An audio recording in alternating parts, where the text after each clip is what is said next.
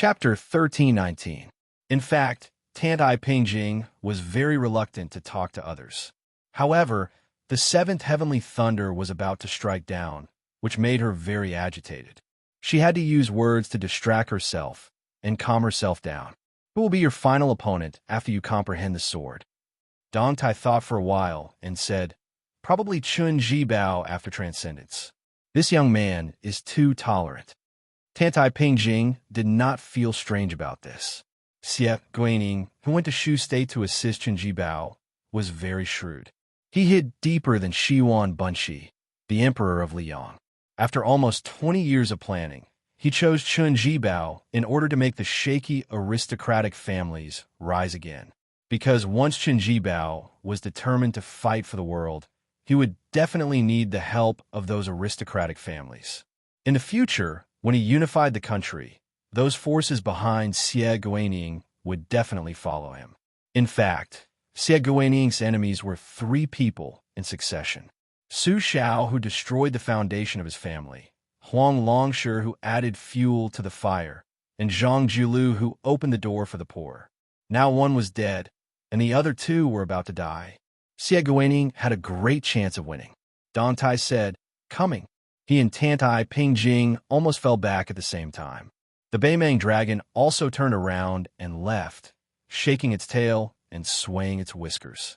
In the dark purple sky, it was as if a god had pried a mountain and thrown it into the sea. A circle of violent ripples that could be seen by the naked eye appeared in the sky, and then quickly spread out. The earth trembled in resonance with it, and the snow and yellow sand rolled together. A purple thunder light column slowly penetrated the rippling lake, like a stone pillar smashed into the water. Su Fengyin used qi to control the Baoyang saber. It was not the left-hand saber that once pierced through the Bronze Man Grandmaster's strongest hand, but the saber was held with both hands for the first time. He raised his head and looked at the 7th heavenly thunder. Su Fengyin, whose sleeves seemed to be full of wind and thunder, had a smile at the corner of his mouth. Withstanding the heavenly lightning was a skill. It was a pity that old Huang and the old man in the sheepskin fur coat were not here. Otherwise, one of them would be grinning from ear to ear, revealing his missing front teeth, and the other would probably be picking his ears, squinting his eyes, and pursing his lips. When he was young, he looked forward to the Jianghu. He always thought that if an expert walked the Jianghu without a bit of elegance, how would there be cheers and applause? He didn't expect that the 2 experts he respected the most didn't have the slightest bit of elegance. Tantai Pingjing, who had been retreating for several miles, had been staring at the magnificent battlefield. That was the literal battle between heaven and man. In her line of sight, she only saw a bolt of purple lightning and a flash of white light. The vast purple lightning was then split into 2 by the slender white light, transforming into 2 torrents of purple lightning that flowed onto the ground. The white light rose higher and higher. The purple lightning continued to surge downwards as if there was no end in sight. In Tantai Pingjing's eyes, there seemed to be a huge human character. If the layer of lake was added, it would be an incomplete character. The white light, which was as bright as a comet, was climbing slower and slower. It began to show signs of stagnation. Although it was only 100 feet away from the lake, it was really difficult to go any further. Tantai Pingjing's expression was sorrowful. Human strength is sometimes limited. I can only do my best and wait for God's will. Sailing against the current, if you don't go forward, you will go backward. After the white light completely stopped, the purple lightning didn't stop. The white light was pressed down to the ground 1 foot at a time. Dong Tai laughed loudly. Who said that? An ant trying to shake a big tree. How admirable. When the white light fell to the ground, there was a muffled roar from the ground. Su Fengyin, who was holding the saber with both hands, didn't change his grip on the saber in his right hand. His left hand slid along the back of the cold saber. Then, without caring about the sharp edge, his 5 fingers grasped the tip of the saber tightly. The purple lightning under his feet was like a flood. Su Fengyin's arms were badly mangled. He held on. He didn't let go. He didn't abandon the saber. The purple lightning poured down for a whole incense stick. Tantai Pingjing almost couldn't bear to watch. She murmured, "After the seventh lightning, there is an eighth lightning." Su Fengyin was bleeding from his 7 orifices. His vision had long been blurred, but in a trance, he seemed to see the tip of the cold saber. A purple-gold lotus bloomed. It was very small, but swaying vigorously. On the ground where the purple flood was flowing, 1, 2, 3 lotus flowers bloomed one after another, like a lotus pond, and the endless purple lightning in the sky finally came to an end. The more it was like this, the more desolate Tantai Pingjing felt. She repeated the sentence again. After the 7th lightning, there is an 8th lightning. Dong Tai stared at the ferocious dragon that was not just watching from the sidelines. It took advantage of the gap between the 7th lightning and the 8th lightning to secretly absorb the purple lightning. Its body had already reached the size of 100 feet. Su Fengyin stood in the torrent. He could only hang his arms and use the Baoyang saber to support his swaying body. The Baimang dragon in the distant sky twitched the corners of its mouth and made a sound like a sneer. However, it quickly widened its golden eyes, revealing a look of confusion and fear. That insignificant ant rose high into the sky and stood opposite it from a distance at the same height as it. At this moment, not only Tantai Pingjing's face was filled with disbelief, but even Dong Tai's eyes widened. Inside the lotus pond, a snow-white python that was 2,000 feet long appeared. Su Fengyin stood on the head of the giant python. The dragon and the python looked at each other. Purple lightning rolled above the heads of the two behemoths. Tantai Pingjing closed her eyes. Dong Tai sighed. The final choice is not to withstand the 8th lightning, but Dong Tai didn't say it out loud. Slaying the dragon. The giant python slammed toward the true dragon. The Baimang dragon kept absorbing the purple lightning. But when the dragon python was less than 10 feet away, the true dragon had only grown to 150 feet. The true dragon raised its head and roared at the giant python that was a head taller than it. The giant white python ignored its demonstration. It opened its mouth and bit down on the true dragon's neck. Su Fengyin held the saber with both hands, jumped high, and stabbed down. Su Fengyin stabbed the saber into the true dragon's head. The giant python that was biting the true dragon's neck pulled down at the same time. The man, the dragon, and the python fell together. They fell heavily to the ground. Su Fengyin pressed down with both hands. The cold saber's blade was nailed into the true dragon's head, leaving only the saber handle. The dragon and the python toward each other. The world turned upside down. When the dust settled, the Baimang dragon's head was cut off and rolled to the side. The white python was on its last breath. Su Fengyin held the saber under his armpit. His face was covered in blood. It was unknown whether he was crying or laughing. He reached out his trembling hand and placed it on the head of the fallen white python. At the same time, the 8th bolt of lightning fell from the sky, exploding toward the man and the python. The sword-biting youth who had been running all the way back brazenly crashed into the bolt of lightning. Chapter 1320. As the purple thunder pierced through the sky like a rainbow, the wind and snow were attracted by it and drifted down. Dong Tai's left shoulder was soon covered with snow, while his right shoulder was much lighter. Dong Tai patted his shoulder and asked curiously, "Is that real dragon so useless?" People say that a mountain is famous if it has an immortal, not because of its height, and a water is famous if it has a dragon.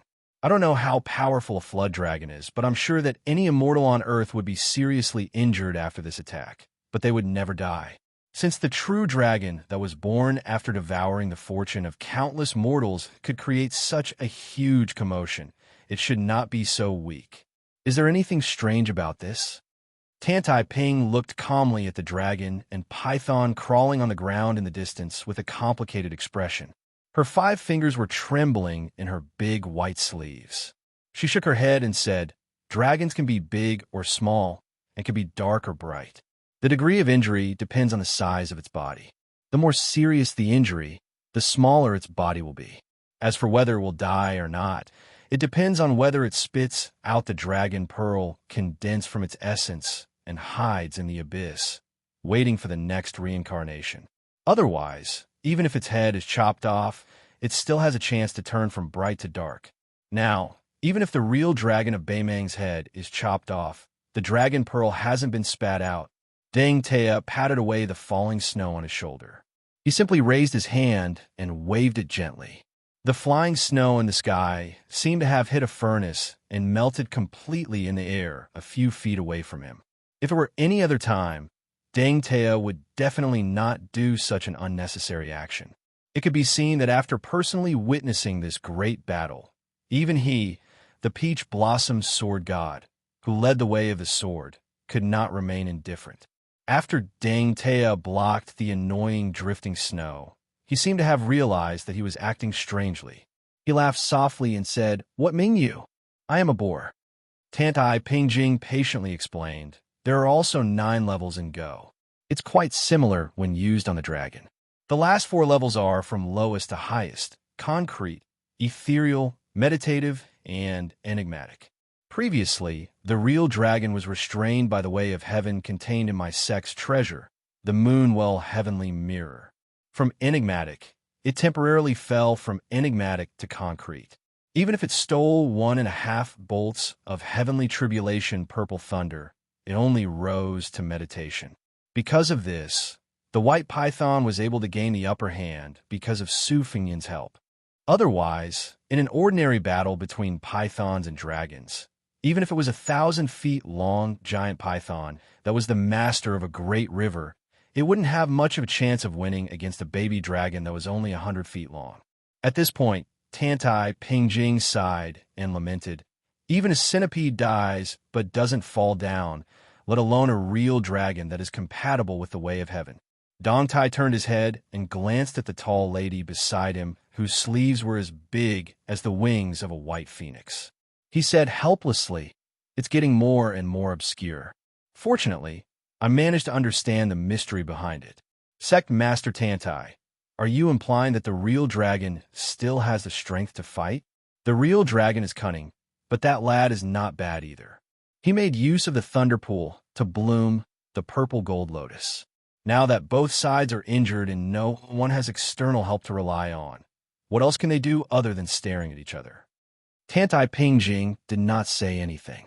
Her 10 fingers stretched out from the edge of her sleeves and clenched her sleeves tightly in her palms. Dong Tai muttered to himself, "Everything depends on whether Su Longxiang can withstand the last bolt of heavenly tribulation. If he can't, with Su Fengyan, the real dragon of Baimang is destined to stand out and take the opportunity to hit him when he is down. Moreover, the Qi cultivators of Baimang are not to be trifled with. Other than sending out the real dragon, it's impossible that they don't have a backup plan."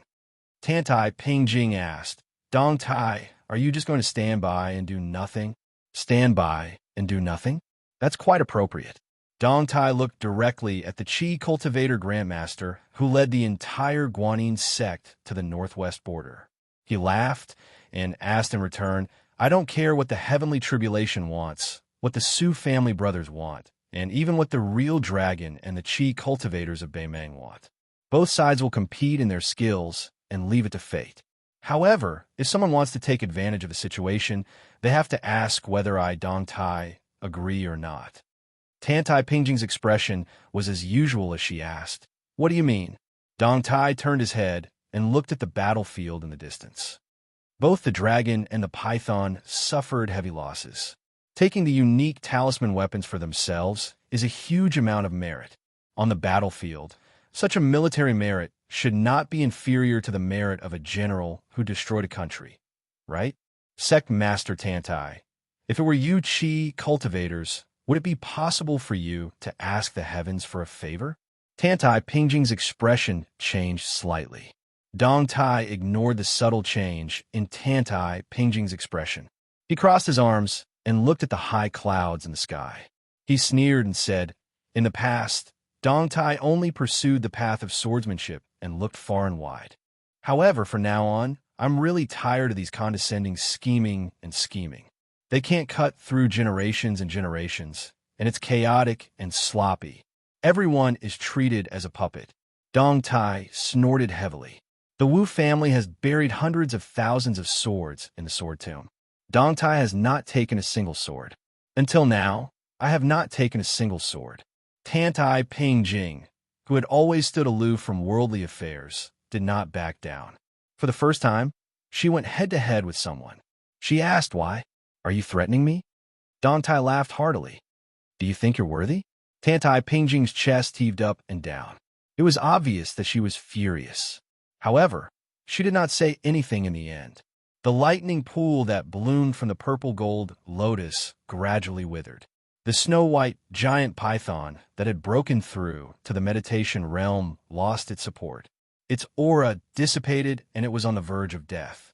After exchanging a glance with Su Fengnian, it slowly closed its eyes. Su Fengnian, who had a saber under his armpit, stood with his back against the giant python's head. He stared at the head of the true dragon that was as tall as a human. Still playing dead? Can't you act like a true dragon? The golden eyes of the dragon head that had a deathly still aura were still lifeless. However, after hearing Su Fengnian's words, the two dragon whiskers swayed leisurely. Su Fengnian saw that it was finally too lazy to hide its strength. He shifted his gaze slightly upwards and looked at the empty sky. He said, "If I'm not wrong, you're waiting for Beimang's Shijing Qi refinement warrior to give you the finishing touch and rebirth at the cost of more than 100 lives, right?" The eyes of the true dragon were lifeless. However, the two dragon whiskers swayed gracefully like two lotuses in the wind, causing mysterious patterns to appear in the air. Su Fengnian laughed. It doesn't matter who lives and who dies. Anyway, there's such a Qi refinement warrior who can benefit from the fight between the snipe and the clam. Before you enter the state of mind, she could take out the lunar while heavenly mirror to subdue and suppress you. Are you willing to accept that? The dragon whiskers swayed, creating ripples and sounds. It spoke solemnly through the mouth of heaven and earth. It was full of sarcasm and contempt. Ant. After hearing the words, Su Fengnian's heart beat like a drum. The clothes on his chest were torn apart. However, he looked happy. He even had the mood to raise his arm and wipe the bloodstains on his face. He smiled and said, "It's not easy for ants to praise a big country. It's not easy for an ant to shake a tree. Of course, I've heard of this principle. Whether it's a true dragon like you or a group of celestial beings who have been in a high position for a long time, they all look at the world like frogs at the bottom of a well. The life and death of the world are controlled by the fishing rods in your hands. Then, you use the words longevity as bait to lure them. It's called the cycle of heaven and the wide net of justice." At this point, Su Fengnian, who was still wiping his face, did not completely put down his arm. The cold saber hung diagonally under his armpit. A drop of blood from the specific realm of a true dragon slid down from the tip of the saber. He raised his eyebrows and glanced at the sky. The corners of his mouth twitched. "I don't like to talk much when I fight. I try not to talk if I can. You and I both know the reason why I'm talking so much to you. You're waiting, and I have to slowly recover. After the death battle with Wang Xianji, more than half of the celestial being physique that Gao Shulu gave me was damaged. Its qi kept leaking out. However, I didn't repair it. Instead, I went to Mount Wudong to learn a secret technique. I devoted myself to perfecting the pond in my body. I didn't hesitate to walk with a limp on the path of martial arts." Su Fengnian tilted his head and spat out a mouthful of blood. People were used to describing a person's extreme pain as pain that penetrated the bone marrow or the heart. However, Su Fengnian's qi was shattered from the inside out. The pain was even more exaggerated. It was like an ordinary person who had never practiced martial arts. His skin and bones were being crushed inch by a small hammer, and his tendons and veins were constantly being poked by fine needles. However, his mind was always maintaining a clear thought process. Su Fengnian's expression was somewhat ferocious. "It's really painful. I haven't gotten used to it, even after experiencing it a few times." The lightning spear that Duanbo Air brought back was no different from scratching an itch. As he spoke, The mouthful of blood that was about to fall to the ground turned into a red, serpent-like spiritual creature. It scuttled back to Su Fengnian's body and seeped into his skin. Red threads could be seen everywhere on Su Fengnian's exposed skin. They were like snakes flicking their tongues. Su Fengnian, who had recovered some of his strength, held out the Baoyong saber covered in true dragon blood and wiped it on the snow-white python's forehead. The two strands of dragon whiskers shook violently, as if it was angry. Su Fengnian let out a long breath and said softly, "Huang Manor, hold on a little longer." A streak of resplendent white light originated from Shijing and rapidly shot from Beimeng into Liuzhou. Upon closer inspection, it was actually two streams of light twisting together, like two dragons chasing a pearl. Su Fengnian did his best to straighten his back, revealing a rare, serious expression. He held the saber in his left hand and opened his right hand. He lifted the cold saber and slashed it across his palm. He clenched his fist tightly. At this moment, behind Su Fengnian, who was facing the dragon head, the young man, biting his sword and charging forward, forcefully collided with the purple lightning. The lightning that was supposed to strike Su Fengnian's back was intercepted by the young man. After the collision, the thin young man's feet fell to the ground and his body leaned back. The originally straight trajectory of the purple lightning slightly deviated, showing a slight twist. The dazzling purple lightning madly sputtered above the young man's head. The young man was knocked into the ground by the unstoppable purple lightning, his knees sinking deep into the ground. The calm wind ripple in the young man's mouth had cut a gap in the front of the purple lightning, but it was still not enough to break through the purple lightning. The purple light crazily lingered around the long sword. The long sword trembled like the mournful cry of an autumn cicada. Chapter 1321. How could a famed sword calm the storm, block this purple lightning? Huang Manor and Su Longxiang's faces were embedded in the purple thunder. On the surface, the eighth bolt of purple lightning was only as thick as a tree. It was not very shocking, only slightly better than the sixth bolt of heavenly lightning that was as thin as a thread. It was even far inferior to the first bolt of lightning that was destroyed by Su Fengnian's azure dragon sleeve. The heavenly thunder was as thick as a water tank. However, Tantai, Pingjing, and Dongtai, who were watching from the side, knew very well that this purple thunder was enough to peel off hundreds of heavenly thunder, which was as powerful as the sixth heavenly thunder. If Huang Qing could live to see this scene, he would probably die. No matter how unwilling he was, he would be able to die in peace. This was Su Longxiang's real strength after entering the celestial state. With such terrifying strength, any Qi cultivator would feel that it was intolerable. A figure suddenly appeared beside the youth. It was an old man in a yellow and purple Taoist robe. Huang Manor, who was biting the long sword, turned his head with difficulty, allowing the purple thunder to hit his neck. The old Taoist priest closed his eyes and faced the youth. The old and the youth met again after a long separation. The old man grinned. The purple golden lotus that bloomed on the tip of Su Fengnian's blade was the tragic result of the old man's life. Purple golden lotus completely withered. The old Taoist priest's figure disappeared at a speed visible to the naked eye. The youth's face was shrouded in purple light. His lips moved slightly, but no sound came out. It was impossible to see whether the youth was crying. The old Taoist priest, whose lower body had disappeared, turned his head and glanced at Su Fengnian. "Su, don't die.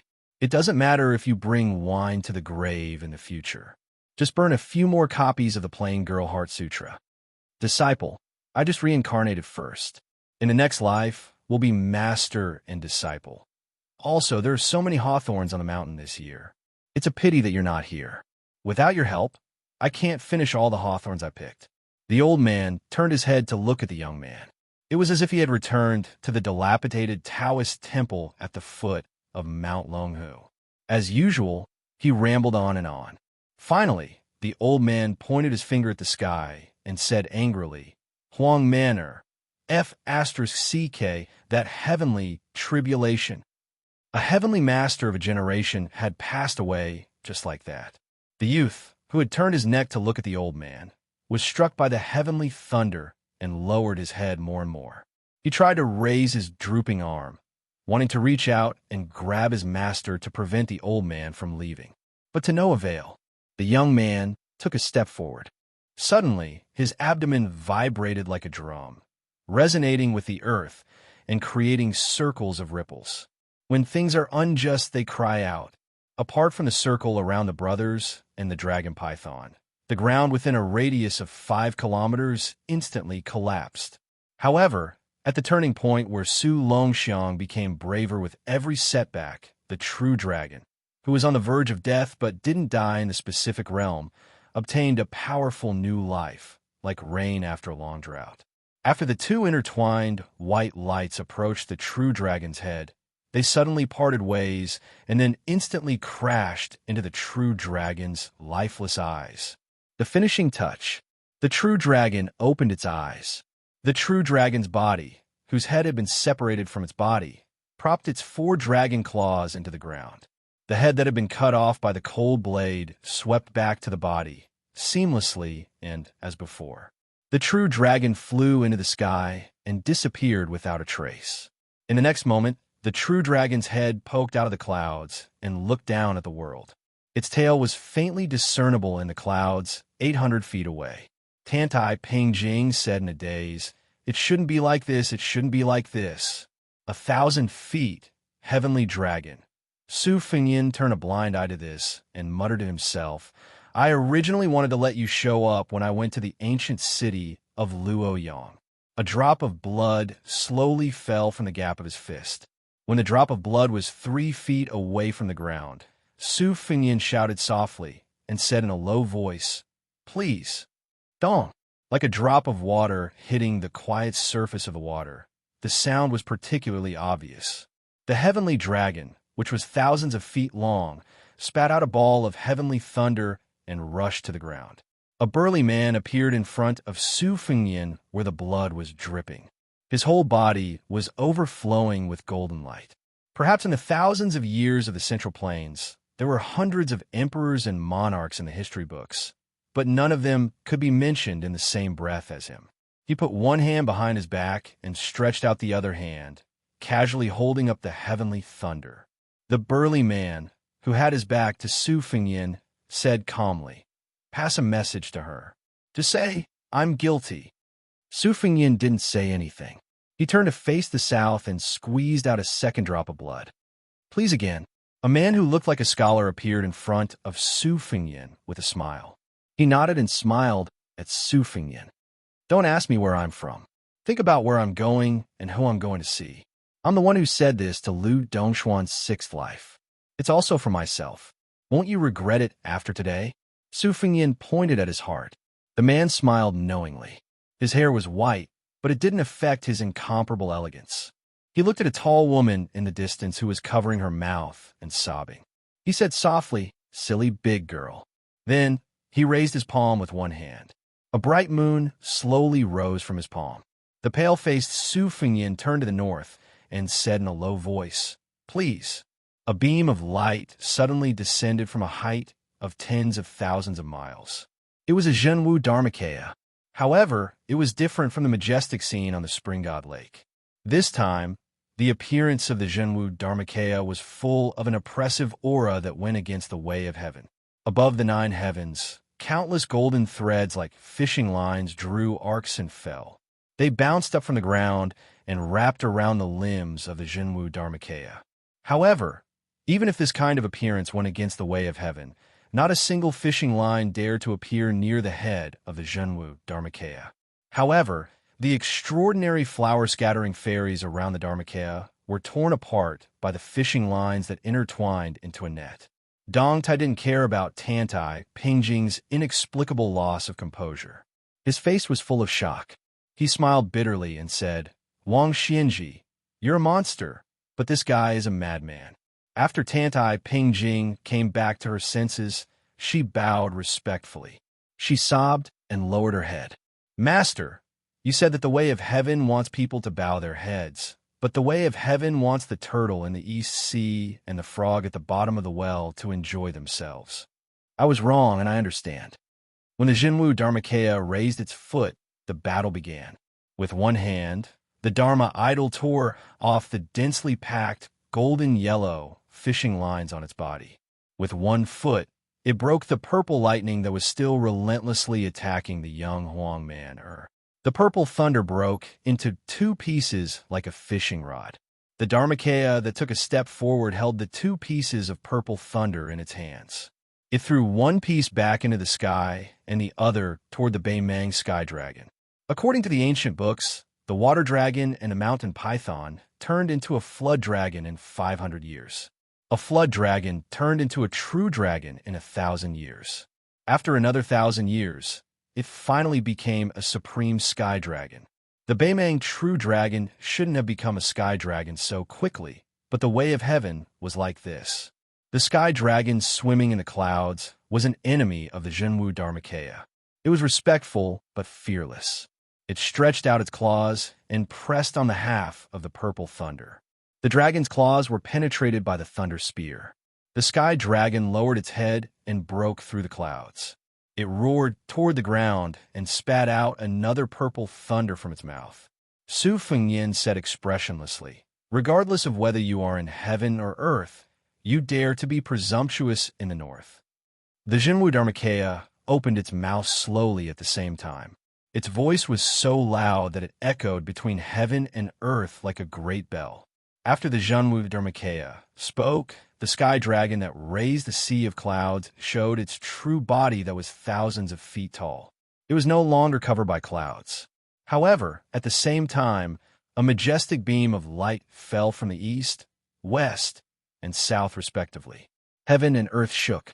Su Fengyin, who seemed to have regained consciousness before death, showed a sickly glow. He turned his head and nodded at the Jinwu Dharmakaya, whose Dharmakaya was almost illusory. The burly man with the aura of an emperor had already casually removed the purple thunder. He smiled and asked, "What are you waiting for?" When the elegant man with the moon in his palm opened his 5 fingers, the moonlight was unparalleled. The full moon turned into rays of light that flowed into the Baoyang saber in Su Fengyin's hand. He smiled and said, "The heavens have no worries. The people have no worries. I have discussed the Tao with Liu Dongxian III 3 times. I feel that it is reasonable to not interfere with each other's business. The reason is the reason. The great Tao is the reason. If it is not in accordance with the great Tao, then it is not reason." As he spoke, the light dissipated. The elegant man's figure began to waver. The great Qin emperor suddenly laughed and appeared at the feet of the Jinwu Dharmakaya. He sat in the north and looked to the south. Before he turned into rays of light and dissipated into the Jinwu Dharmakaya, he shouted, "Get lost!" The 3 majestic beams of light in the east, west, and south actually stagnated and trembled. Not to be outdone, the 3 pillars of light instantly skyrocketed. However, Su Fengyin was already holding the saber with both hands. The Jinwu Dharmakaya also held the saber. The sky dragon's 4 claws pressed down heavily from the sky. Its 2 strands of dragon whiskers trembled violently. It held the dragon pearl in its mouth.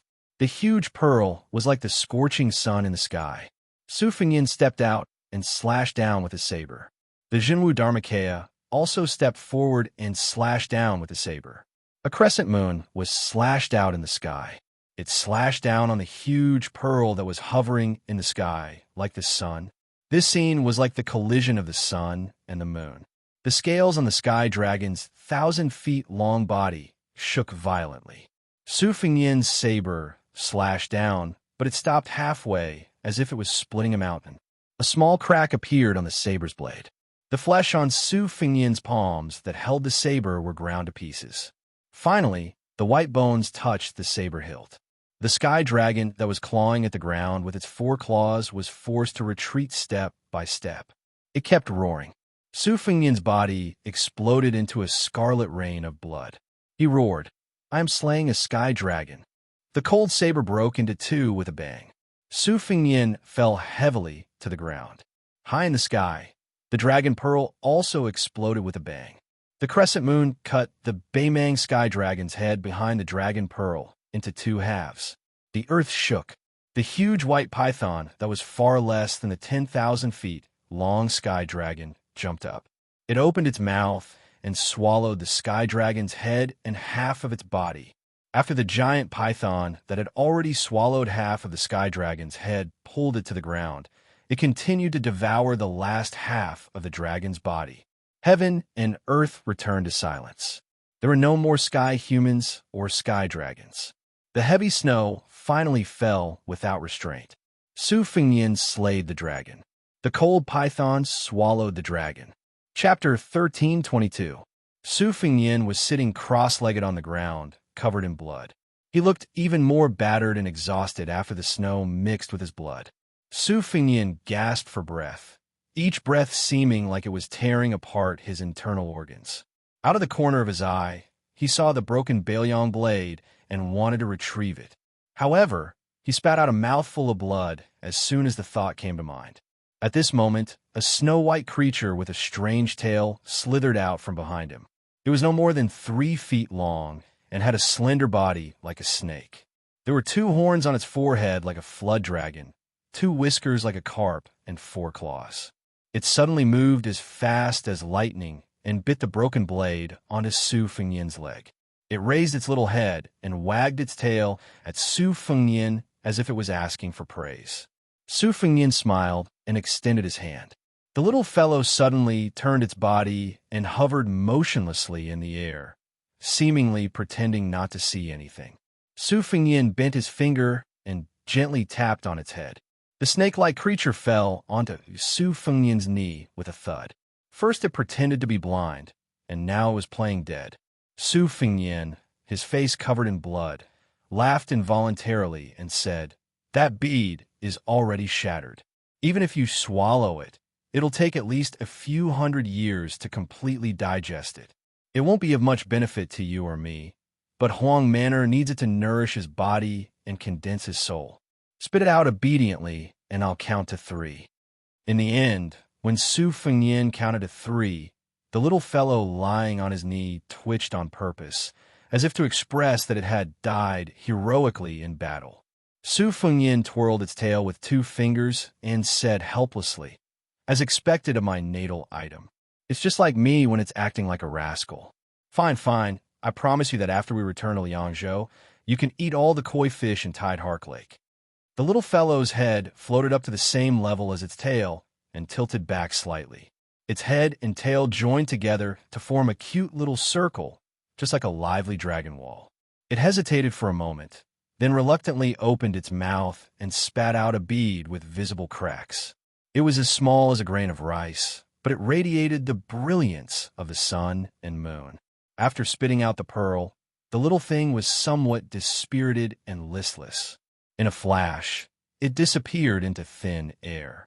Su Fengnian held the 2 sections of the cold blade in one hand and pinched the bead with 2 fingers in the other. He stood up with difficulty and turned to walk towards Su Longxiang. The young man stood there in a daze, the body of the famed sword storm calming in his mouth, and his hanging arms had dazzling lightning swirling around them. Even Su Fengnian was shocked by his imposing manner. However, this kind of power was like a dynasty that seemed to be at its peak, but was actually surrounded by danger and would collapse at the slightest touch. Su Fengnian didn't approach Su Longxiang, whose qi was extremely chaotic. He loosened his fingers and opened his palm. The broken dragon bead began to spin in his palm. Su Fengnian pushed forward and the bead slid out of his palm. However, it quickly bounced back. If Su Fengnian hadn't turned sideways in a hurry, he would have been hit by the bead. To the martial artists of Jianghu, this bead was an unimaginable tonic. Its effect of nourishing the essence, qi, and spirit was unparalleled. The bead probably felt Su Fengnian's resistance and could only spin around. To the spiritual bead, its choice of Huang Manor as the Dragon Cave was naturally far inferior to Su Fengnian, who was a natural matchmaker. Tantai Pengjing swept to Su Fengnian's side and asked with a complicated expression, "If you don't take what is given by heaven, aren't you afraid of being punished?" Su Fengyin said indifferently. In order to withstand the sky thunder, Huang Men'er sealed his heart acupoint. His 3 souls and 7 spirits are very unstable. Even if he becomes a celestial being, he will be no different from Gao Shulu, who has lost her mind. Tantai Pingjing, if you help me, I won't fuss about your sinister intention of trying to take both dragon and python. Tantai Pingjing's mind was full of thoughts. She didn't agree or refuse. Su Fengyin suddenly smiled mischievously and said, "Then I'm begging you, blockhead. Can you do it? At most, I'll return a moon-well sky mirror to you later." Tantai Pingjing was stunned and looked absent-minded. It was unknown when Deng Tea had appeared beside the two of them. He chuckled softly and said, "You're still flirting at time like this?"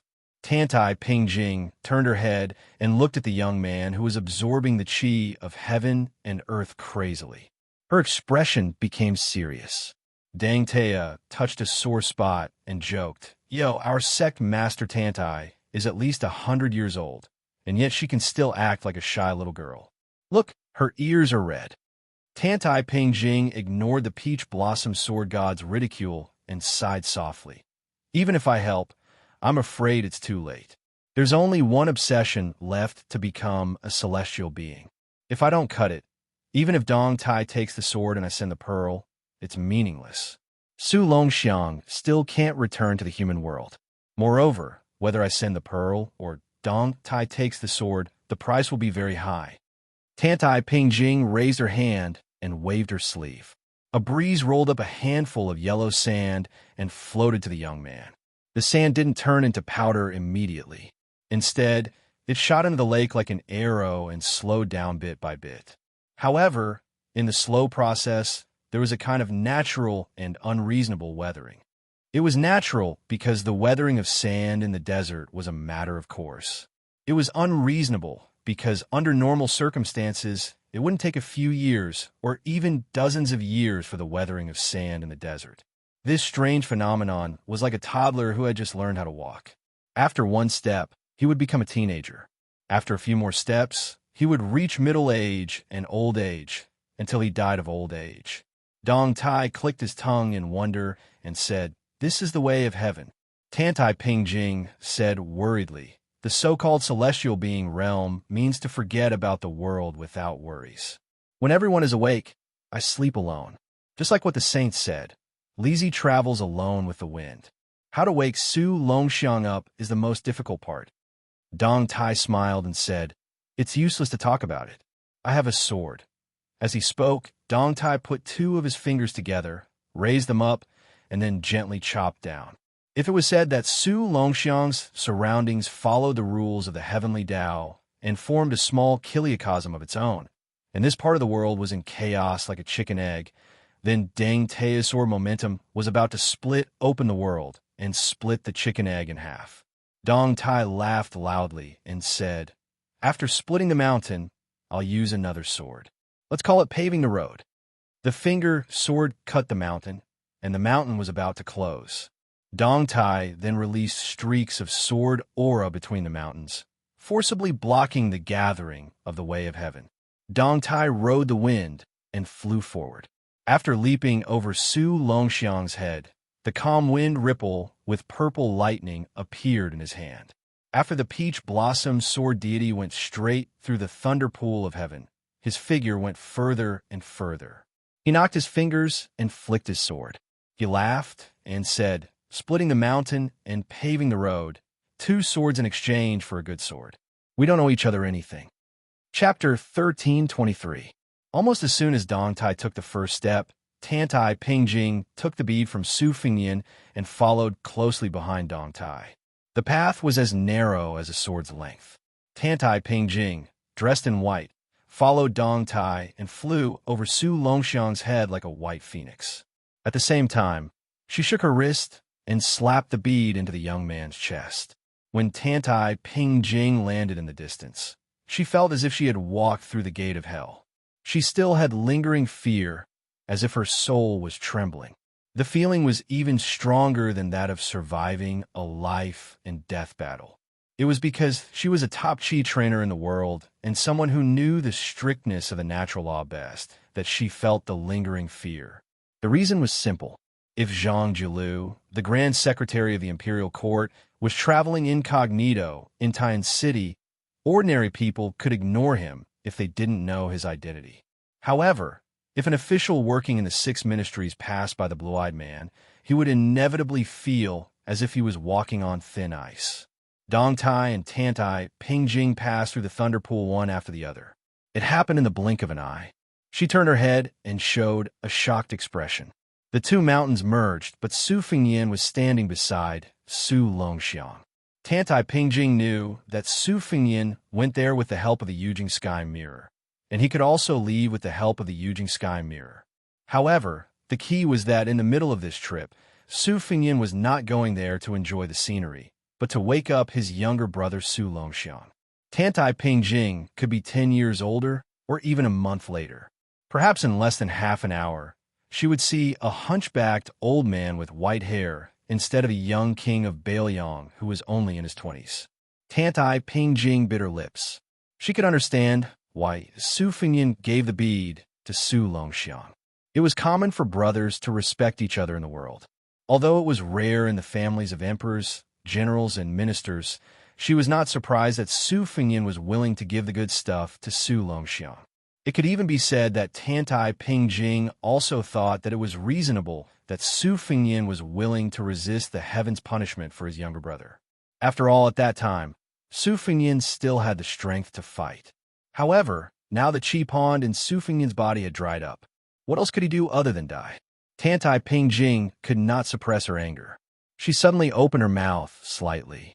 Su Fingyan seemed to have only said one sentence to his younger brother, and then quickly retreated to the original place.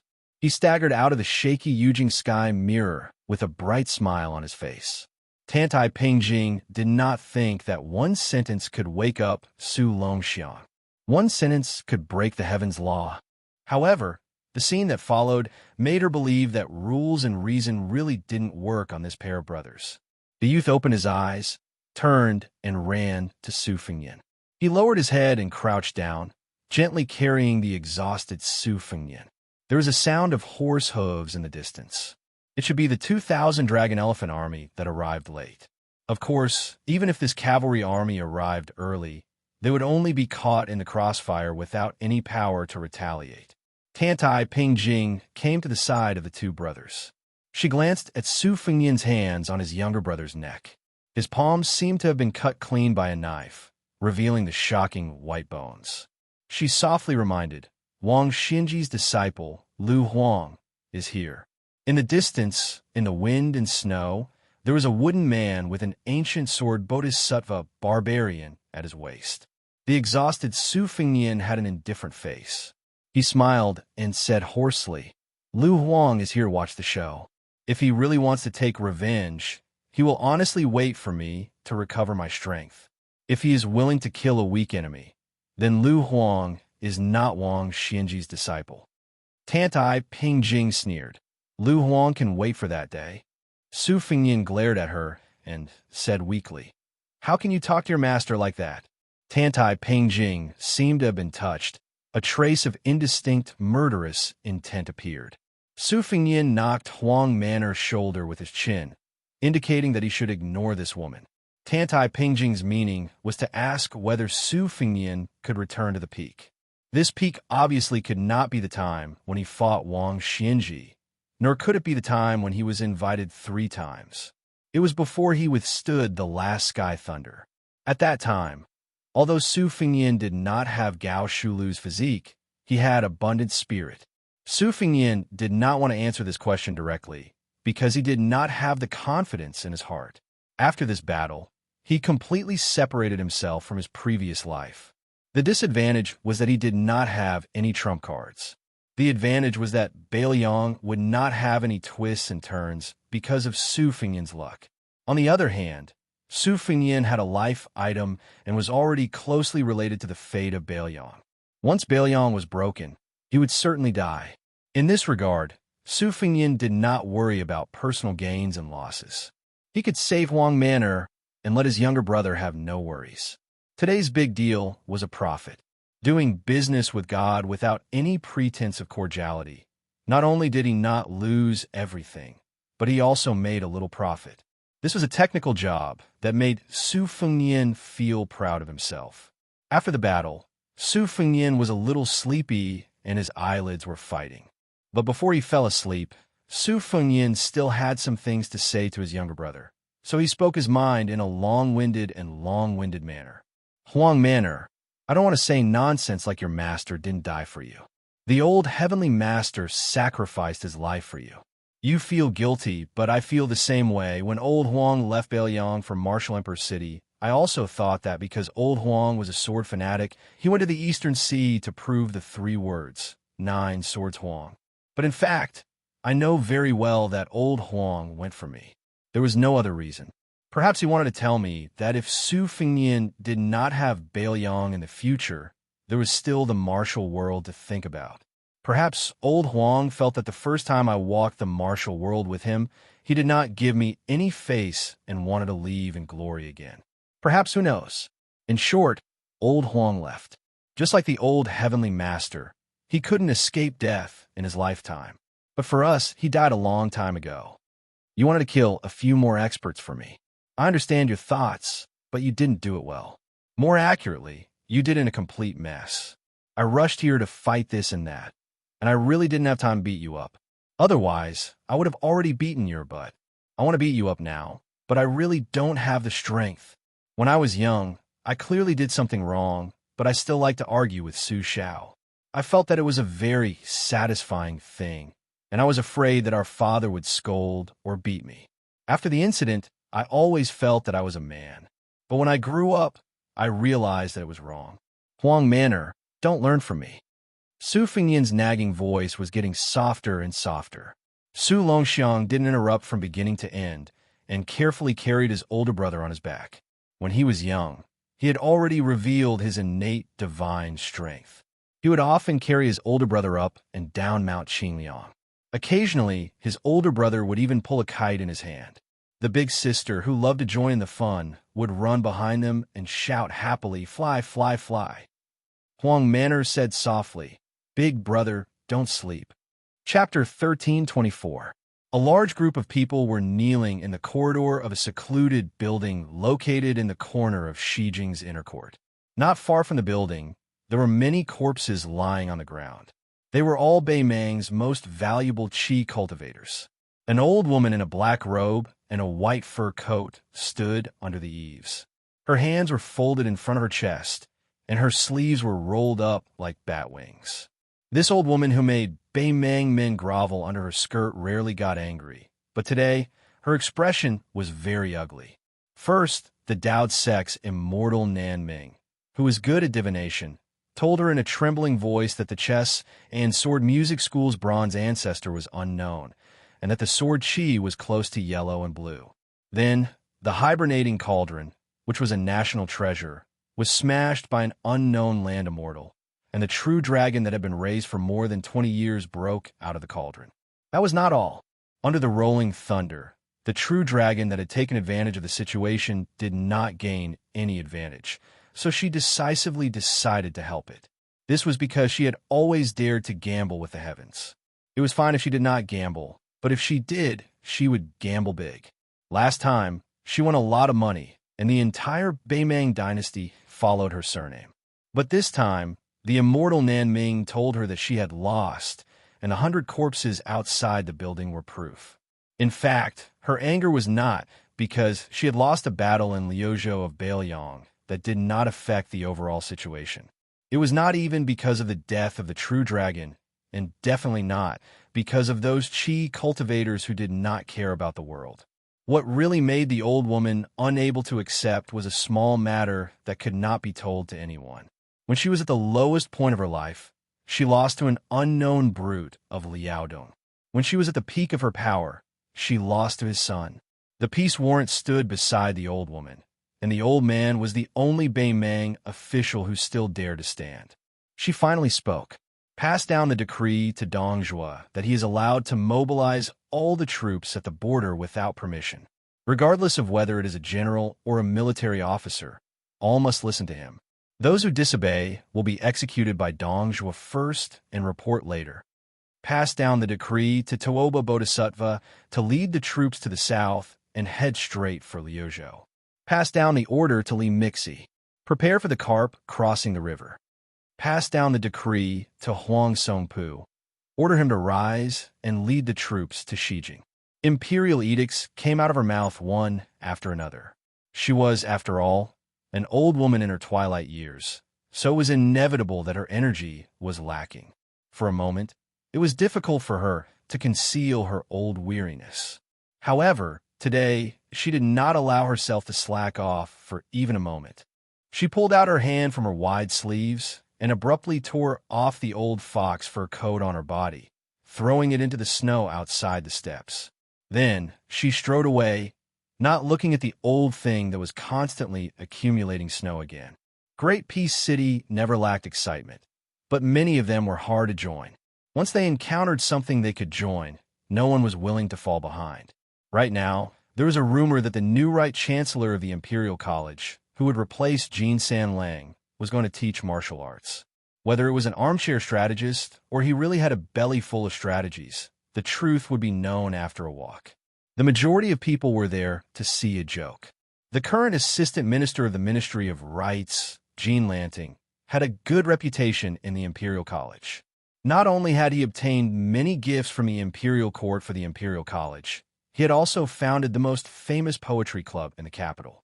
Together with the 7 scholars in the club, they were known as the 8 talents of Great Peace City. They included the top 3 in the new exam, the top scholar Li Jifu, the second place Gao Tingshu, and the second place Wu Songxian.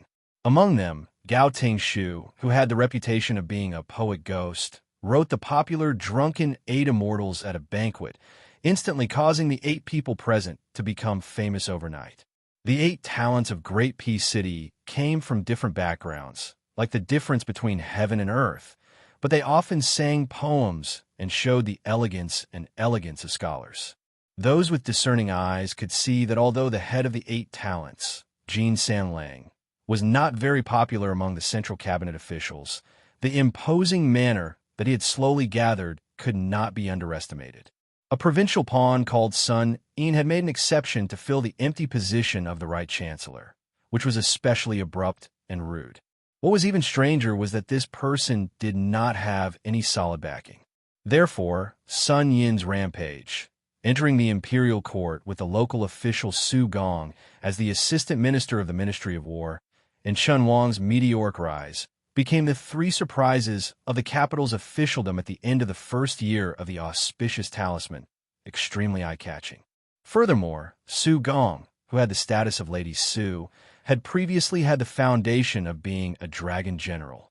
Chen Wang, Chen Xiaobao, had the double foundation of being the crown prince's attendant lecturer and the meritorious service examiner. In contrast, Sun Yin felt even more strange. Moreover, Sun Yin was extremely arrogant. He publicly announced that the content of his lecture would be a great martial arts demonstration. He would be the attacking party and would have 2 forces in his hands, Beimang's millions of Iron Horse cavalry and the remnants of West Chu's restoration of the Guangling Road. Everyone who listened to the lecture belonged to the defending camp. There was the army led by Liu Xingxiang, the commander of the southern expedition, who was newly conferred the title of General Piao Yi by the imperial court. There was also the Liao defense line, led by Gu Jiantang, the vassal states' forces that participated in the quelling of difficulties. Finally, there was also the Bailiang cavalry that had been deliberately forgotten by the Central Plains for many years. This could be said to be an unprecedented battle of words. Just the number of Imperial College students who participated in the lecture amounted to more than 6,000 people. In fact, most people were destined to not be able to hear what the new chancellor was saying. However, there was no need to worry. Very soon, there would be people from the front to the back to pass on the message, layer by layer, like waves after waves.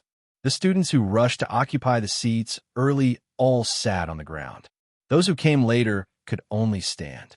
Those who came later had to stand on their tiptoes and stretch their necks. After that, they had to stand on benches and chairs. However, in the best position, not far from Sun Quangtu at the front, there were many simple but thick praying mats placed there. There were about 30 of them. Those who were qualified to sit on the praying mats were really honorable. Among them, the leader was the first prime minister of Liang Imperial Court in 30 years, the head of the secretariat, Qianglong. On the left side of the head of the secretariat was Huanwen Tantanon, who was in charge of the province. On the right side was the frustrated person who failed to succeed Baigua as the Minister of Rights in the change of power, Yao Baifeng, a master of science who continued to be in charge of the Imperial College, and Baigua, who was transferred from the Minister of Rights to the Ministry of Revenue.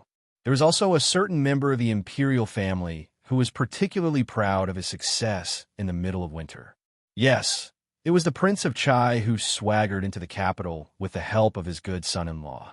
This long martial arts lecture went on from noon to dusk. There was no sign of it ending, but no one left. In fact, there were even a lot of new faces coming in. There was a sea of people. During this time, the Crown Prince, who was in charge of the country, quietly joined in with the Crown Princess. Soon, the old minister of the Ministry of Personnel and the new assistant minister of the Secretariat, Zhao Yuling, broke through the crowd without hiding his identity and joined in. He sat on a newly added praying mat. Compared to Zhao Yuling, the Prime Minister, Yin Mao Chun, who had been promoted from the Chancellor of the Hamlin Academy to the Minister of Personnel, was much more reserved and low-key. He arrived at the Imperial College with a light carriage and stood side by side with Chun Wang, who was young enough to make one's hair stand on end. He couldn't see or hear anything. However, these two could be called important officials of the central government. One was a second-rank official of the external court, and the other was a third-rank official. They stood there for a full 4 hours. Because they stood at the very back and didn't have any retinue to protect them, they also didn't wear purple official robes. On their left and right were ordinary students of the Imperial College who studied hard. No one knew that there were two important officials of the court standing right in front of them. They only thought of them as ordinary Confucians of Great Peace City. The Imperial College continued to be noisy and lively. It became the hot topic of discussion in the capital. The restaurants and tea houses outside the Imperial College were even more crowded, waiting for the results of the debate to be revealed. There were constantly scholars running onto the street to report the real-time situation. Chapter 1325. However, in the almost empty Hamlin Academy, two travel-worn old faces appeared. One was Mr. Yuan, who had been depressed for many years, and the other made the official on duty almost roll his eyes. When the two teachers of the Song family dominated the literary world, the official was praised by everyone, both in front of and behind him, for being a young phoenix of the Song family. Now, not only were the two teachers dead, there was no glory to speak of. Who did not know that the Song family, which had been endlessly glorious, certainly had no chance to make a comeback? A featherless young phoenix was worse than a chicken. Who would be willing to treat Song Kelly, who was demoted to a poor county magistrate, as a scallion? If such a cold stove could still make a comeback, I would eat all the ashes of the stove. This 7th-grade Qinglu official did not put on too much airs. After all, Yuan Piao, Yuan Huangmin, who had gone out to visit his relatives, still had a position in the Hamlin Academy. They would see each other frequently. There was no need for him to lose the merit that he had accumulated over many years for Song Kelly. Yuan Pu, or Yuan Bunshi, the master of the Emperor of Liang, sat down in his room. His half-inch-long tongue was naturally unclear. Don't you want to go to the Imperial College? That's the place where your Song family rose. Song Kelly, who had traveled with Mr. Yuan, shook his head and said calmly, "It's useless to revisit the old place." Yuan Bunshi was silent for a moment and said slowly, "Chun Wang, Sanin, will be your political enemy from now on. They won't lose to you in terms of achievements and knowledge, but they took the initiative to come out in the open. This is your biggest disadvantage, but also your only advantage." Song Kelly nodded. In the dusk, in the yamen of the Zhao family, which was not far from the Hamlin Academy, a tall old man with purple beard and blue eyes walked to the Imperial Street alone. He stood in the middle of the most magnificent and wide street in the world, with his back to the gate of the Imperial City, and looked at the sky in the south. The old man remembered a chance encounter when he was young. At that time, that man was also very young, and at least he wasn't crippled. At that time, he was deliberately forced to stay in the Hamlin Academy by his master, and his best friend was already in charge of the Ministry of War. The other Genshur the same year also had a bright future. It was a time when the literati were overwhelmed by the military. 10 years ago, literati were like performers who could only answer to the generals in the imperial court. If it was a few decades ago, the dynasty was full of warring towns and people were divided into territories. Literati couldn't even answer to the generals. If they didn't flatter the right people, or if they flattered well but were misunderstood by the generals, they might be beheaded. In such a dynasty, not to mention the orthodox Great Chu of the Central Plains, even Dongyue, who was willing to be slaves to the Great Chu, was qualified to laugh at the northern neighbor as a group of uncivilized barbarians, not to mention the orthodox Great Chu of the Central Plains. Because of his purple beard and blue eyes, even the barbarians of Liang and the eyes of the Central Plains people had to mock and ridicule him. It was a gloomy day in late autumn when a certain scholar's life was finally getting better. He went to the Ministry of War to ask his friend to open the back door and borrow a map of the two vast territories. When he got the map as he wished, it was raining heavily. He didn't dare to let the rain wet the map, so he had to take shelter under the eaves of the yamen. But the heavy rain didn't stop, so he could only wait patiently. Then he saw a young man arrive with an umbrella and a small wooden chest in his hand. He didn't like this person because he had a strong warrior's aura. Judging from his attire, he was probably a military officer with a surplus rank who the imperial court turned a blind eye to. The Ministry of War's yamen courtyard was deep and had several entrances. He guessed that this person would be stopped at the first courtyard. As expected, the guy was stopped at the first courtyard, so he didn't pay much attention to him. But when he was waiting for the rain, he occasionally turned his head and glanced at him. He saw the ordinary-looking young warrior standing alone in the heavy rain, his umbrella by his feet. There was also the open chest, shining with white light, which should be silver. But this little bit of silver was nothing in the eyes of the old master of the Ministry of War, whose appetite could swallow the sky. It was just a matter of drinking with 3 or 4 colleagues. He vaguely heard the words of the young man who was refused entry, which were repeated over and over again. I, Su Xiao, promise you with my head. Just give me 1,000 soldiers a month. Just 1 month. The next time I visit you, I will have someone bring 10 chests of gold. The rain continued to fall. He heard the young man in the courtyard speak loudly and compromise constantly. From 1,000 soldiers, it was reduced to 800, then to 500. And the chest also increased from 10 chests to 20 chests, then to 30 chests. When the rain finally lessened, perhaps because the old men of the Ministry of War who were leisurely drinking tea and chatting felt that it was about time to go home, there were groups of 2 or 3 important people who walked out of the courtyard one after another. They chatted and laughed, not looking sideways as they brushed past the young man. Later, a manager finally took a look, but not at the young man who was asking for soldiers and horses. Instead, he looked at the silver soaked in rainwater in the chest. He let out a snort of laughter and seemed to say something sarcastic, but at the time, he was hiding from the crowd at the door and did not hear it clearly. He thought that since the rain hadn't completely stopped, he might as well wait for his friends in the courtyard to finish their business. Perhaps it was true that there was always a way out. He saw an old man wearing a tiger and leopard patch walking out of the courtyard with his hands behind his back. Beside him was an official from the Ministry of War who was eagerly holding an umbrella. The umbrella was tilted towards the old man. When the old man passed by the young man, he stopped and kicked the chest with his foot. Because the rain was much lighter, he could clearly hear the conversation between the two of them. Where are you from? This general is Su Xiao, from Jianzhou of Liaodong. You lost the battle? Yes. But this general has 700 brothers and defeated 2 of Hong Chengxiu's main battalions, one of which was cavalry. What main force? What cavalry? It's all nonsense. A loss is a loss. This official will only ask you one thing. This official will treat it as a small gamble for fun and give you some men. But can you really earn back your losses? Yes. Well, fine. This official will give you a tiger tally. You can go to the right guard and transfer 300 men.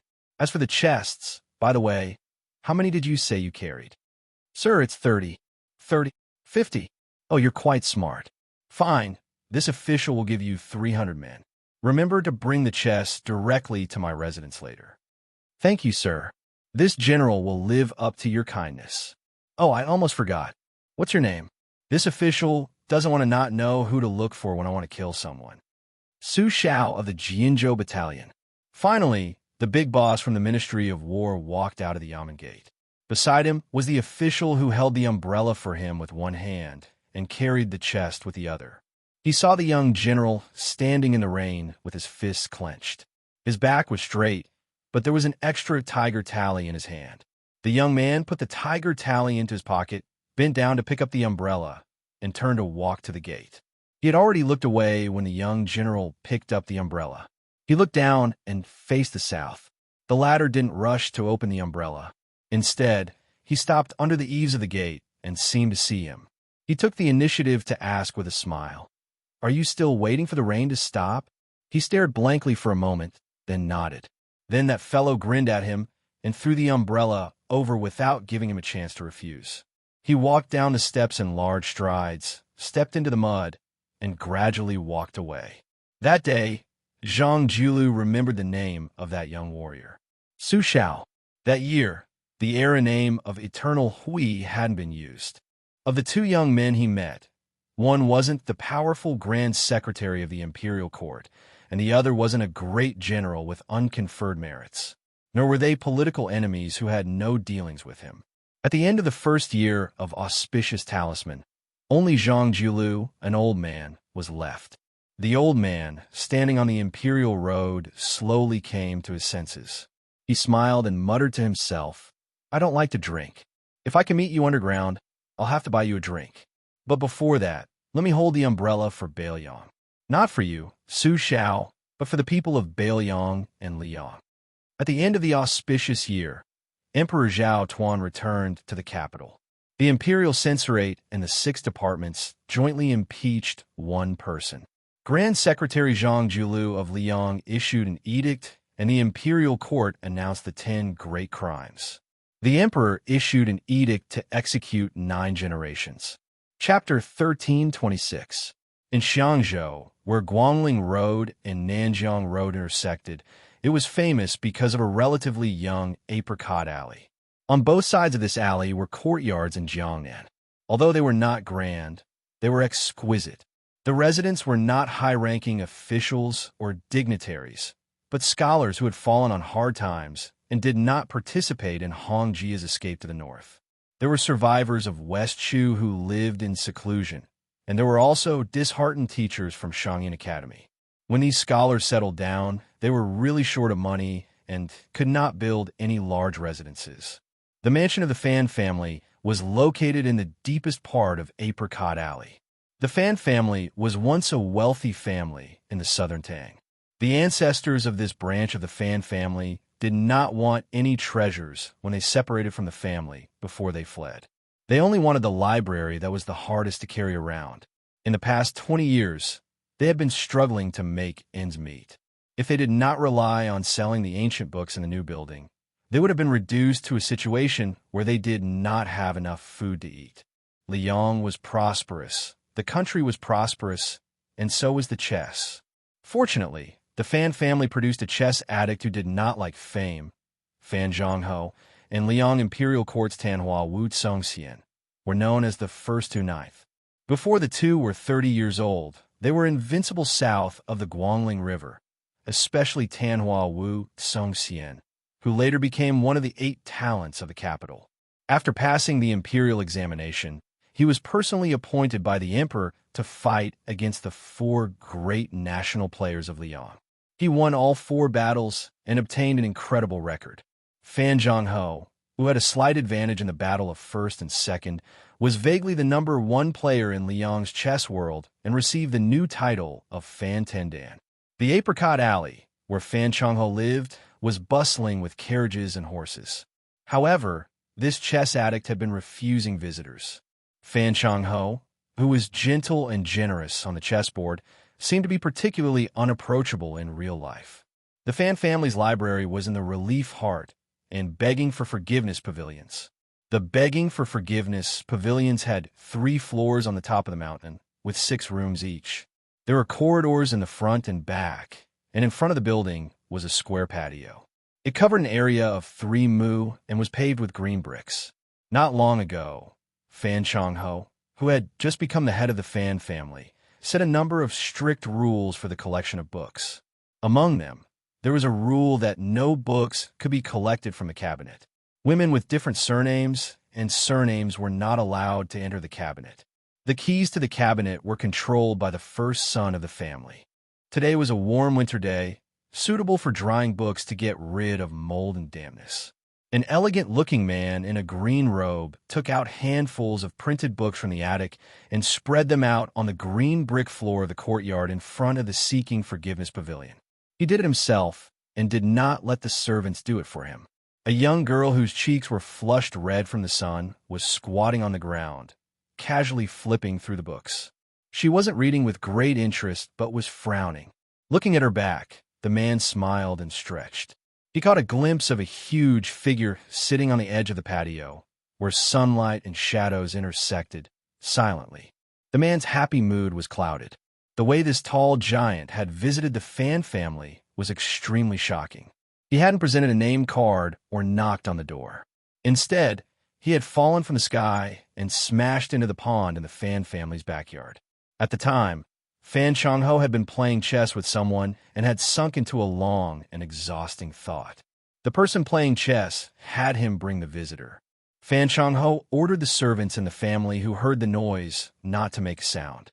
Then, this tall and burly man, like a celestial being, had been inseparable from the old and the young, never speaking. It was Fan Shirwan. The man walked to the old man's side. The old man was sitting on a small stool. In front of him was a gold-threaded Nama chessboard. At his hand was a small cup of white salt, a plate of crisp white radishes, and a bowl of white rice. After the tall, golden-skinned guest had appeared, the old man had laid out the game in front of him. Then, he hadn't placed a piece, saying nothing. Unless the young girl spoke to the old man, even if Fan Chang-ho said something, the old man would be too lazy to respond. Fan Chang-ho was standing behind the old man. Facing the chess game that had already been set up, his heart was full of suspicion. The black and white chess pieces crisscrossed like canine teeth. This was a classic game of strength. It didn't pay much attention to the shape of the game, but in Fan Chang-ho's view, this game was far from worthy of the old man's attention. It had to be known that in the eyes of the world, Fan Chang-ho had learned without a teacher, and it was publicly acknowledged that he was slow. In terms of talent, he was worlds apart from Wu Songxian, who had made his name at a young age. It was only through his tenacity that he had been able to become a late bloomer. A few years ago, he had finally been able to match Wu Songxian. But of course, Fan Chang-ho had a master, and it was Huang Longshi, the spring and autumn chess armor. If not for this, Fan Chang-ho's late bloomer would have been 20 years later. In today's world, the 9th Dan was the highest level of Go.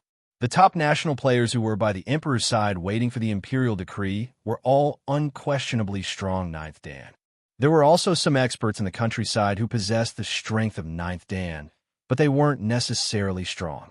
As for the princess of Beiyang, Su Weisheng, who had become famous for her studies at the Yin Academy, there was a saying called Su Shi in 13. Su Shi said that this woman's strength was far beyond a 9th Dan expert, and she was fully deserving of the title of Great 10th Dan. Su Shi-san said that she was often able to play the unfathomable and marvelous moves of the 13th Dan. Therefore, she could be considered a first-rate Go master on the same level as Chao Guanzi of West Chu. Fan Chang-ho admitted that he could barely bear the title of 10th Dan, but when compared to Su Weisheng and Chao Changqing, there was a huge gap of 1 stone. As for comparing himself to this master in front of him, this was a pleasant reunion between master and disciple. His master had given him 2 stones, but Fan Chang-ho still lost all 10 games. The old man stared at the chessboard. He picked up a pinch of salt and sprinkled it on the radish. He asked, "Yue Tian, Do you still remember what I said to you when we played our first game of chess? Fan Zhongho, who was known by the courtesy name of Yue Tian, replied respectfully. Master said two things. One was that true skill lies outside of chess. The other was that no matter how good you are at chess, it's all there is to it. There is a world of difference between knowing how to play chess and knowing how to behave. Huang Longshu, the number one devil of the spring and autumn period, grunted in agreement. He chewed on the bland and slightly salty radish. That's why, other than teaching you how to play chess, I also want you to not delay your studies. Now that Wu Songxian has become famous in the capital, you don't have to fight for anything. Instead, you're even more famous than Wu Songxian. In the future, no matter who sits on the dragon throne in the Liang imperial court, there will be a place for you. Fan Zhongho asked softly, why does Master want me to be on good terms with His Royal Highness, the King of Yinxi? Is it because the Emperor killed Grand Secretary Zhang Julu and was disappointed? Huang Longshu smiled and asked, Yue Tian, don't tell me you think Bai Yin shouldn't have been killed? Fan Zhongho didn't dare to be mysterious in front of his master. He said frankly, even if the Emperor wanted to pave the way for Crown Prince Zhao Zhuan, killing Zhang Julu alone would be enough. Killing all 9 of his family members would be too much. Huang Longshu smiled and said, let's not talk about the importance of the matter. First, tell me why Bai Yin it was a dead end. Fan Zhongho walked to the opposite side of the chessboard and sat upright. He said in a deep voice, Grand Secretary Zhang Julu promoted the imperial examination and opened the Dragon Gate for the poor children. Moreover, under Zhang Julu's protection, people like Yin Maochun and Zhao Yuling appeared. Not only were they capable officials, but under the protection of Zhang Julu, they were able to smoothly soak in the officialdom for many years. They became more familiar with the emperor's thoughts and the rules of the imperial court. They knew how to protect themselves and also knew how to accumulate power while leaving their names in the annals of history. These officials were different from those loyal officials in the spring and autumn period who were willing to die if the emperor wanted them to. Even if the emperor wanted them to die, the officials didn't have to die, but they weren't willing to commit suicide. In the future, there would be a continuous stream of poor and important officials. Since they were born in the marketplace, it didn't matter if they lost the family property they had accumulated over decades. At certain moments, they weren't like the deep-rooted children of the aristocratic families. They were more willing to sacrifice themselves. Zhang Julu was the creator of the spring of Yonghui and the instigator of the poor people wearing purple and yellow. This is death. Huang Longshu grabbed a handful of white rice and stuffed it into his mouth. He smiled slowly and said, it's far from enough. The crown prince Zhao Zhuan is going to ascend the throne. If nothing unexpected happens, he will be an emperor in a time of peace and prosperity. He won't have any military exploits. But if the imperial court has Zhang Julu for civil affairs and Gu Jiantang for military affairs, it will be extremely difficult for the new emperor, Zhao Zhuan, to convince the masses. The current Son of Heaven has continuously tested the Grand Secretary Darren, Jean Lanting's impeachment, the great General Yang Shenxing's mentioning of the loyal lie of Jizhou's Han family, making an exception to promote Chai Juanwang's son-in-law Chen Wang, summoning Qi Yanglong to the capital, reactivating the Hall Secretariat's subordinate provinces to contend with the Minister of Shangshu. Various methods have been pressing on the Grand Secretary step by step. Zhang Julu seems to have chosen to retreat step by step from the beginning to the end, dismantling Zhao Yuling's power on his own, abandoning one after another Zhao Yuling, Yin Maochun, and Bai Guo, leaving behind only Wang Xiongwei, who was publicly recognized as the most lacking of the Prime Minister's support. Even when the last pillar of Zhonglu, the Minister of Revenue, Wang Xiongwei, was demoted to Guangling's magistrate and left the capital, Zhang Julu still didn't make a sound. Speaking to this point, Fan Zhongho paused for a moment. But as long as Zhang Julu doesn't die, even if he takes the blame and resigns, this civil official leader will return to his hometown and live in seclusion in the mountains after losing his position. Then Grand Chancellor Qi Yanglong, who was originally used to contend with Zhang Julu, will be in an awkward position. Moreover, how old is Zhang Julu? And how old is Qi Yanglong? When the time comes, as soon as the world situation changes, Zhang Julu, who is not in the imperial court but in Jianghu, will instead have the opportunity to become the savior of the world. Today, the disparity in treatment between Zhang Julu and Qi Yanglong, as well as their positions in the hearts of the people, will coincidentally be reversed when the time comes. How can His Majesty not understand the logic within? How can he leave a mess for the crown prince? If it's just this argument, without the first death of Zhang Julu, as I said earlier, it can still be used as a check and balance for the monarch to control his subjects. However, since it will be a dynasty without major wars in the future, and there will be more and more talented people in the imperial court, the emperor's spring of auspicious talisman is not inferior to Zhang Julu's spring of eternal hui. Why should the Zhao family keep you, Zhang Julu, around? Huang Longsher nodded. Zhang Julu has been a timely help in these 20 years, so he can't be killed. In the future, he can only be the icing on the cake. His tail can't be removed, so he can indeed be killed earlier. This is also considered death. 2 of them are dead. Continue. Chapter 13:27.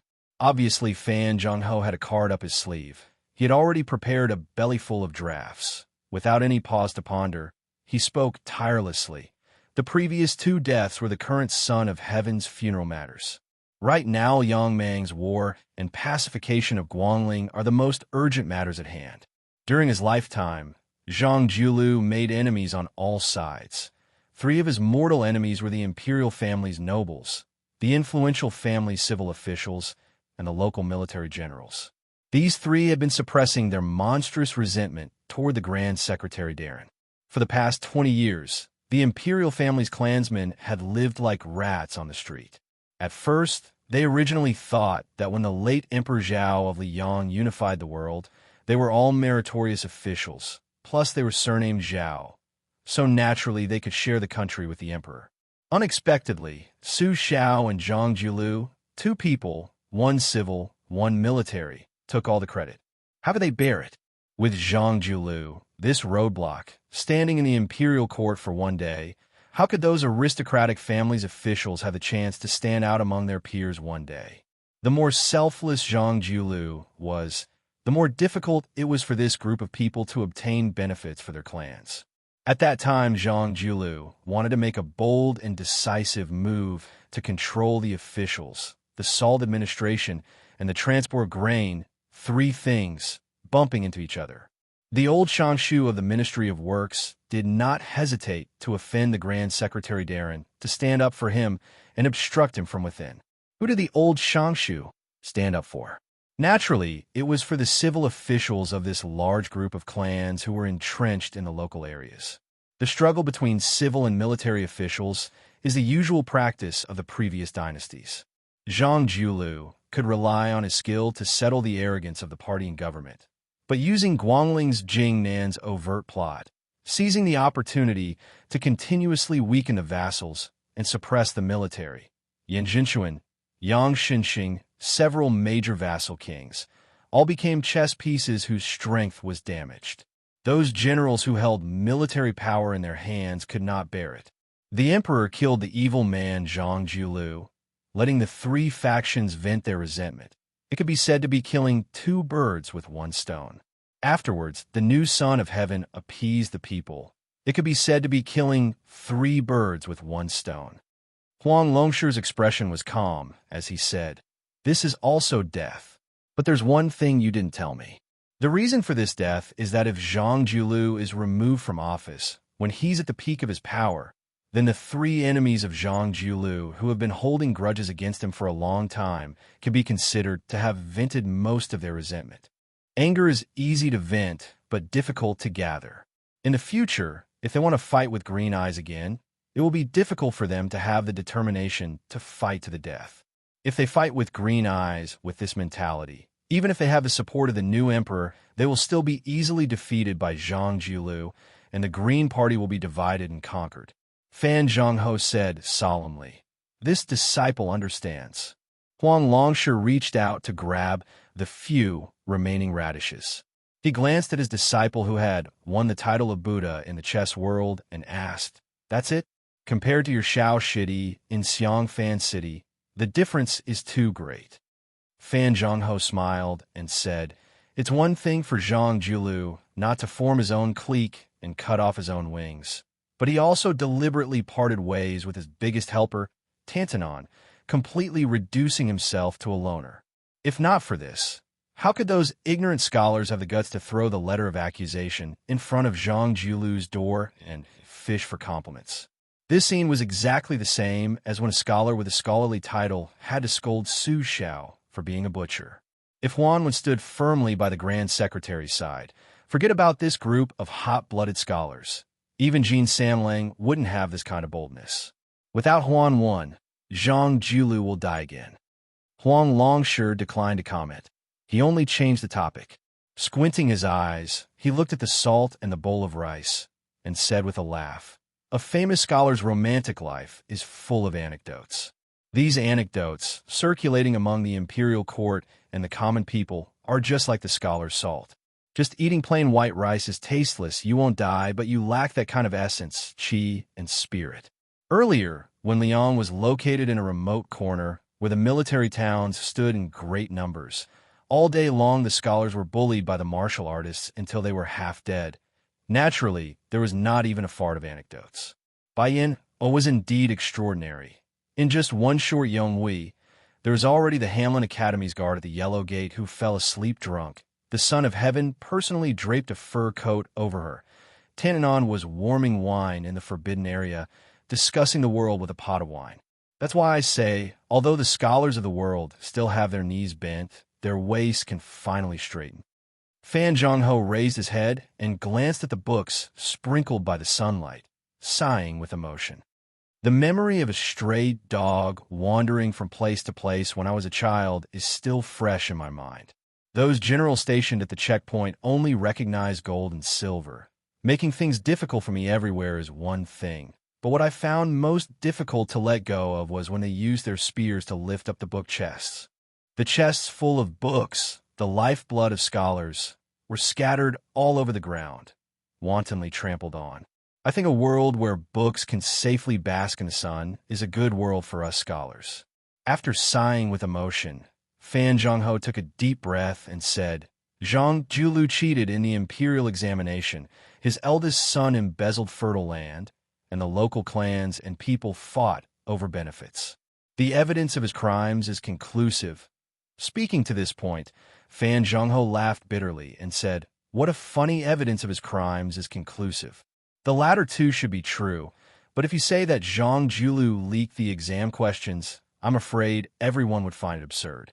Regardless of what the truth is, together with the Han family tragedy that implicated the old Grand Secretary, this is another death." Fan Zhongho's hands clenched into fists and rested on his knees, vaguely a bit angry. If that's all, then that's that. But among the 10 great crimes, there's actually the matter of colluding with the border army. Colluding with who? Tilting half the country's taxes to build the Eastern Front to resist Bemang. That was the outline of the country established by the late emperor. What crime did Zhang Julu commit? Huang Longsure shook his head and said, "This crime is the most cryptic. You guessed wrong. This crime isn't about Gu Jiantang. It's about Bailiang. Of course, there is also the intention of knocking down Gu Jiantang's hundreds of thousands of border soldiers in passing. After Zhang Julu took power, it seemed like he was advancing step by step, doing his utmost to suppress Bailiang's Su family. But in reality, that was all on the surface. The benefits that Bailiang's border army should have obtained didn't decrease. If it was someone else who became the Grand Secretary, the imperial court might be in a foul mood, but at the very least, Bailiang's side would suffer even more. This is Zhang Julu using the loss of the relationship between ruler and subject as the price, exchanging for a hidden stability for the dynasty's northwest. This, of course, is death. Fan Zhongho was stunned. He then stood up. Facing the north, he gave a heavy bow of respect. Chapter 1328. Huang Longsure sneered. "Do you feel more and more that Bai Yin didn't deserve to die?" Don't be fooled by the fact that there are countless people secretly clapping and cheering for the chief minister's downfall. In fact, the truly discerning people, especially scholars like you who sincerely believe that the people are more important than the monarch, are all gritting their teeth in silence. Do you think that just because everyone seemed to be cursing lame Su at that time, everyone really hated Baoyang? Baiyin, Tananon, Gu Jiantang, Yin Jinshuan, Lu Baijia, Lu Xingxiang, and Su Gong, and so on. Do you really only hate them and not respect them? You must know that at that time, Su Shao led Baoyang's personal cavalry to the south, leading Gu Jiantang's direct subordinate General Kai Nan to intercept the Su Fengyan at the border. A total of 60,000 men and horses. When faced with that old cripple, let alone fighting him, they directly knelt down and said, "This general greets the king of Baoyang," clearly in the ears of many officers and soldiers. Not only did he, who was entrusted with high hopes by the imperial court to reduce Baoyang's living space, but the 60,000 armored soldiers all had the same thought. They regarded seeing great General Su Shao from afar as the greatest glory of their lives.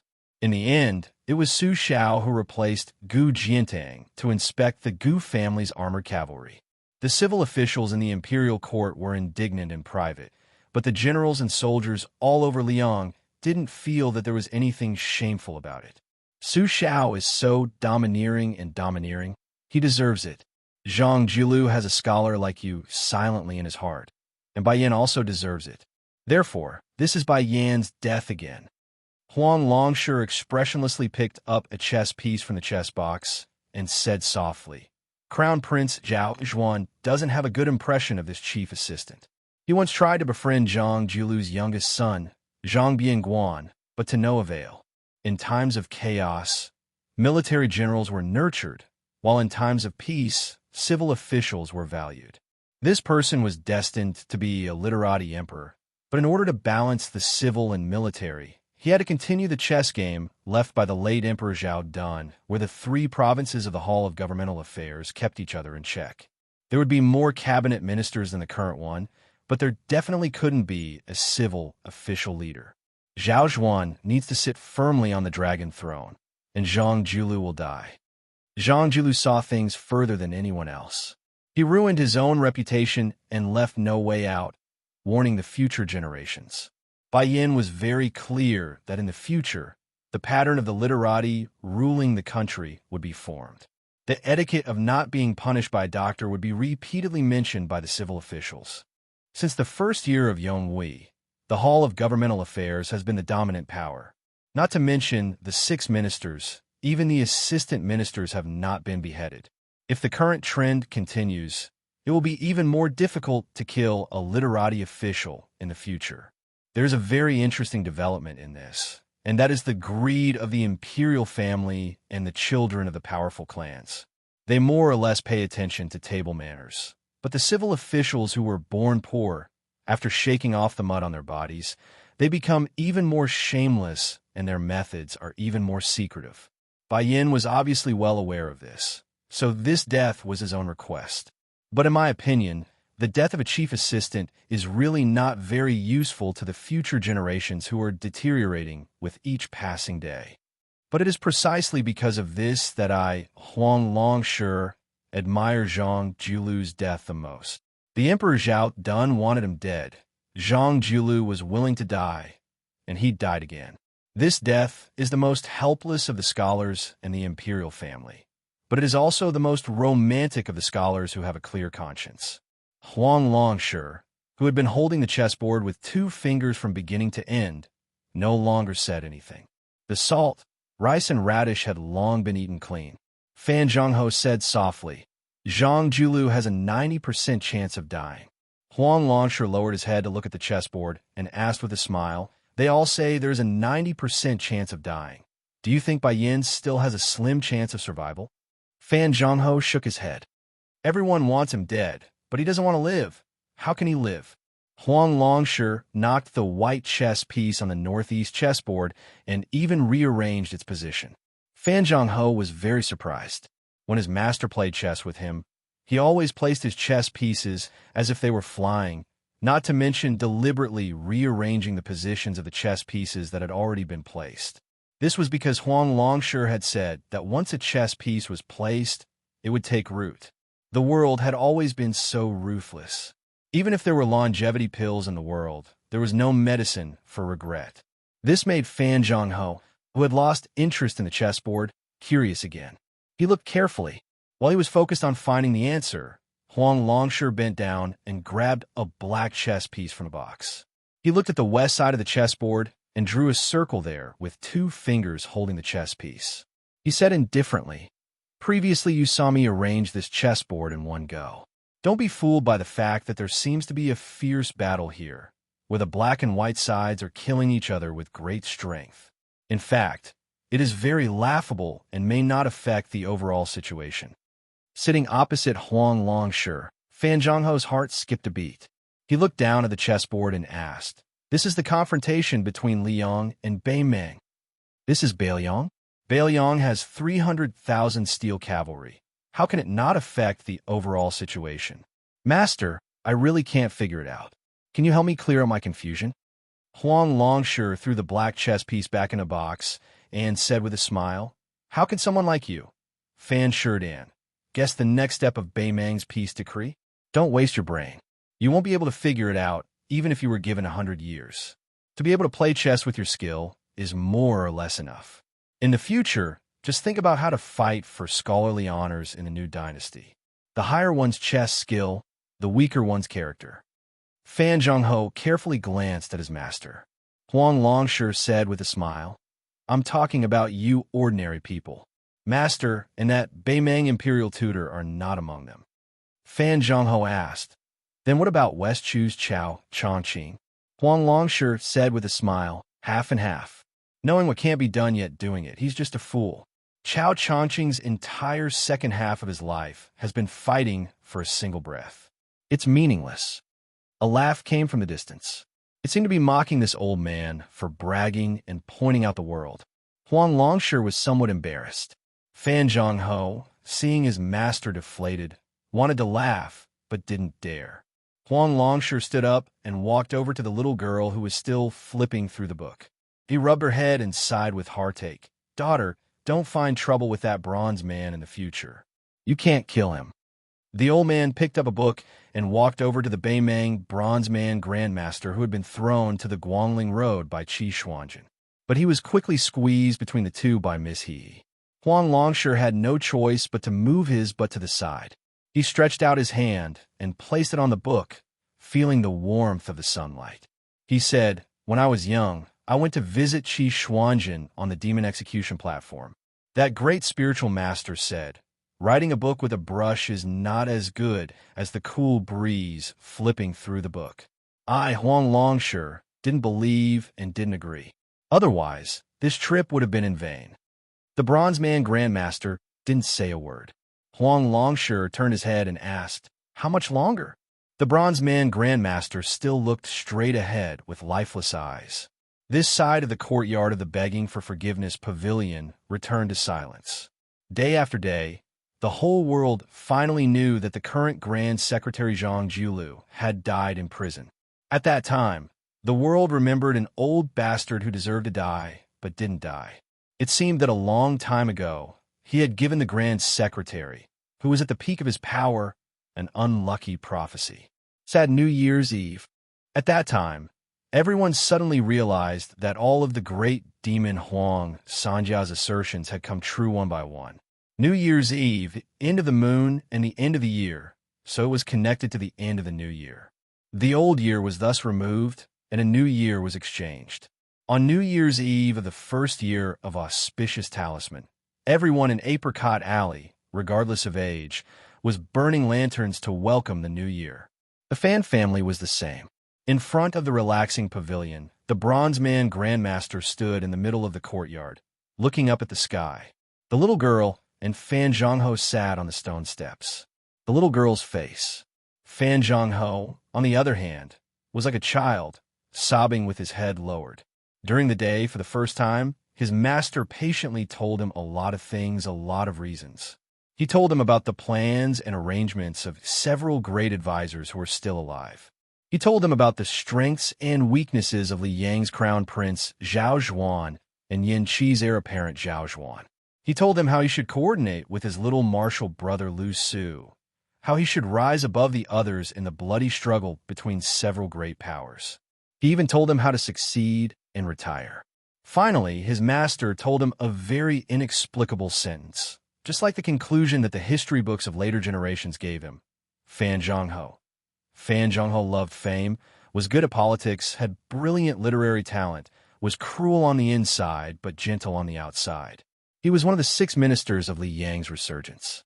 In the pavilion, the old man who occupied the top 3 positions of spring and autumn held an oil lamp in his hand, quietly walking between the bookshelves. The wick of the lamp gradually burned shorter and shorter. As the new year approached, the wick of the lamp became shorter and shorter. The flame of the lamp flickered and was about to be extinguished. Huang Longshi walked to the window and looked at the night sky. With a carefree smile, he murmured, "I am very happy to meet you all. Yi Bai Kuei, Su Xiao, Zhang Julu, Yuan Bunshi, Li Yishan, Zhao Chongling, Gu Jiantang, Nailin Yusi, Huan Wan, Qiang Long, Chao Chongqing, Li Xiaoxin." The old man raised the oil lamp. "To all of you, to spring and autumn, to your golden spears and armored horses, to your free and easy style." The old man opened the window and casually threw the oil lamp out of the window. He roared with laughter. "My life, how magnificent!" Chapter 1329. In the first year of Xiangfu, the situation of the Guangling Road made people's hearts ache while silently criticizing them. Yang Xinxing's troops had been caught in a jar, and Yin Jinchuan's 30,000 elite cavalry had been completely annihilated. Although the ending was bad, they had still fought the West Chu rebels. Compared to this, the hesitation of the Jingnan king's troops made the entire court feel that it was absurd. After the Duke of Huainan Zhao Ying led his army out of the territory, he camped at Mount Hua and did not move. After the Duke of Jinggan Zhao Sun's 6,000 cavalry arrived at Hao-Ao Lake, they also did not make any movements. As for the crown prince of Yanxi, other than stirring up trouble on his way north, when he really reached the southern part of Guangling Road, he simply disappeared completely. Could it be that this crown prince of Huainan Zhao Ying was not aiming for Jing'an at all, but was swaggering over to fatten himself up?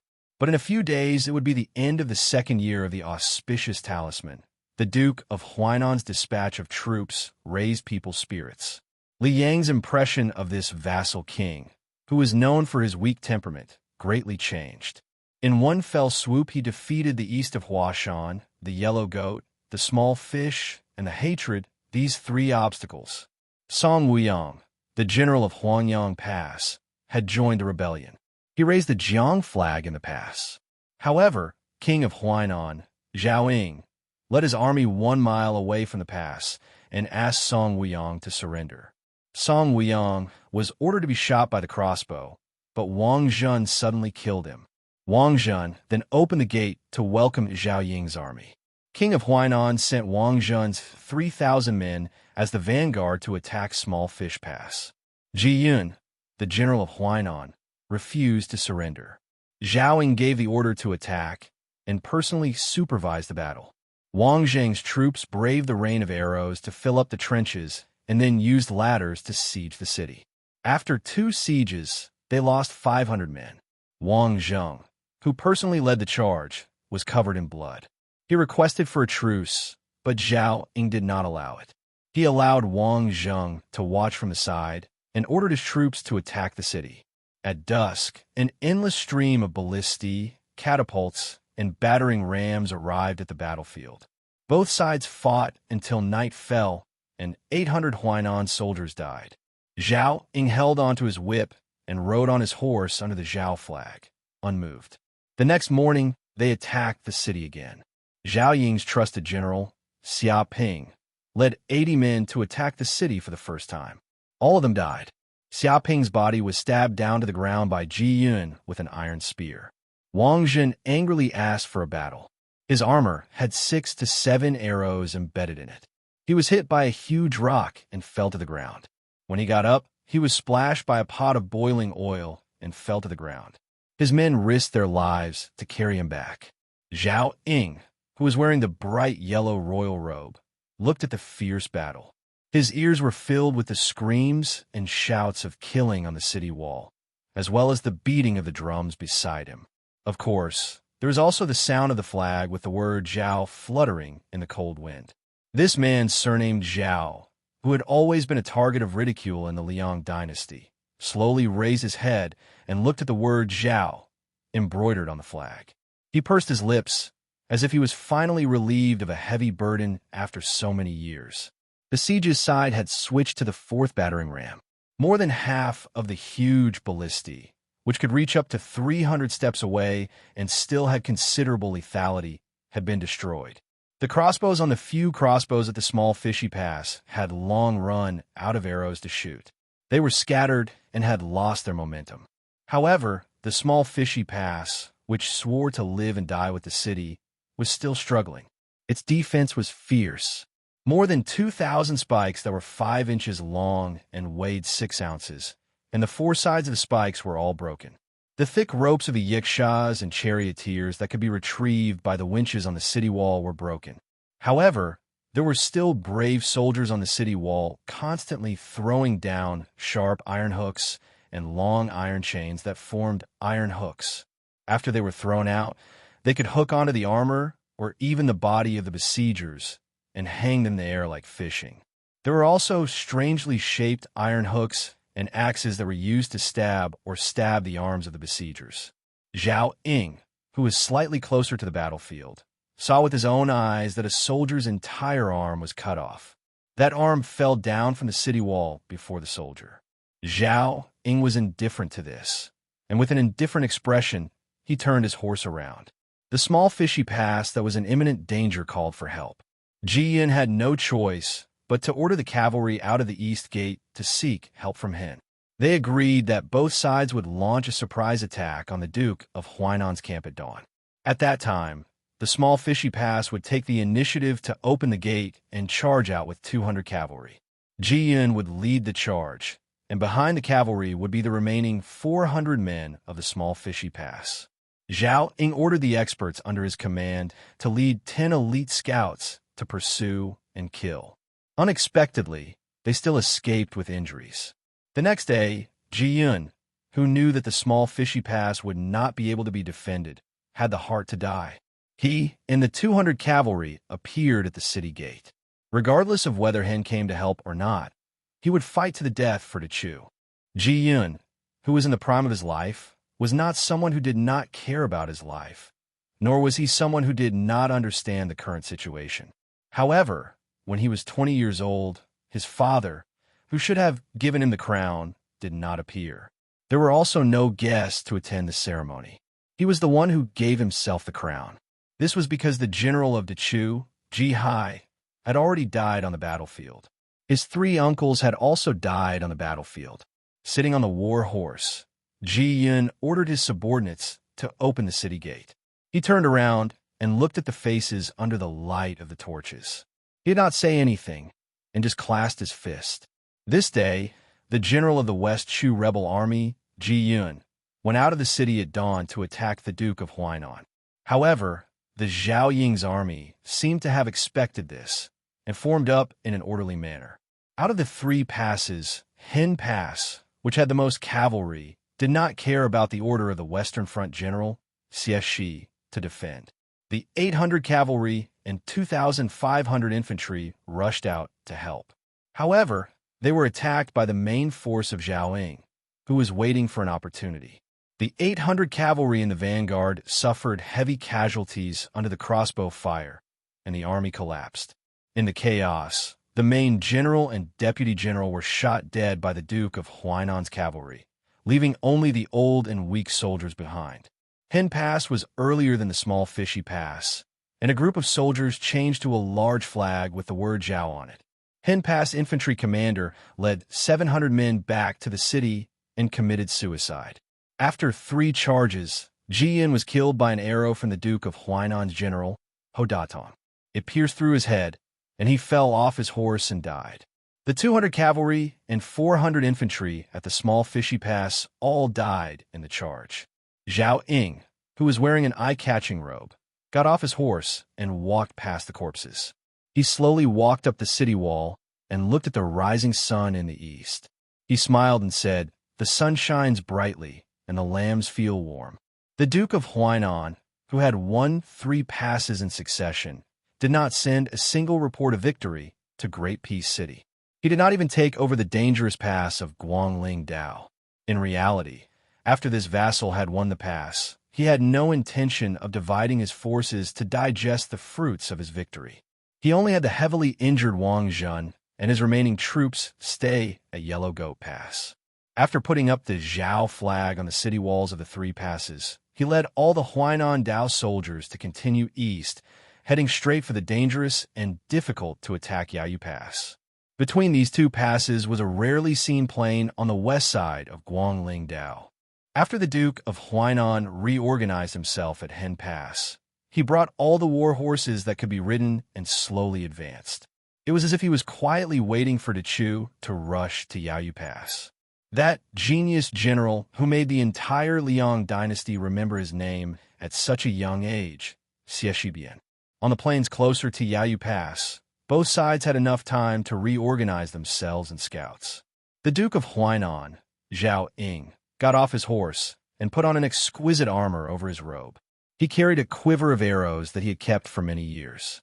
This Duke of Huainan, who was ridiculed for having great ambition but little talent, was a pitiful person who had been scolded by the emperor many times.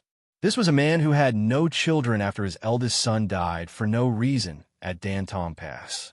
Jumping onto his horse, Zhao Ying looked straight ahead.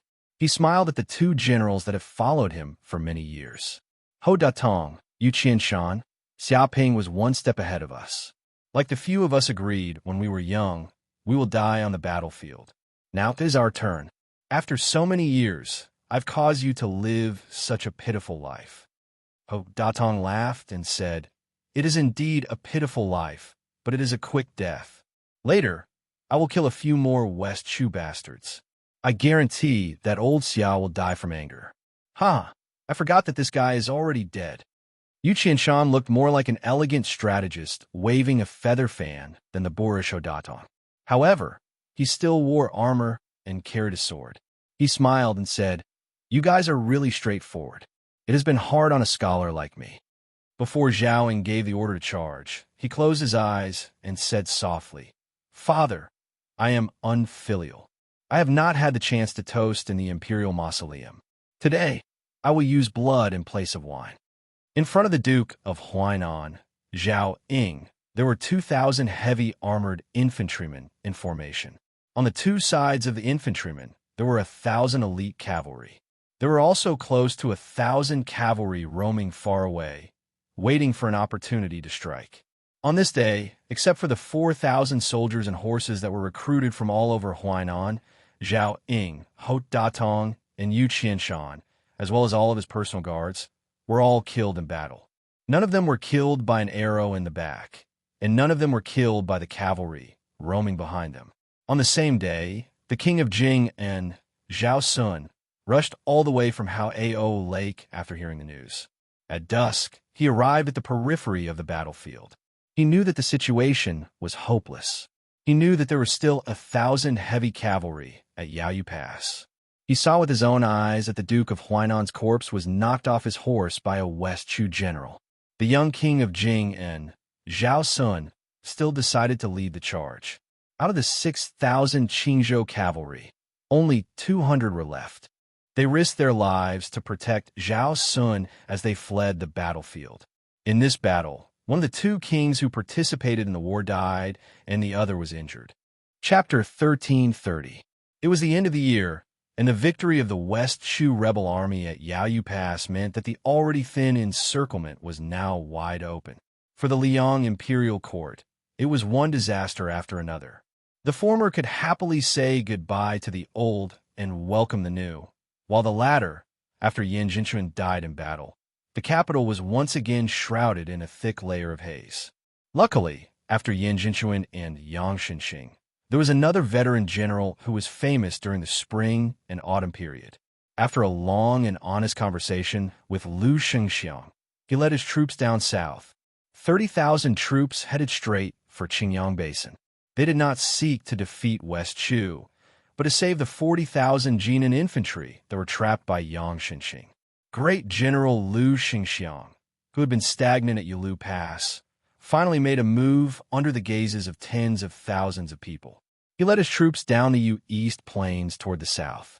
However, the thing that calmed the hearts of the people the most was not the movement of close to 100,000 troops, but the appearance of two people in Great Peace City. One was the emperor who was imprisoned by the Grand Secretary after returning from patrolling the borders. The other was the great general Gu Jiantang, who accompanied the emperor. The emperor, who had once punished the Duke of Huainan because of small matter, only gave 2 edicts after returning to Great Peace City.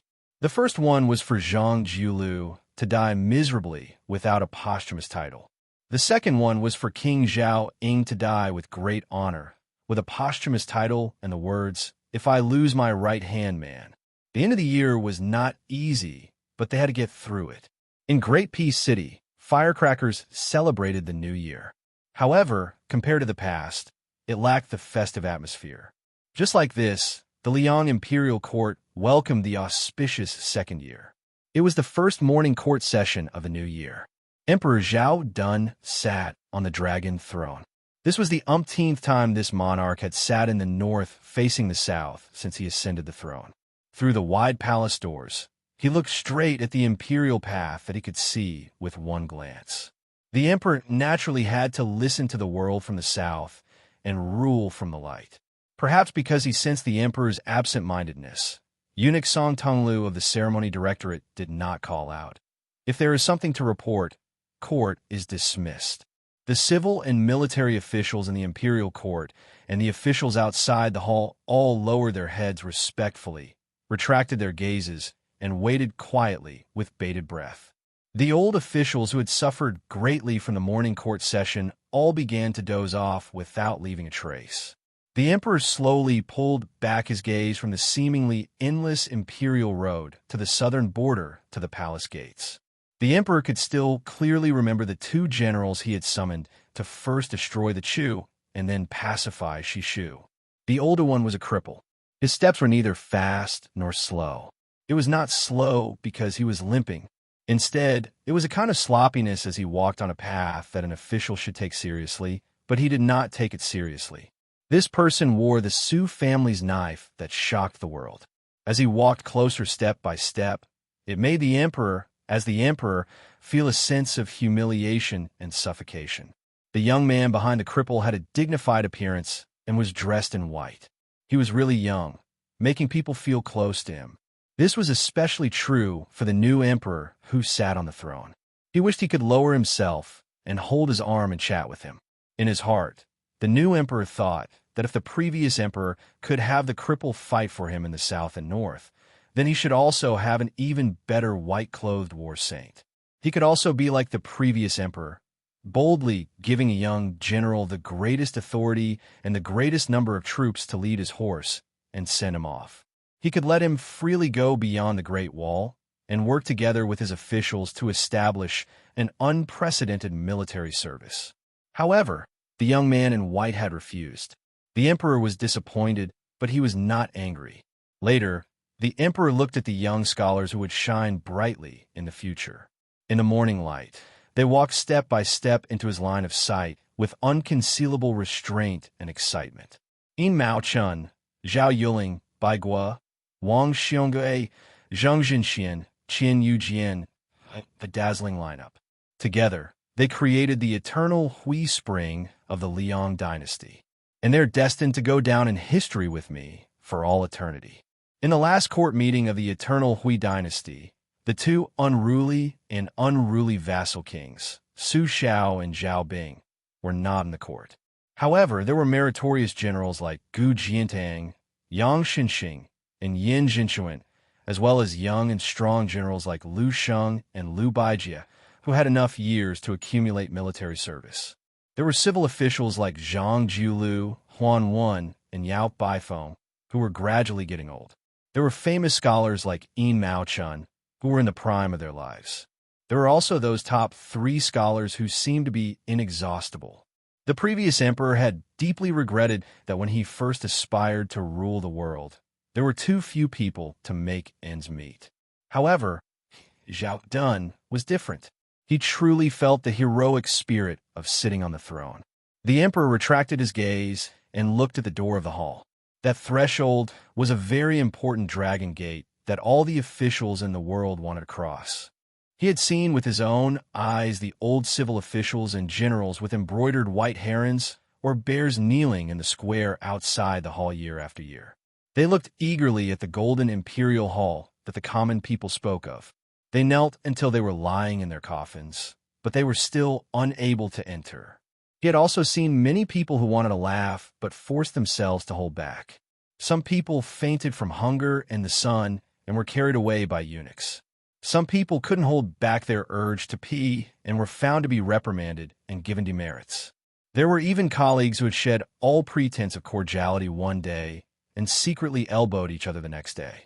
There were also people who quietly yawned and were discovered by the emperor's sharp eyes. He jokingly called them into the hall to be lectured. He remembered that the guy didn't wait for him to speak. He was so scared that he fell to the ground with a thump. He was a man of 7 feet. He kept kowtowing and crying. He asked him warmly and found out that he had been on duty at the Ministry of Revenue the night before and hadn't slept at all. He allowed him to take a day off. He even smiled and asked the head official of the Ministry of Revenue in the hall if he could approve. At that time, Wang Xiongui and Bai Guo weren't sitting in the position of Minister of Revenue. The old minister, who had always been known for his strictness, joked along, "Once Your Majesty says so, this official has to approve even if I don't want to." 6 years later, that official of the Ministry of Revenue went to Huainan province and was promoted to a county governor. The old minister had long retired and returned to his hometown. The emperor retracted his gaze again and looked inside the hall. Chapter 1331. West Chu's Grand Preceptor's son Shiji's chair was gone. This old man should be standing in front of the little girl in the West Chu palace. The emperor didn't hate this old man. In several conversations, the emperor admired the old man's profound knowledge. He even privately said that only the soil and water of West Chu could give the old man such a unique aura. Of course, it was only temporary. The old man also nodded in agreement. Even if this old man went to West Chu, the emperor felt that even if the imperial army pacified Guangling Road in the future, as long as the old man was willing to live, the Liang dynasty should have the magnanimity to let him enjoy his old age. The emperor finally looked at the young man, standing with his back to him. He was wearing a yellow robe. It was his son, the crown prince Zhao Zhuan. The emperor wasn't dissatisfied with this son who had been regent for some time. Just looking at him, he couldn't help but feel guilty for his eldest son, Zhao Wu. Therefore, he planned to marry the peerless Chunyu to Zhao Wu at the border. Leaping over the crown prince's head, the emperor saw a dazzling empty seat. Nearby was the provincial governor, Huan Wen, who had been standing there for some years. There was also the new head of the secretariat, Qi Yanglong.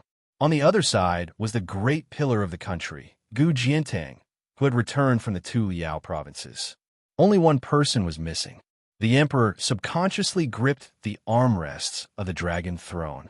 He went to the imperial prison, but he stood far away from it. He stood from late night to early morning, but he didn't go near to meet that person.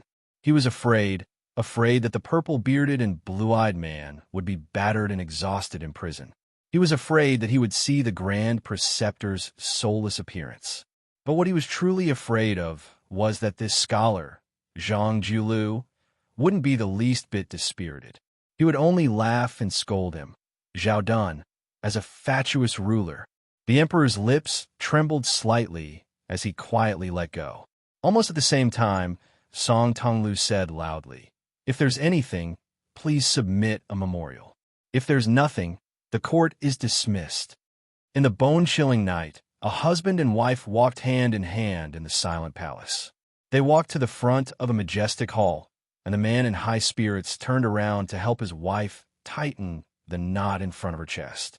Then, he raised his head to look at the top of the hall. He pointed his finger and said softly with a smile, "Treat each other with sincerity and share the autumn moon together. Congenial spirits, brothers sitting together in the spring breeze." This is the friendship between the late emperor and Su Xiao and Yang Tai-sui. The man leaned to the side and gently held his wife's hands. He lowered his head and helped her breathe a mouthful of hot air. Then he said, "A real man should fly. How can a woman fall?" These are the words that Zhao Heng blurted out in front of the late emperor when he was 7 years old. Little brother wishes for 4 things to be well: Green Mountain, the library, the beauty, and elder brother. This was what Zhao Yi, that big fat fellow, said. Therefore, the world belongs to me, the elder brother, but I'm willing to give him Guangling Dao. When Zhao Bing was young, he often claimed that he could hear the short sword by the bedside. However, the older he got, the more taciturn he became. I sent him to Nanjiang to fight Beimang. He has nothing to do with it. As for Zhao Ying and Zhao Sui, I've never had any feelings for them. However, since Zhao Ying died a worthy death, I won't be stingy. The man looked at his wife, whose eyes were red, and suddenly smiled. I know, I'm just experiencing terminal lucidity. I don't have much time left. His wife, the mother of the world, Empress Zhao Ji, gently rested her head on his shoulder. However, Zhao Dun, not the emperor, stroked his wife's hair and said softly, "I don't have any regrets in this life. I just feel that I spent too little time with you. It's funny. Perhaps I spent more time dealing with those cabinet ministers and those memorials than I did with you." Zhao Ji suddenly asked, "Do you still remember the trick we played back then? At that time, you were just a prince and I was a prince's wife." Zhao Dun laughed and took a step back. He solemnly bowed and said, "Long live Her Majesty the Empress." Zhao Ji also took a step back. "Long live His Majesty." A moment later, Zhao Dun covered his mouth and coughed incessantly. Zhao Ji gently massaged his back. After Zhao Dun recovered, he held her hand tightly. "Let's go." Zhao Ji made a sound of acknowledgement. She said, "Your Majesty, do you know? I'm very happy to be able to marry you. I'm even happier to be able to grow old with you. I know you've always felt that you're not good-looking enough, but in fact, you can't be any better looking. Look, you already have white hair, but I still can't get tired of looking at you. It's exactly the same as when I first saw you. I like you so much that I won't dislike you for the rest of my life. So you also know how to say these words of love." Haha, of course I know how to say words of love. But in the past, I always thought that the best words of love in the world were to walk with you to this day and let you know that I like you more than love at first sight. The woman whose hand was tightly held stopped walking and sobbed. She did not have the demeanor a woman should have as the mother of the world. He also stopped walking and tried to reach out to wipe away her tears. But in the end, he leaned towards her. She hugged him. Even though there were still traces of tears, her gaze was unusually determined. She lowered her voice and said, "It's good that you're gone. You can finally rest in peace. I will help you look after this great country, help you look after Zhuan sitting on the dragon throne." Just 2 years after entering Xiangfu, a great nightmare came. At the beginning of spring in the Liyang dynasty, the entire country was dressed in mourning. Cries could be heard everywhere in the enormous Great Peace City. Then, a young man, surnamed Zhao, who had been a prince for more than 20 years and who had only worn the crown prince's robes for 1 year, wore the unique clothing of the dynasty and ruled the world. The young ruler of a country wore a brand new dragon robe that fit him perfectly. He sat high on the chair. When all the civil and military officials were kneeling, he expressionlessly looked into the distance like the previous emperors. At this time, the emperor should have raised his hand and said in a deep voice, "Rise, my subjects." He didn't forget his etiquette, but he was not in a hurry to speak. He narrowed his eyes and admired the kneeling figures inside and outside the hall. If he did not speak, no one could rise, because from now on, the emperor of Liyang was him, Zhao Zhuan. He glanced in the northwest direction, and the corners of his mouth rose imperceptibly. Chapter 1332. In Yinji County at the border of Yuzhou, the Tao family could be called a famous family in the county. The children of the family were well-versed in both civil and military affairs in Yuzhou. The Tao family was simple and honest. The head of the Tao family, Tao Jinzhao, had a good reputation. He had built a warehouse for grain and had opened the warehouse many times to provide disaster relief in Yuzhou. When a million-strong army of Beimang was bearing down on Beiliang, many large families in Yinji County followed the principle of a cunning rabbit having 3 burrows. They had their young children secretly move out of Beiliang with their property. Only the Tao family did not make any moves. A group of more than a dozen horses rushed to the Tao family's mansion in the middle of the night. In the darkness of the night, the dense horseshoes stepped on the bluestone road with 6 memorial archways bestowed by the imperial court. It was particularly crisp and melodious. Tao Jinzhao, who was over 50 years old, had received a secret report that caught him unprepared. He hurriedly put on his clothes and set out with his entire family. The family of more than 100 people knelt respectfully on the stone steps outside the door. The leader of the group was a young man covered in a thick fur robe. Behind him was a one-armed old man with 2 strands of snow-white eyebrows and a white-clothed woman whose figure was better than that of the northern warriors.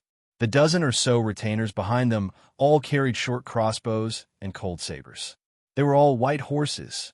Tao Jinzhao's 2 unmarried granddaughters knelt side by side. They couldn't help but take a peek at the young man who was smiling and helping their grandfather up. He was extremely handsome, with a good appearance and an even better temperament. They guessed that he might be a son of a Central Plains aristocratic family who had risen to power while the scholars were in decline. In the past, they had always heard that the scholars from Jiangnan were handsome and elegant. Every movement of theirs carried the fragrance of books. They were like heaven and earth compared to the local men of Beiliang. Of course, they guessed wrong. It was true that scholars from other parts of Beiliang took every opportunity to occupy seats, but other than Yuan Dao and a handful of others, no one had the qualifications to make the head of the Tao family mobilize so many people. The one who made them fall in love with him at first sight was the king of Beiliang, who had led 10 white horses to Yinji County in disguise. Su Fengyan and Tao Jinzhao quickly walked through the main door. They saw a young child in the arms of a woman. The child looked delicate and pretty, so Tao Jinzhao took a jade pendant from her waist and gave it to the child with a warm smile as a greeting gift. Then, Su Fengyan had the old, young, and women of the Tao family disperse to rest, leaving behind only Tao Jinzhao and Tao Wenhai. Without any polite greetings, Su Fengyan lowered his voice and asked straightforwardly, "Have you settled down the last group of spies from Lingzhou?" Tao Jinzhao, whose emotions were surging, calmed down a bit and then reported, "This group of 26 individuals have already been placed in various places. The 3 groups of people have a total of 81 individuals. Together with the 4 second-level masters and 15 third-level experts that were secretly dispatched from the King Manor to Yinji County, they can coordinate with each other in secret. Everything has been prepared, and we are only waiting for the Northern Mang loyalists who have infiltrated our borders to walk right into our trap. Now that all the passes at the border have been closed, and there are elite crossbowmen and local scouts of Yuzhou roaming around.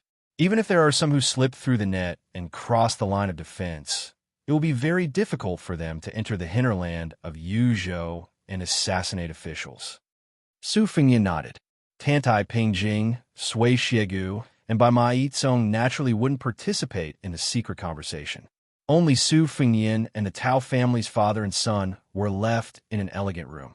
Lush green bamboos could be seen outside the window. At the end of last year, there was heavy snow everywhere in Liang, and Beiliang was even more so. This year's late spring wasn't as cold as before, but Su Fengyan didn't take off his fur coat after sitting down. Tao Jinzhao and Tao Wenhai were also given a seat. However, it was clear that they were very reserved in front of this famous young vassal king, even in their own territory. Instead, they were like shabby guests. The elderly head of the Tao family was in awe, and Tao Wenhai, who was a county magistrate in Yinji County, was in awe over fear. Soon, a graceful woman came in with hot ginger tea. After putting it down, she went to the corner of the room and sat down.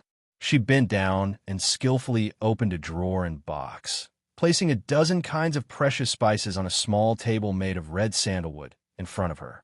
The sandalwood table was previously furnished with a typical master and servant, a bottle, a furnace, and a box.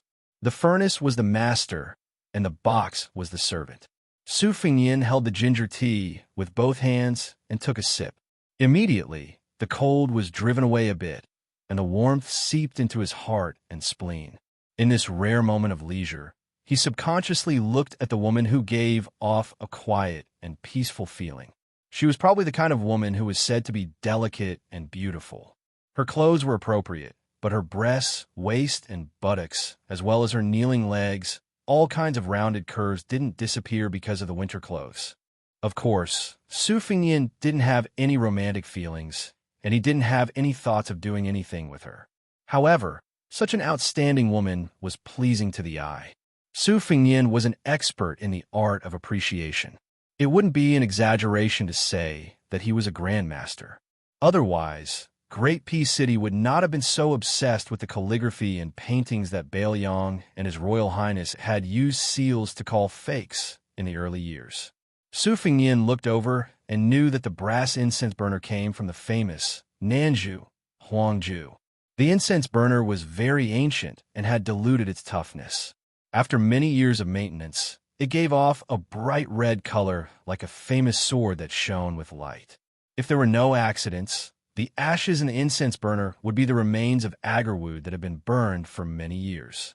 10 years of burning incense and half a burner of ashes.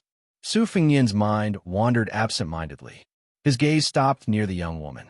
Tao Jinzhao smiled knowingly. His oldest granddaughter had been unwilling to marry for so many years, causing him to be mocked by some of his old friends who had failed in marriage, as having a daughter in the Tao family is a rare commodity worth hoarding. Different from his father, who was quick-witted, Tao Wenhai had been secretly observing this king of Bailiang who had turned over a new leaf. Because the Tao family had a hidden identity in the Whiskwater room, Tao Wenhai had participated in the transmission of military intelligence in Yuzhou very early on. Compared to the other descendants of large Bailiang clans, Tao Wenhai was much more curious about Su Fingyin. Su Fingyin gathered his thoughts and said frankly, "Excuse me." The woman smiled sweetly. Su Fingyin took a big sip of ginger tea, put down the teacup, and said in a deep voice, "According to the intelligence that Chu Lushan dug out from the South Dynasty, the Empress of Beimang has long asked Li Mibi to make a plan to send assassins before the troops and horses move. Beimang's Jianghu forces are divided into two parts. Most of the top masters and all the low-level warriors have joined the army, while the middle-level masters are assigned to Li Mibi, the head of the Beimang spies, to accurately assassinate our border generals and civil officials. They won't go to the Bailiang Protectorate, where Chu Lushan is to seek their own deaths. But Tao Wenhai, you're indispensable to the Bailiang and a core official who lacks personal guards, so you're the best target for the men of sacrifice of Beimang."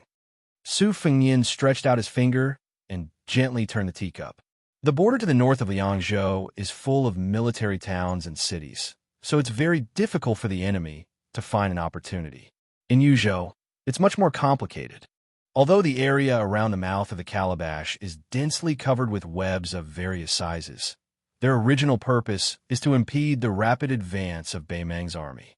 They don't have the power to deal with these men of sacrifice of spiderweb and Jianghu masters. Even though Great General Yan Wenluan and Yuzhou General Huang Fucheng have already sent out 16 elite cavalry units of about 500 men to hunt down the fish that slip through the net, I believe it's still very difficult for them to succeed.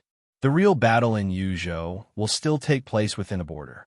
Therefore, the Peregrine Falcon Eagle Guard in Wutanyan and Whisk Room will mainly focus on the border counties like Yinji County.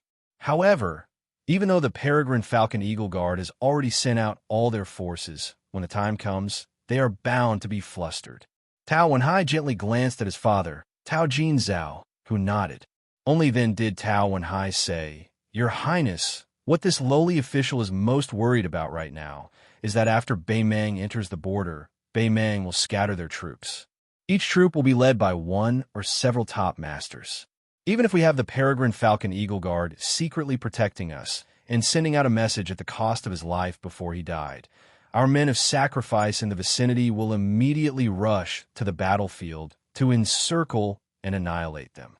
I'm afraid that the enemy has concealed their strength in the previous attack and has no intention of retreating after succeeding in one strike. At that time, we may instead suffer a second round of heavy casualties. By the time we come to our senses, we will have no choice but to gather several main forces to intercept them.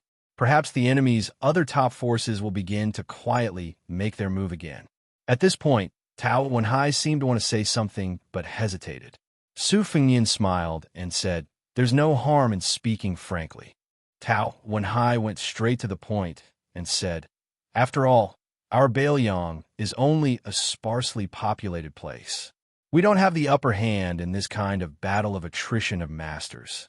Beimang's Taoist sect, chess and sword music school, Princess's Grave, and Mount Tibbing have all sent their elites to join the battle. Many famous Beimang Devil Path heroes are also working for Li Mibi. Our side is definitely at a disadvantage in terms of the number of level 2 and level 3 martial arts grandmasters. But it's precisely these kinds of people who can make the most decisive impact in the battle of assassination and counter-assassination. Our large number of light cavalry can't perform well. To put it bluntly, we may be led by the nose from the beginning to the end. We may not even be able to catch the corner of their clothes." Su Fengnian nodded and said, "In fact, there are 5 level 1 masters in Beimang with definite identities. They are the disciplinary elder of the Taoist sect, the great music school of the chess and sword music school, little idea of the Princess's Grave, and 2 famous devils. So this time, the whole history of Beimang's Jianghu has been dug out by His Majesty. Our Yuzhou will be the first touchstone for that old woman to reorganize the Jianghu." Tao Wenhai and Tao Jinzhao looked at each other and saw the deep worry in each other's eyes.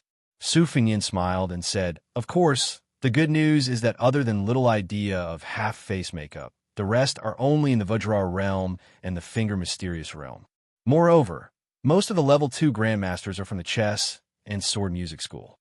Their realms are not low, but when it comes to a life-and-death battle, they may not be comparable to Bailiang's level 3 martial artists." Chapter 1333. Tao Wenhai smiled wryly. Since the enemy was so strong and difficult to defeat, this didn't seem like good news to be happy about. In the corner, the woman sitting with her knees bent slowly stirred the incense, ashes evenly, and cut the agarwood into small pieces. The charcoal and the agarwood were filled with a graceful beauty. Because tonight's conversation would definitely not be short, her movements were neither hurried nor slow. Tao Wenhai said carefully, "Your Highness, if I may be so bold as to suggest," Su Fengnian quickly said, "you want the Wu family's cavalry and swords to come to Yuzhou to put out the fire?" Somewhat embarrassed, Tao Wenhai nodded. Su Fengnian shook his head and said, "The Wu family swordsmen have to stay with Chu Lushan in case of any accidents. They can't move yet." Tao Jinzhao and Tao Wenhai knew that the long-browed, one-armed old man next to the king of Bailiang was a sword immortal who had become famous in Liangzhou City. Of course, they didn't think that such an expert would leave the king of Bailiang's side. Most importantly, no matter how bad their eyesight was, they could tell that the king of Bailiang was acting very strange. It was as if he had only won a Pyrrhic victory after a great battle. If they guessed right, then the sword immortal old man couldn't leave without permission. In fact, Su Fengnian hoped that Sui Xie Gu could help since Tantai Pingjing was by his side. However, the old man didn't care about the situation in Yuzhou at all. He didn't care about his seniority at all. Wherever Tantai Pingjing went, he would go. The two of them added up to more than 200 years old. In Sui Xie Gu's words, "How many times can I look at her now? Of course, I'll look at her as much as I can." However, Su Fengnian wouldn't just wait for death and allow Beimang's forces to strut around Yuzhou. In addition to the mobilization of Wutangen's Whispering Room and Tide Listening Pavilion's experts, he also sent Mi Fengjie, the master of the Heavy Sword Cave, to Yuzhou to cooperate with Fan Shaochai, the granddaughter of Fan Baoshan, who used to be Northern Han's Defender General. Fan Xiaochai's Finger Xian realm wasn't something that Daozong's Xian realm could compare to. With Fan Xiaochai's current strength, she could easily defeat any second-level master of the chess and sword music school, even if it was 1 against 2. In addition, the Guanyin sect's Qi refinement warriors had already secretly rushed to Yuzhou. They wouldn't directly get involved in this muddy water, but they would do their best to keep an eye on those first-level masters who only appeared briefly during the battle. They would pass on the information to the nearby Peregrine Falcon Eagle Guard, so that Yuzhou would have a target to target. This battle would definitely be a series of small-scale and bloody battles. Once the two sides met, they were destined to die or be injured. There was no way to escape unscathed. It was a competition to see which side could move faster and more stealthily. Tao Jinzhao and Tao Wenhai only guessed that the king of Bailiang was seriously injured, but Bei Mangsley Mibi clearly knew about it. Thus, Suaxia Valley was a target that Bei Mang had to focus on. In Su Fengnian's opinion, other than the princess's grave, Suaxia Valley, who might be a backup plan for an imaginary enemy, there should be another top-notch master hiding even deeper. Of course, the top-notch in Su Fengnian's eyes would not be on the same line as literati like Tao Jinzhao and Tao Wenhai. Su Fengnian asked, "Is there a detailed map of Yozhou's situation here?" Tao Wenhai hurriedly got up and went to the study to fetch the maps. After that, he came back with a large pile of maps, including the map of the territory of Yuzhou province and the maps of prefectures and counties.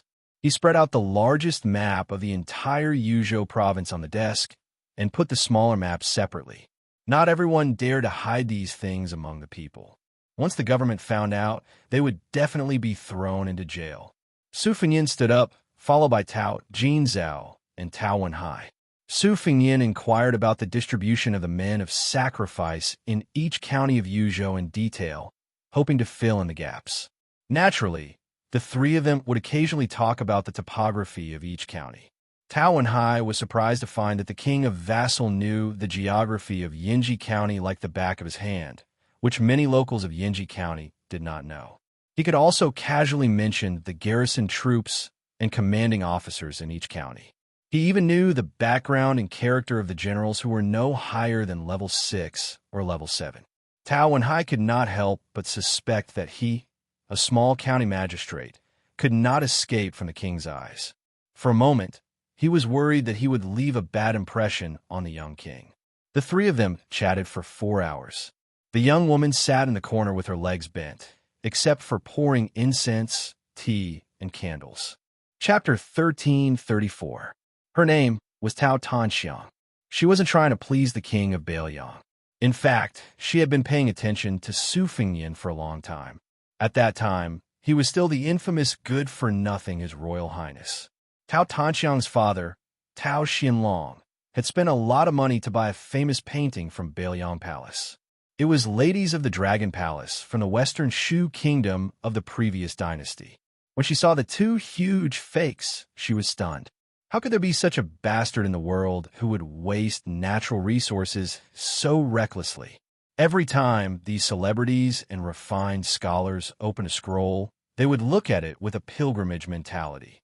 It would definitely be passed down from generation to generation. As long as it was well preserved, it might even be placed on a table to be admired 500 or even 1,000 years later. Wasn't this guy afraid that he would go down in history because of those two words? Later, she was a little angry. As long as it was a painting with His Royal Highness's seal, she would ask her father to buy it back at a high price. It was funny. At that time, Tao Xianlong, who was only a secondary 7th rank official, spent a lot of money to buy fakes. Because of this, the governor of Yinji County, Hong Shandong, who was a righteous official, thought that this person was a talent. Especially when His Royal Highness became the king of Bailiang, Tao Xianlong was promoted again. Over time, Tao Tanxiang collected no less than 30 paintings with Su Fengnian's seal. Not all of them were fakes. For example, Su Fengnian's hastily written calligraphy was privately praised by collectors in the capital for being witty and interesting. There was also a concise and vivid phoenix portrait seal with rough words. The mother-son seal on Loquat was even more memorable. So Tao Tanxiang slowly felt that she had known this man for a long time. She knew every news he had received from Liang Lake, from the capital's imperial court, and from Beiliang's officialdom over the years. She gently placed her hands on her knees and raised her head to look at the man who had never been domineering. Every time he frowned, and every time he smiled warmly, she would carefully observe it, as if she was collecting a treasure. After another 2 hours, Su Fengyin smiled and let the old Tao Jinzhao go to bed first. He continued to chat with Tao Wenhai by the light.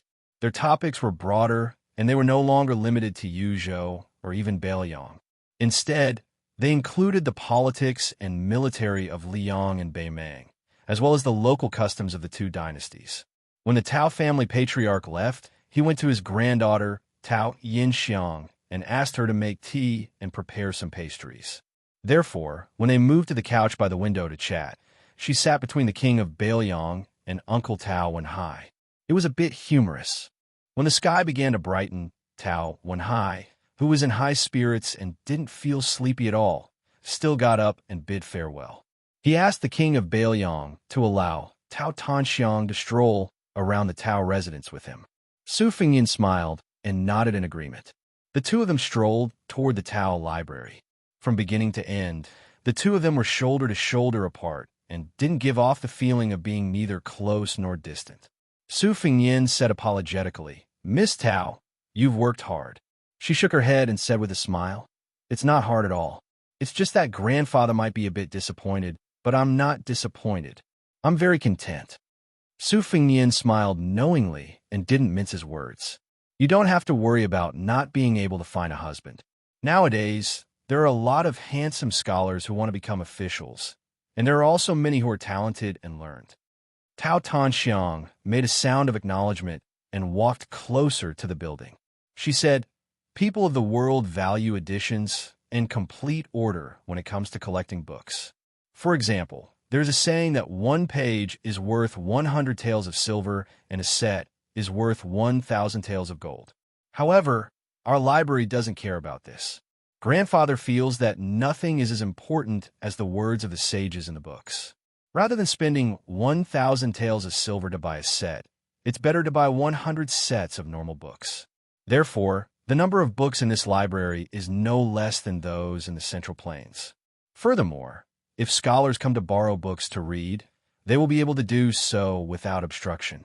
Su Fengyin nodded and said, "I've heard that your Tao family is also fully responsible for the food and lodging of the scholars who come to study. That's very rare.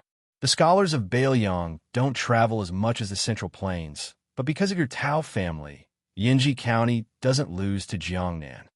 Tao Tanxiang said gently, "My father once said that a prosperous family is like a person with plump skin. However, if the yang energy is too strong and isn't adjusted, there will be a day when the internal organs will be damaged.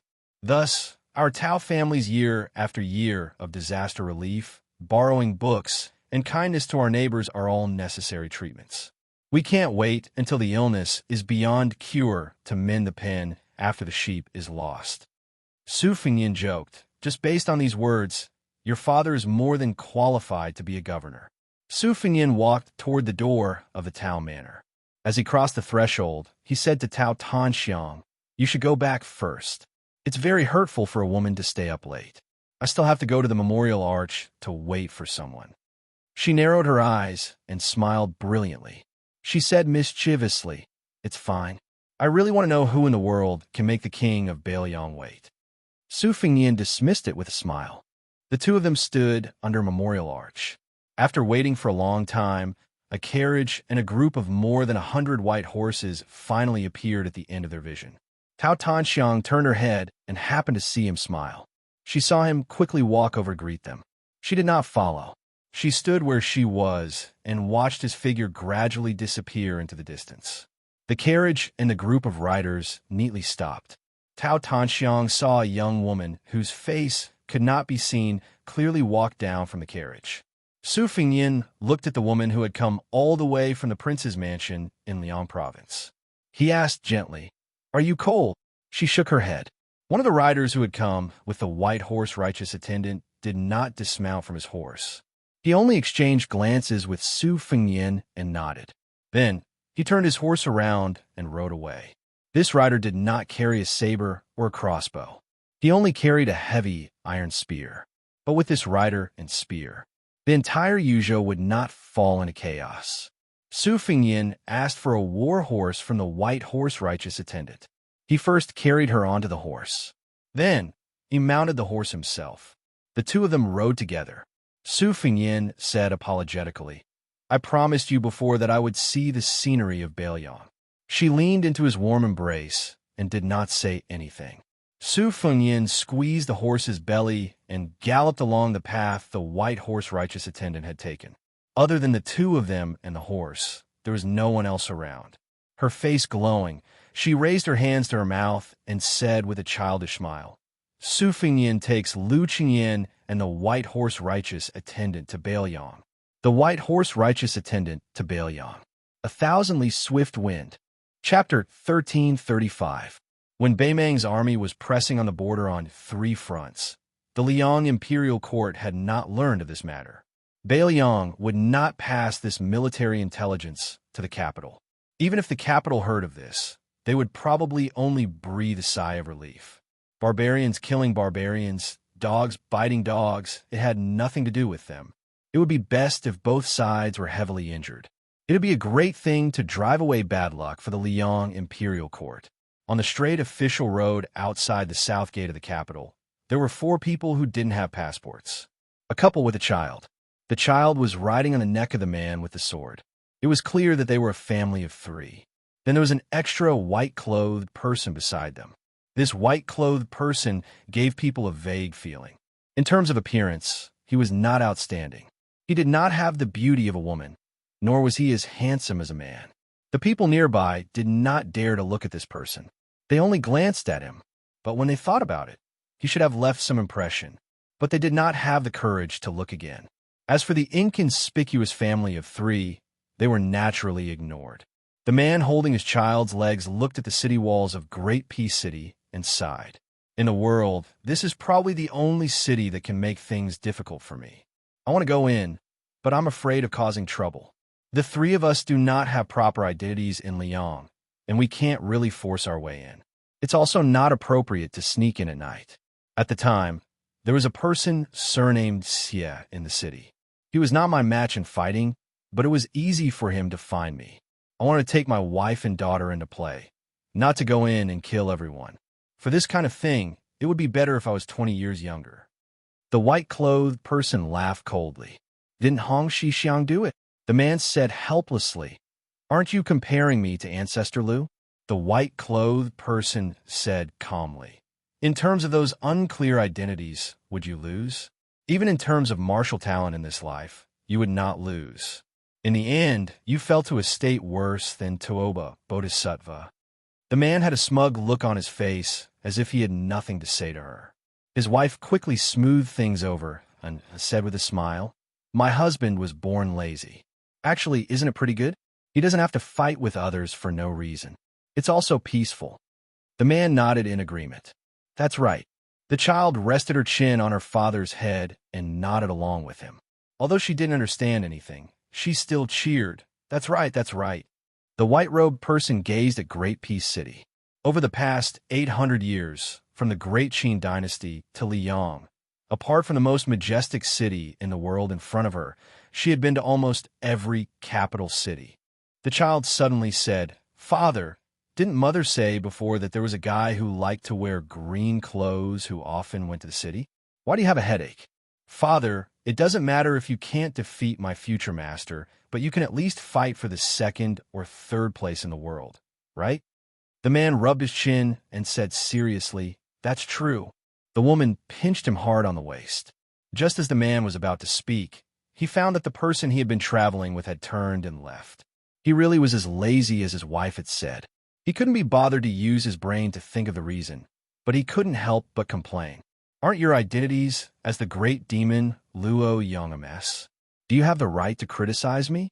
The white-robed person was Luo Yang. He was the person who had run from Beimang to Liang and found his wife. Then, because his wife said that swordsmen were the most natural, he found a sword and pretended to be a swordsman. He had a precious daughter and met Luo Yang and Toba Bodhisattva at the foot of Mount Hui. If this was in Beimang, his fame would be great. Beimang had 5 large sections. The sect he belonged to was one of them, and he was the only member of the sect, the only one in the world. One person, one sect.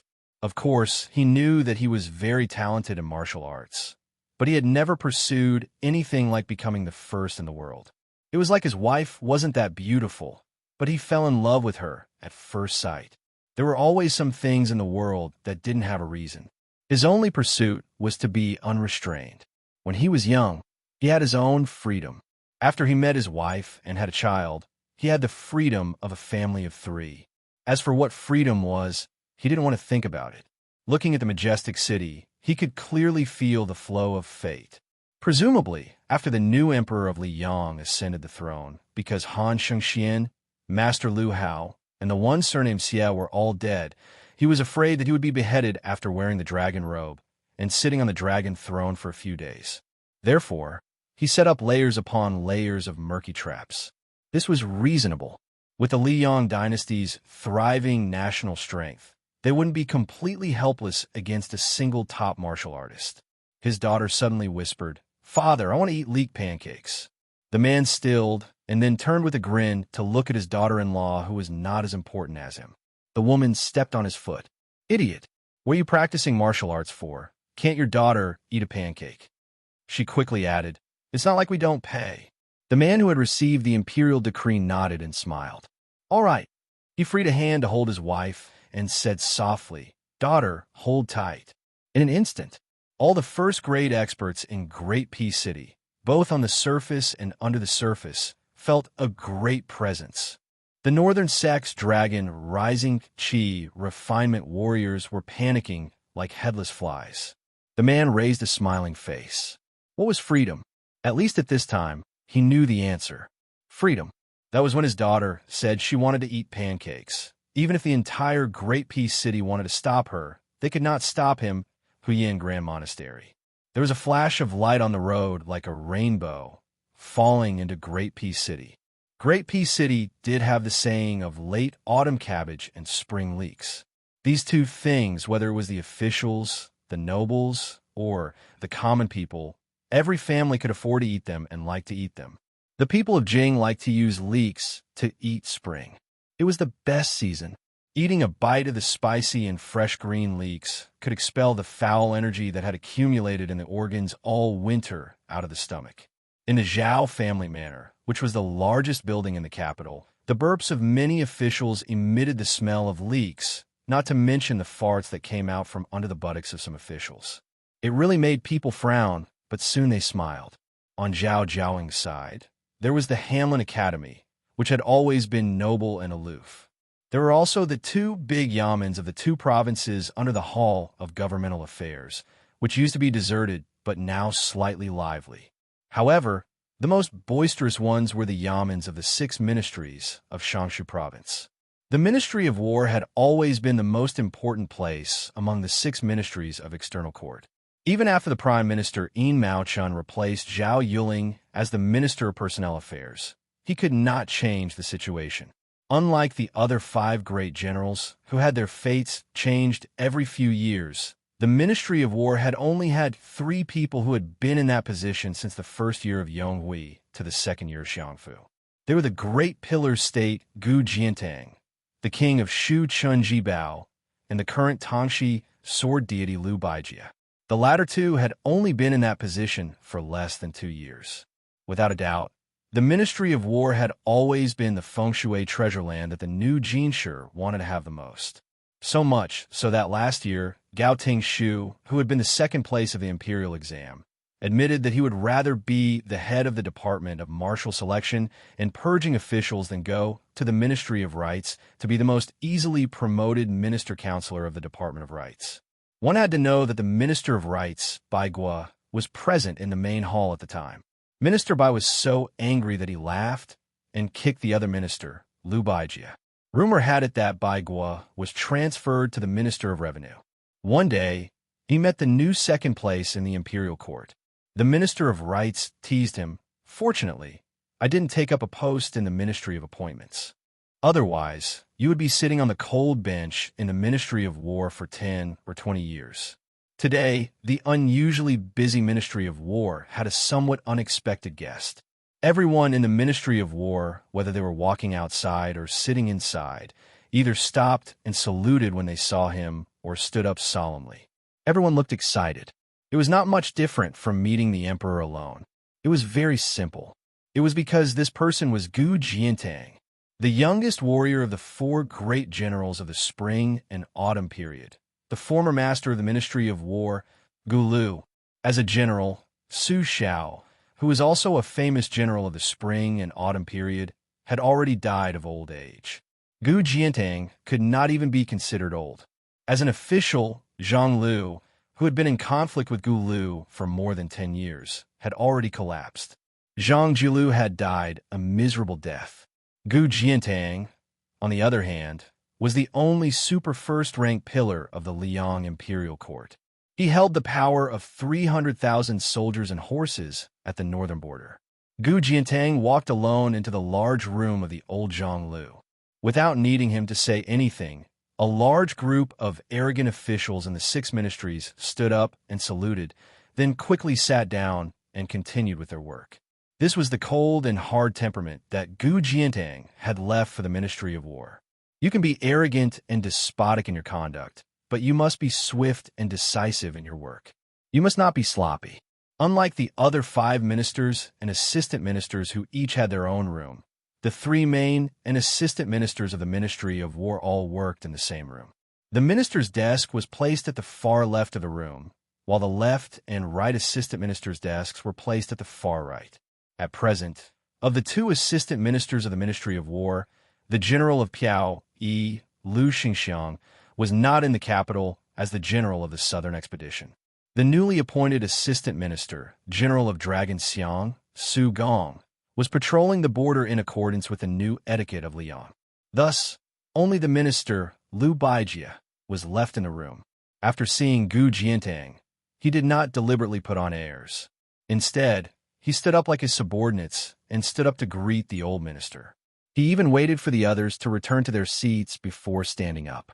This was not only because Lu Baijie's official patch with a second-rank lion embroidered on his chest was slightly inferior to Gu Jiantang's first-rank Qilin. It was also because Lu Baijie had undisguised respect for the senior of the Ministry of War, Gu Jiantang.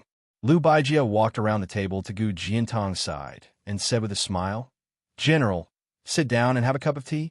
Chapter 1336. Gu Jiantang nodded. Lu Baijie took the lead and walked to the 2 empty tables on the far right side of the room. Soon, the second-rank scholar who had written The Drunken Eight Immortals and had been personally threatened by Minister Baigua arrived with tea.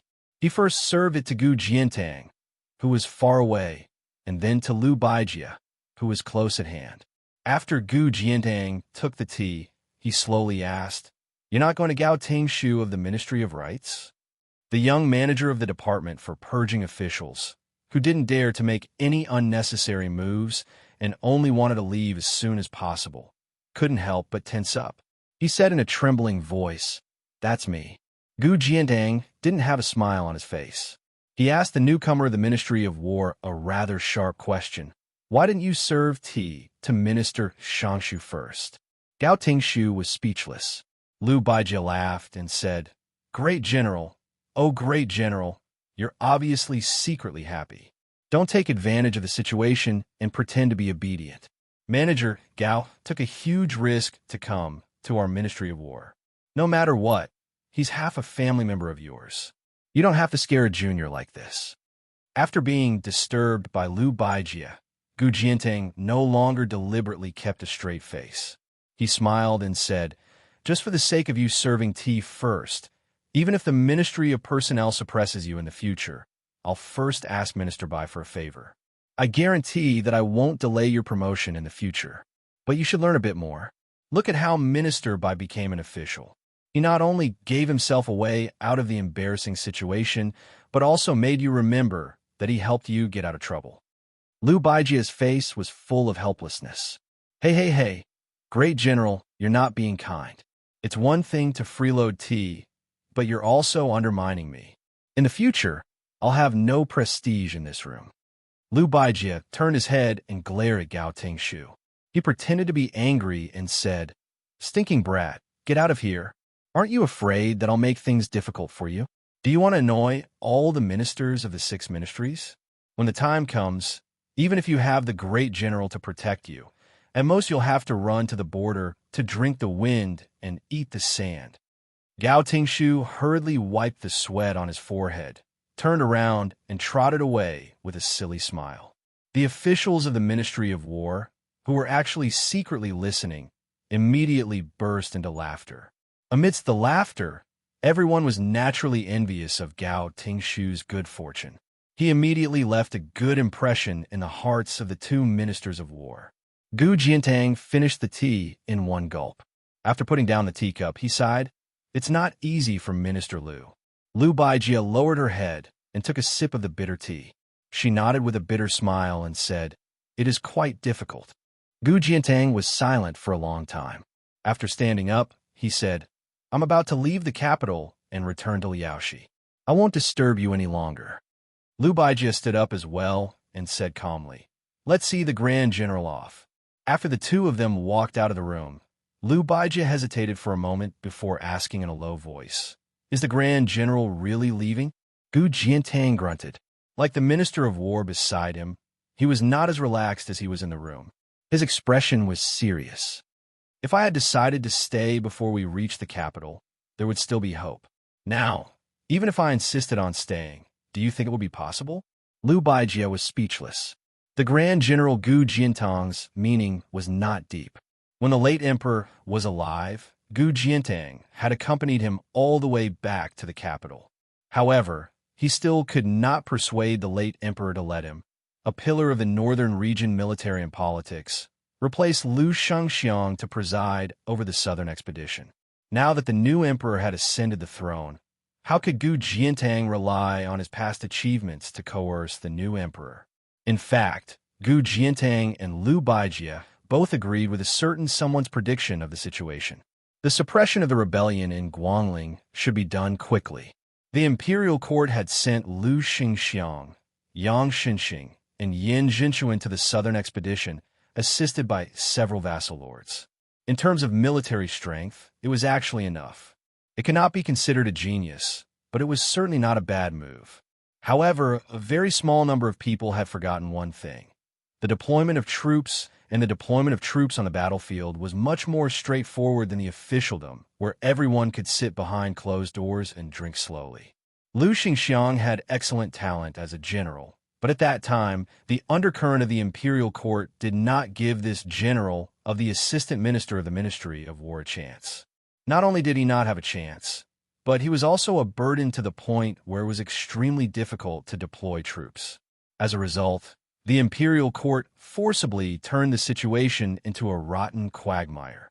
If Gu Jiantang had been in charge, even if there was a group of rich playboys who did not know the immensity of heaven and earth stirring up trouble, Yang Xinxing absolutely would not have been greedy for merit and rashly advanced.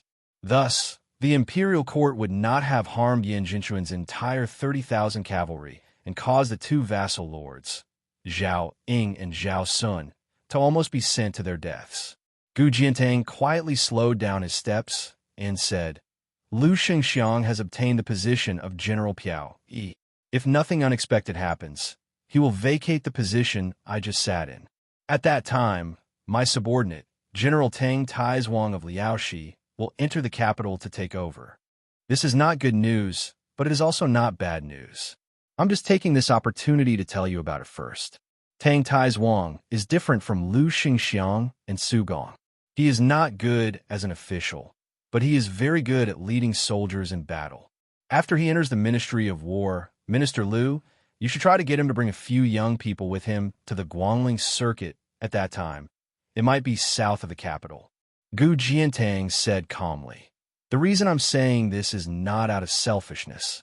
I want Tang Taizhuang to have a smooth career as an official. I just hope that in your hands, the Ministry of War can retain the taste of the battlefield for a few more days.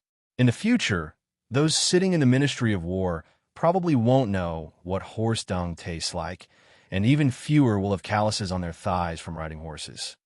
Liu Baijie sighed and said, "This matter shouldn't be too difficult." Gu Jiantang suddenly turned his head to look at the former Gu Lu. In the dusk, there were still some remnants of the spring sun shining on the roof. Gu Jiantang then smiled at Liu Baijie and said, "There's no need to see me off. I'm going to a place I never had the chance to go before." Liu Baijie stopped in her tracks and watched the great general leave. He knew where Gu Jiantang was going. The former Zhonglu. Zhonglu was originally where the Ministry of Personnel was located. After all, no matter how arrogant Gu Jiantang was when he controlled the Ministry of War for many years, the Yamen of the Ministry of Personnel was still nominally the most important place of the external court in Liang. Later on, Zhao Yuling parted ways with his teacher, and the Ministry of Personnel was moved. At that time, Wang Xiongge, the only one left who stood firmly behind the Grand Secretary as a proud student, did not move into Zhonglu. However, at that time, the Ministry of Personnel, the Ministry of Works, the Ministry of Revenue, the Ministry of Rights, and the Ministry of Justice all had an assistant minister sit obediently in Zhonglu so that the civil official leader could convey his intentions, or rather his will, to the various joints of the 5 ministries as quickly as possible. Now, Zhao Yuling was promoted to the Hall of Governmental Affairs, and Yin Maochun was in charge of the Ministry of Personnel. The latter unexpectedly chose to sit in that room. Of course, there would no longer be any mention of Zhang Lu in the world. Compared to the oft-mentioned Gu Lu, this place was not even mentioned again. It was as if it had never appeared in the Liang imperial court. Gu Jiantang walked to that place and looked there. Under the curtain of night, compared to Gu Lu, there was not even a trace of afterglow there. On his return to the capital, that night, the emperor, who had not yet been called the previous emperor, stood in the imperial prison. That was the last time Gu Jiantang saw that person and passed on his last words. That person was separated from him by the iron fence, but he did not say even half a word of his last words.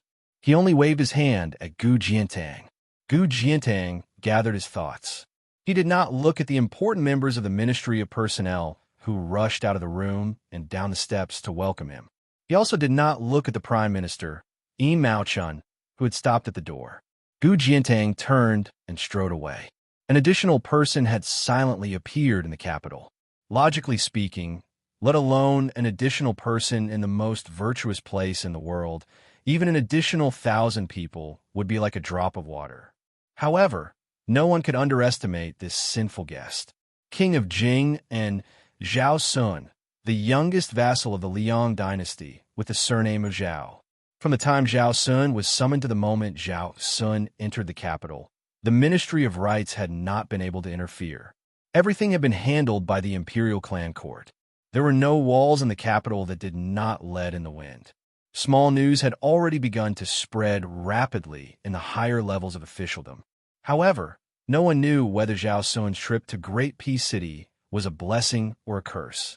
In the battle outside Yayu Pass, the Duke of Huainan, Zhao Ying, who was also a vassal of the imperial clan, had died in battle after 3 victories.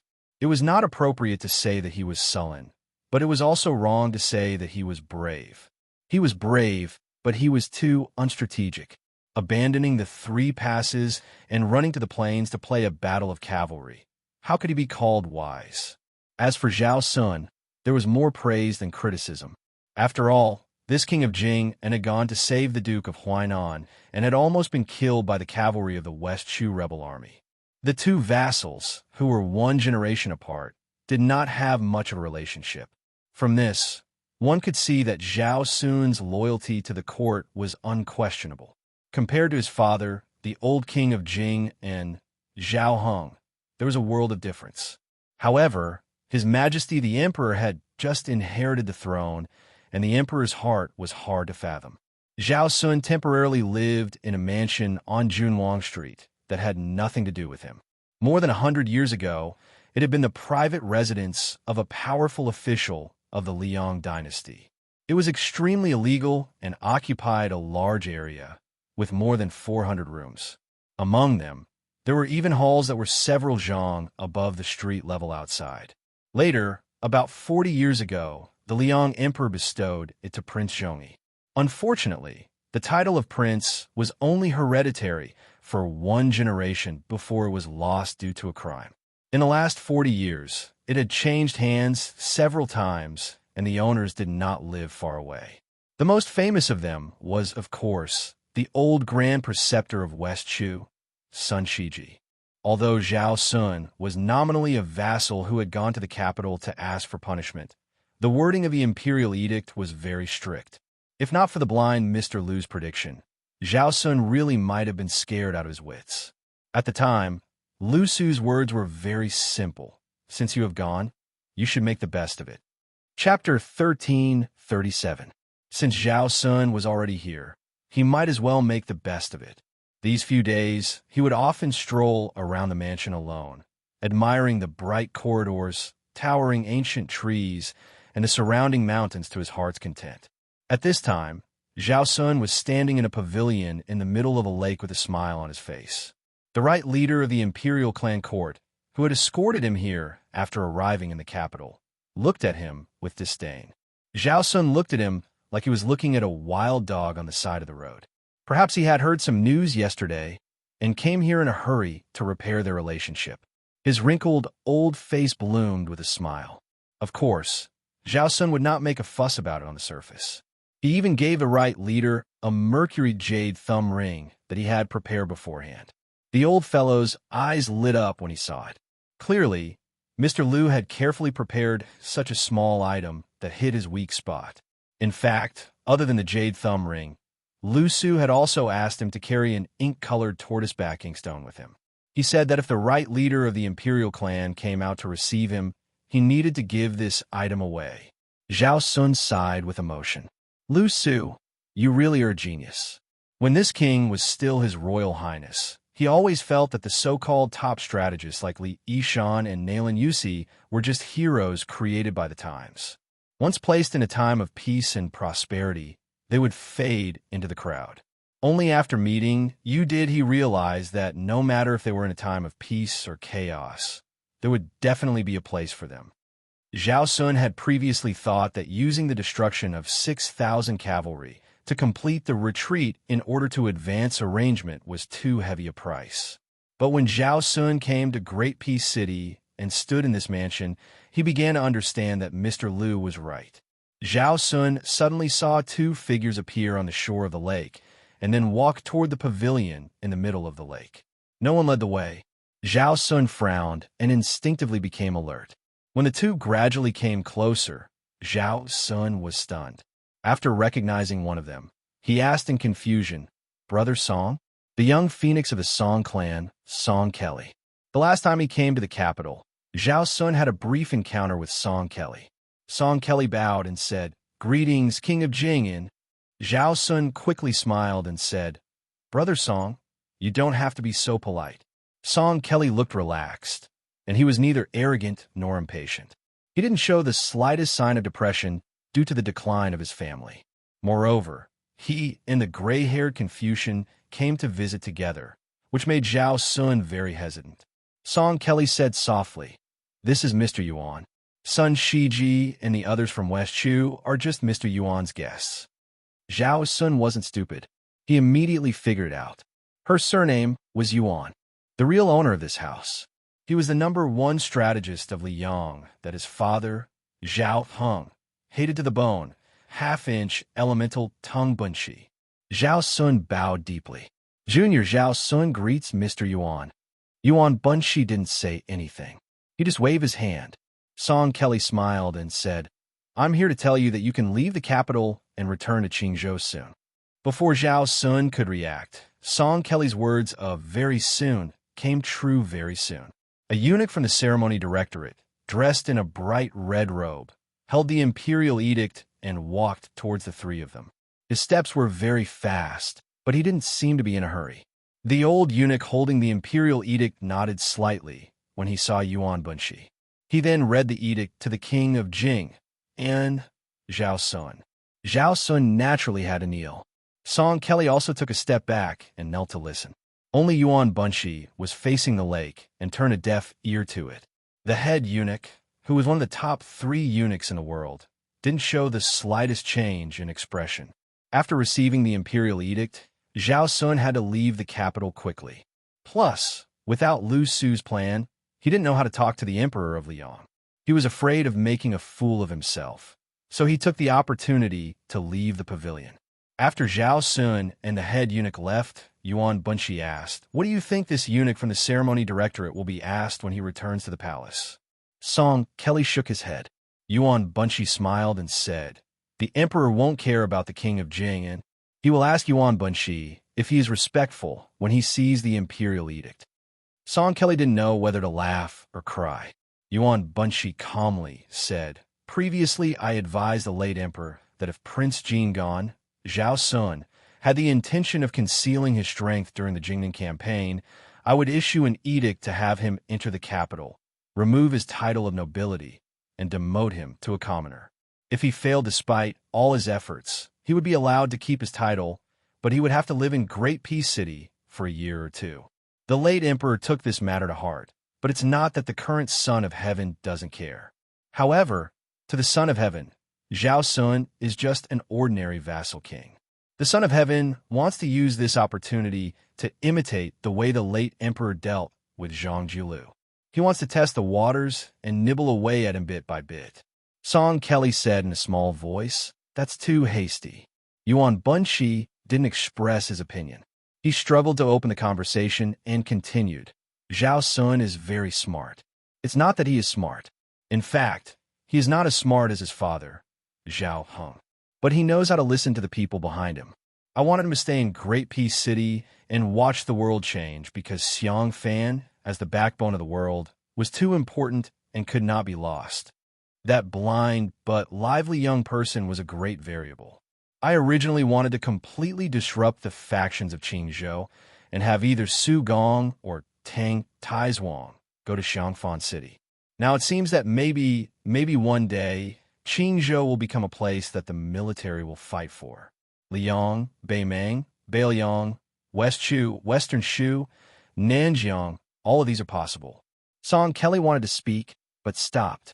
Strategists, scholars who plan, their identities are set. They're just scholars. Then it will depend on how they plan for the people they support. But before that, they must find the right person. Yuan Bunshi narrowed his eyes and said in a deep voice, "Li Yishan was right to find Su Xiao. Zhao Chongling was wrong. I was right to find the late emperor. Sun Ping was wrong. Nailan Yusi was right to find the Yin King, Zhao Bing.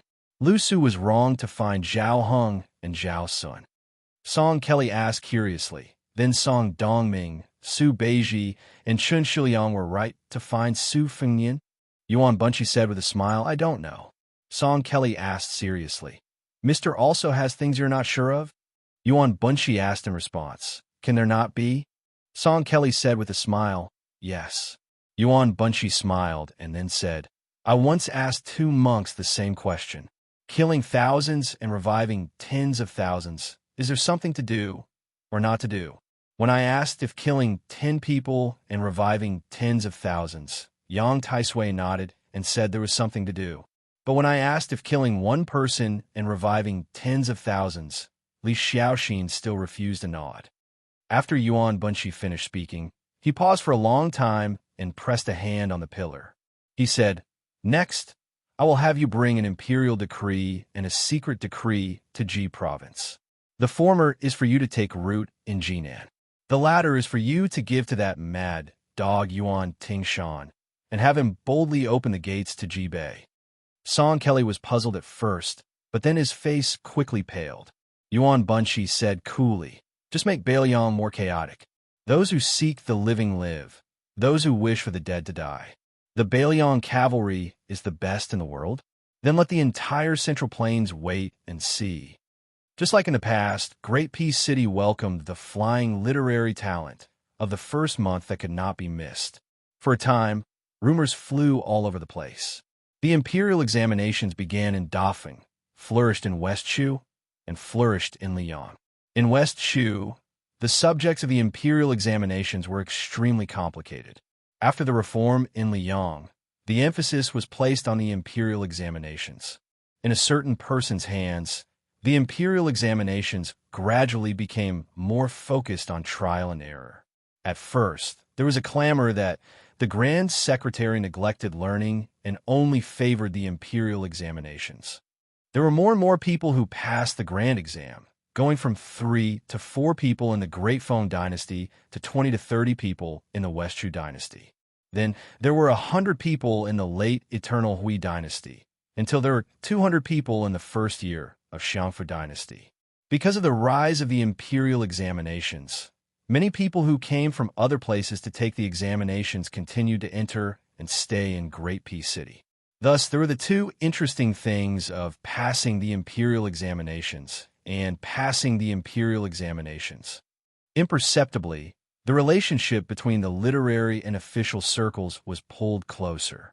Li Yang's imperial examinations were held in the first month, and the results were released in the second month. Not to mention the fact that there were very few people who could pass the imperial examinations. The scholars who failed the examinations were not naive enough to think that it was over. They could not return to their homes. After all, the large amount of traveling expenses when they first came to Shangjing was not something most scholars could afford. Thus, they had to stay in the capital. Those who had connections would find friends and relatives, and those who did not would have to stay in the temples. During this period, other than continuing to study hard, they also had to learn how to get their favorite essays to be looked at by the officials or famous figures in the literary world. Or they could directly send it to the officials of the Ministry of Rites other than the examiners of the imperial examinations. Thus, there were sayings like, the Prime Minister's gatekeeper is a 7th rank official, and the King of Hell is easy to meet, but the little ghosts are hard to deal with. This 7th rank gatekeeper was a bit unusual. After Tannon, he had presided over the imperial examinations several times and was now the heavenly official. Naturally, there was a lot of traffic in front of Yin Maochuan's door. This was not strange. The Song family, which had produced 2 teachers, was also not strange.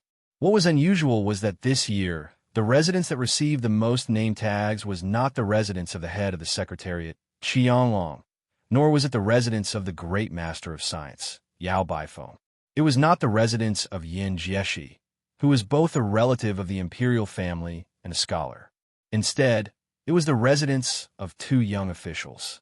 One was the new assistant minister of the Ministry of Rites, Jean Lanting, who was rumored to be the next head of the Ministry of Rites, and the other was the new Right Chancellor of the Imperial College, Sun Yin.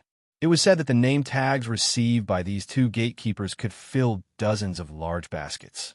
Chapter 1338. The 2 most popular officials in Liyang also showed completely different attitudes. Even though Jean Lanting had a lot of work to do, he still tried his best to meet all the scholars. Even those who could not squeeze into the assistant minister Fu because they were ahead of the Empress Dowager and could not meet, official Jean would carefully review the letters and give them back to them. He would not be careless in his responses. As a result, he had to stay up all night almost every day. Other than meeting the scholars in person, he would also reply to essays and poems. Some of the best poems would even be passed around by Jean Sanlang among the 8 talents of the capital. It could be said that he did not spare any effort to help those scholars gain fame. However, when compared to Sun Yin, Chancellor Sun Yin's son, he appeared to be extremely unreasonable. He accepted the invitation, but during the first 10 days of the first month, he did not receive anyone. He only casually replied to 7 or 8 copies of the letters he received. It was just that this fellow's performance during the martial arts lecture at the directorate was simply too shocking. Don't forget, it was this person who won the battle of words that shook the entire court. Thus, even though this person who was recognized as arrogant in the capital wrote the words, "You don't know shit," in a letter, the person who received the reply still treated it as if he had received a treasure. He shamelessly spread the news and was treated as a joke by the entire Great Peace City. In just a few short years, it went from the Yellow Door Minister Fu to the Wine Minister Fu and then to the Assistant Minister Fu. Then, was it still far from the title of Minister Fu? After Jean Lanting sent off the other 7 of the 8 talents of the capital, he walked alone in the corridor.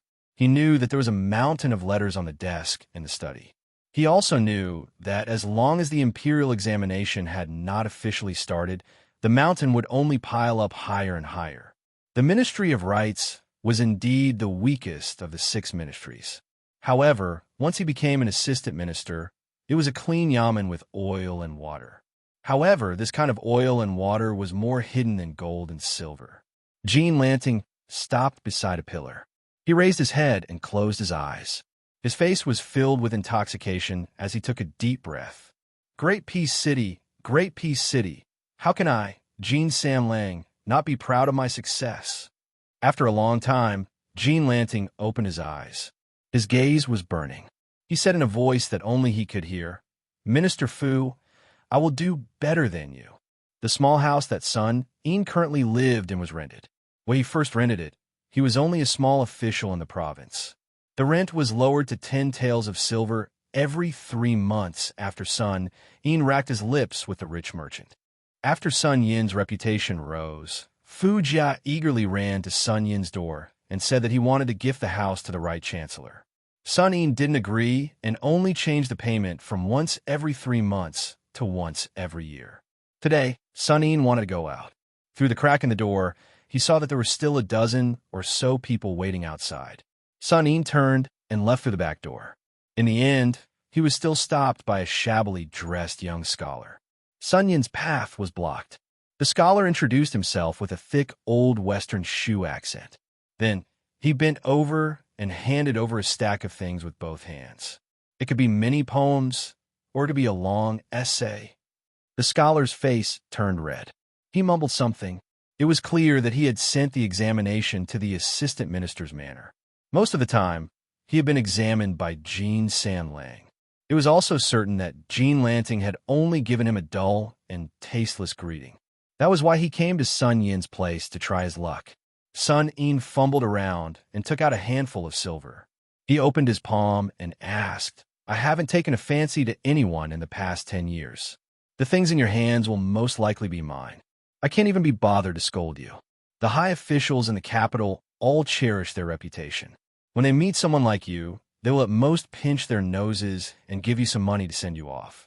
Then, do you want me to give you the silver so you can quickly pay back the rent you owe me and have a few good meals? Or do you want me to look at your things? The scholar from Shishu, who had an average appearance and temperament, shook his head and said, "I don't want money. I only want Lord Chancellor to look at my poems seriously." Sun Yin took back the silver.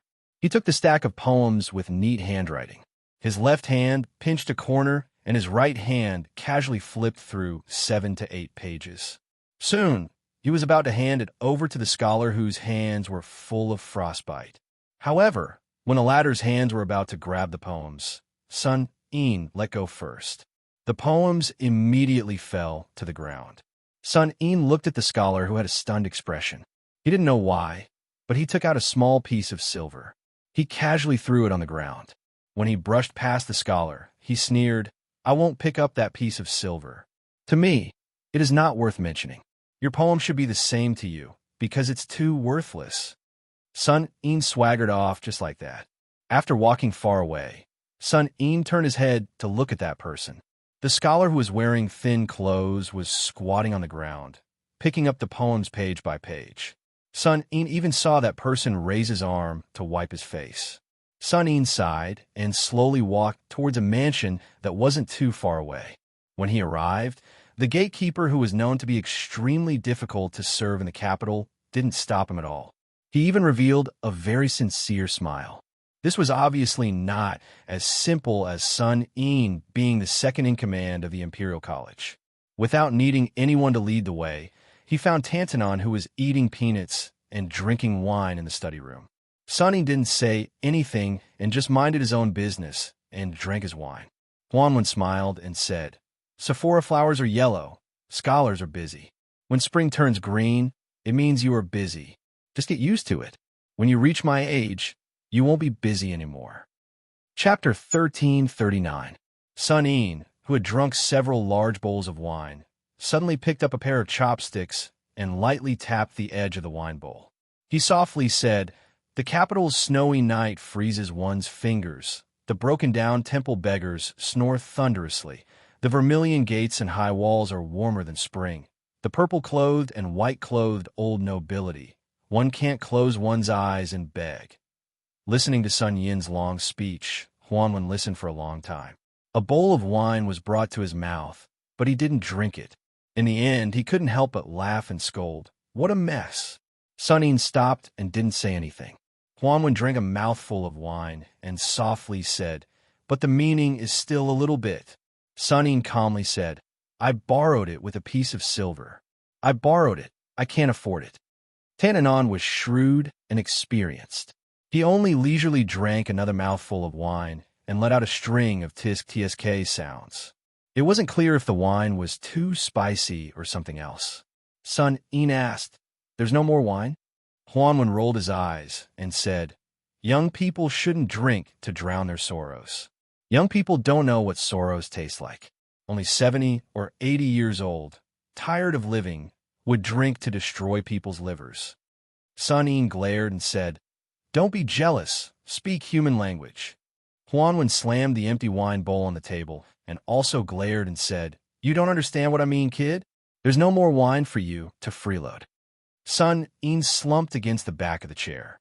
Huanwen said angrily, "If you didn't know to take advantage of your official status and put your first month's salary into your pocket and quickly change it to a yearly payment with that merchant, you wouldn't even be able to enter my door, let alone drink those few bowls of wine."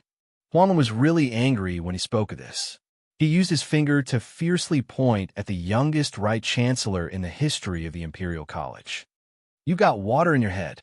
With Beimeng and Li Yong as the offensive and defensive sides, talking about martial arts? Talk your head.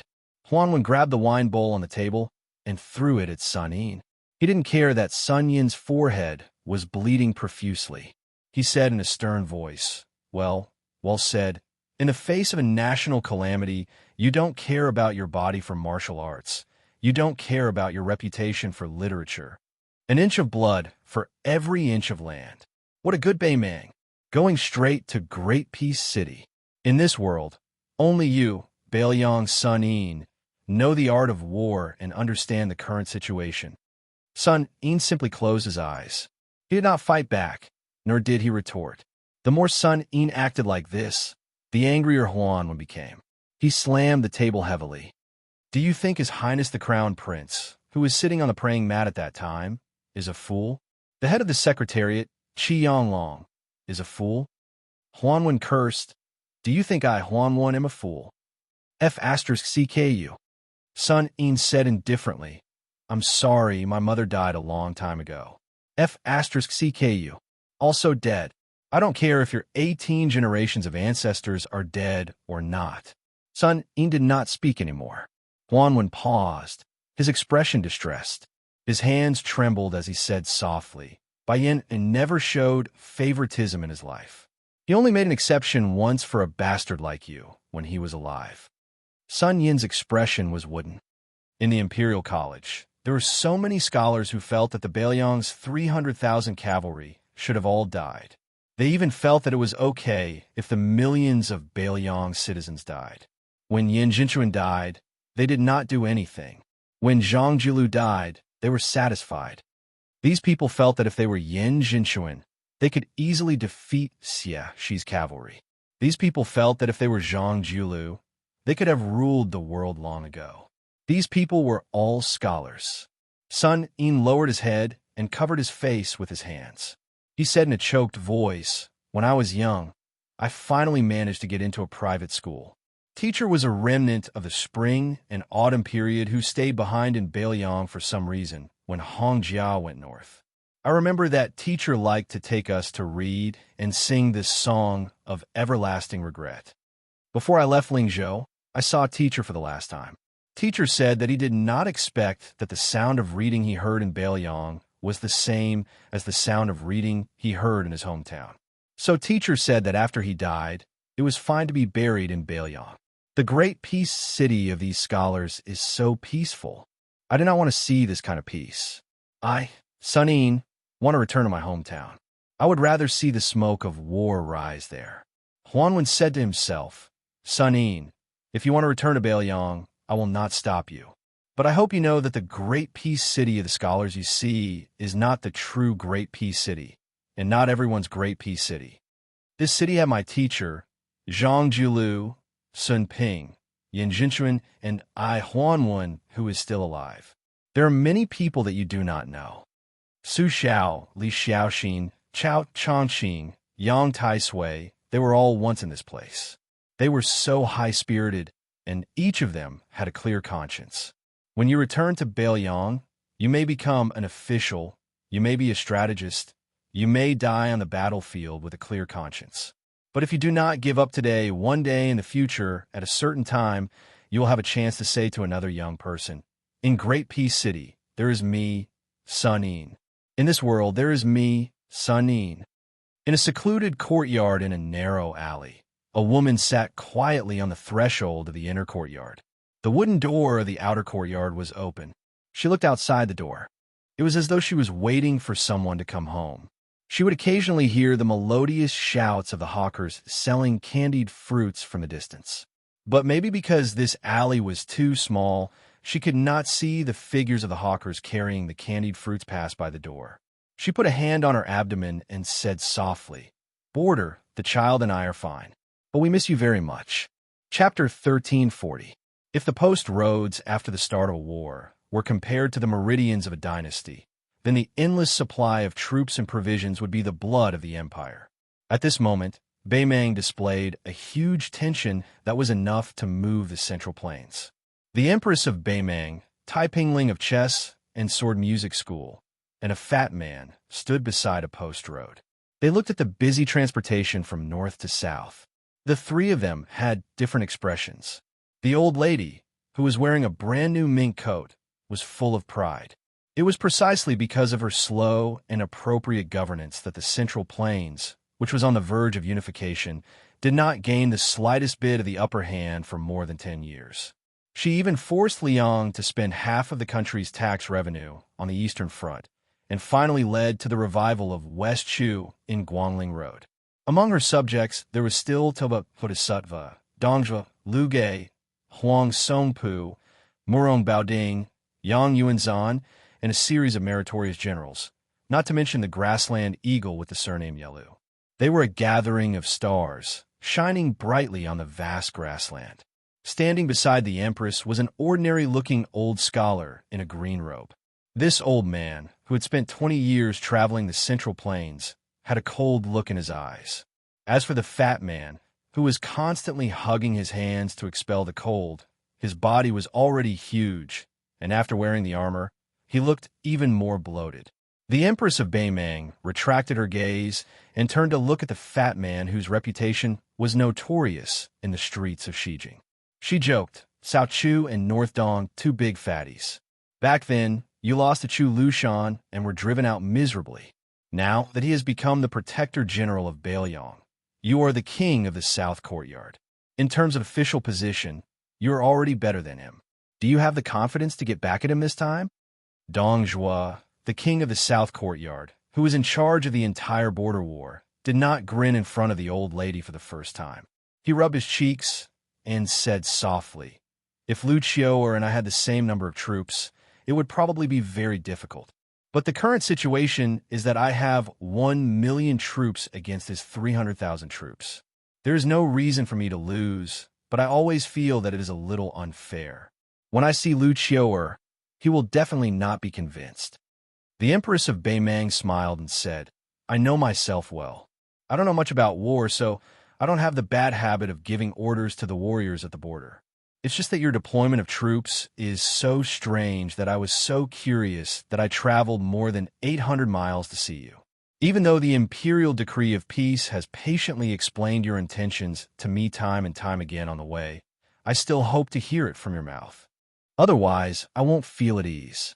After Huang Songpu heard about your deployment, he was so angry that his face turned ashen. He even shamelessly asked me to allow him to be the king of the South Courtyard again. He just wants you to pack up and get out of here, so that you don't squander the wealth that the South Dynasty has accumulated for 20 years. Dong Zhuo clenched his fist, knocked on his red nose, and said in a muffled voice, Among the Liuzhou, Yuzhou, and Liangzhou that border our dynasty, Liuzhou is the easiest to take, and Yuzhou is the most exhausting. But of course, the northern line of Liangzhou is the most difficult to take. At this point, Dongzhi will pause for a moment. The Empress of Beimang waited patiently, but the fat man was completely silent. After waiting for a long time, the old lady could not help but laugh angrily. "Are you done?" Dongzhi continued. "Logically speaking, it's better to break one finger than to injure all 10. The main force should attack Liangzhou and march straight down, swaggering all the way to the Bailiang Palace on Mount Qingliang before stopping. Using a relatively small number of troops on the two flanks to tie down Yuzhou and Liuzhou is the best strategy." The Empress of Beimang nodded. It was obvious that she thought so too. In fact, this was the conclusion that Beimang had reached in the early stages of their discussion. The dried-up bait in Liuzhou did not interest the Beimang at all. Attacking Liuzhou was meaningless other than prolonging the supply line. If the stalemate in Liuzhou was prolonged, Beimang's gains would not make up for the losses. After all, there were several elite cavalry units on the border of Liangzhou that were equipped with terrifying long-distance attacks. Li Yishan had single-handedly created the situation of more than 100,000 refugees in Liuzhou. His original intention was to increase the breadth and thickness of Bailiang's strategy, which had always been its weakness. Dongzhi put on a distressed expression and said, "This strategy was indeed the best strategy." However, after more than 10,000 light cavalry units infiltrated Jizhou, the situation began to change. Furthermore, Bailiang has been flirting with the western regions for the past few years. I'm afraid that when the time comes, not only the north of Jizhou, but also the western regions will emerge and attack the southern dynasties. When the time comes, the southern dynasties will be in a mess. I've considered Su Fengyan's temperament. He's a scoundrel who's never afraid of dying together with others. He'd rather give up his headquarters in Liang province to defeat the southern dynasty. I'm sure he'd do it. Even if he has to wipe out all the Bailiang cavalry, he'll still destroy the foundation that Beimang has painstakingly built up over the past 20 years. This should be his plan. Dongzhi suddenly spat and cursed. King Liang. He's so lucky. After Su Shao the butcher left, he's replaced by that crazy Su Fengyan. Even if it were Chun Jibao, I wouldn't be so conflicted. Dongzhi's eyes turned ruthless.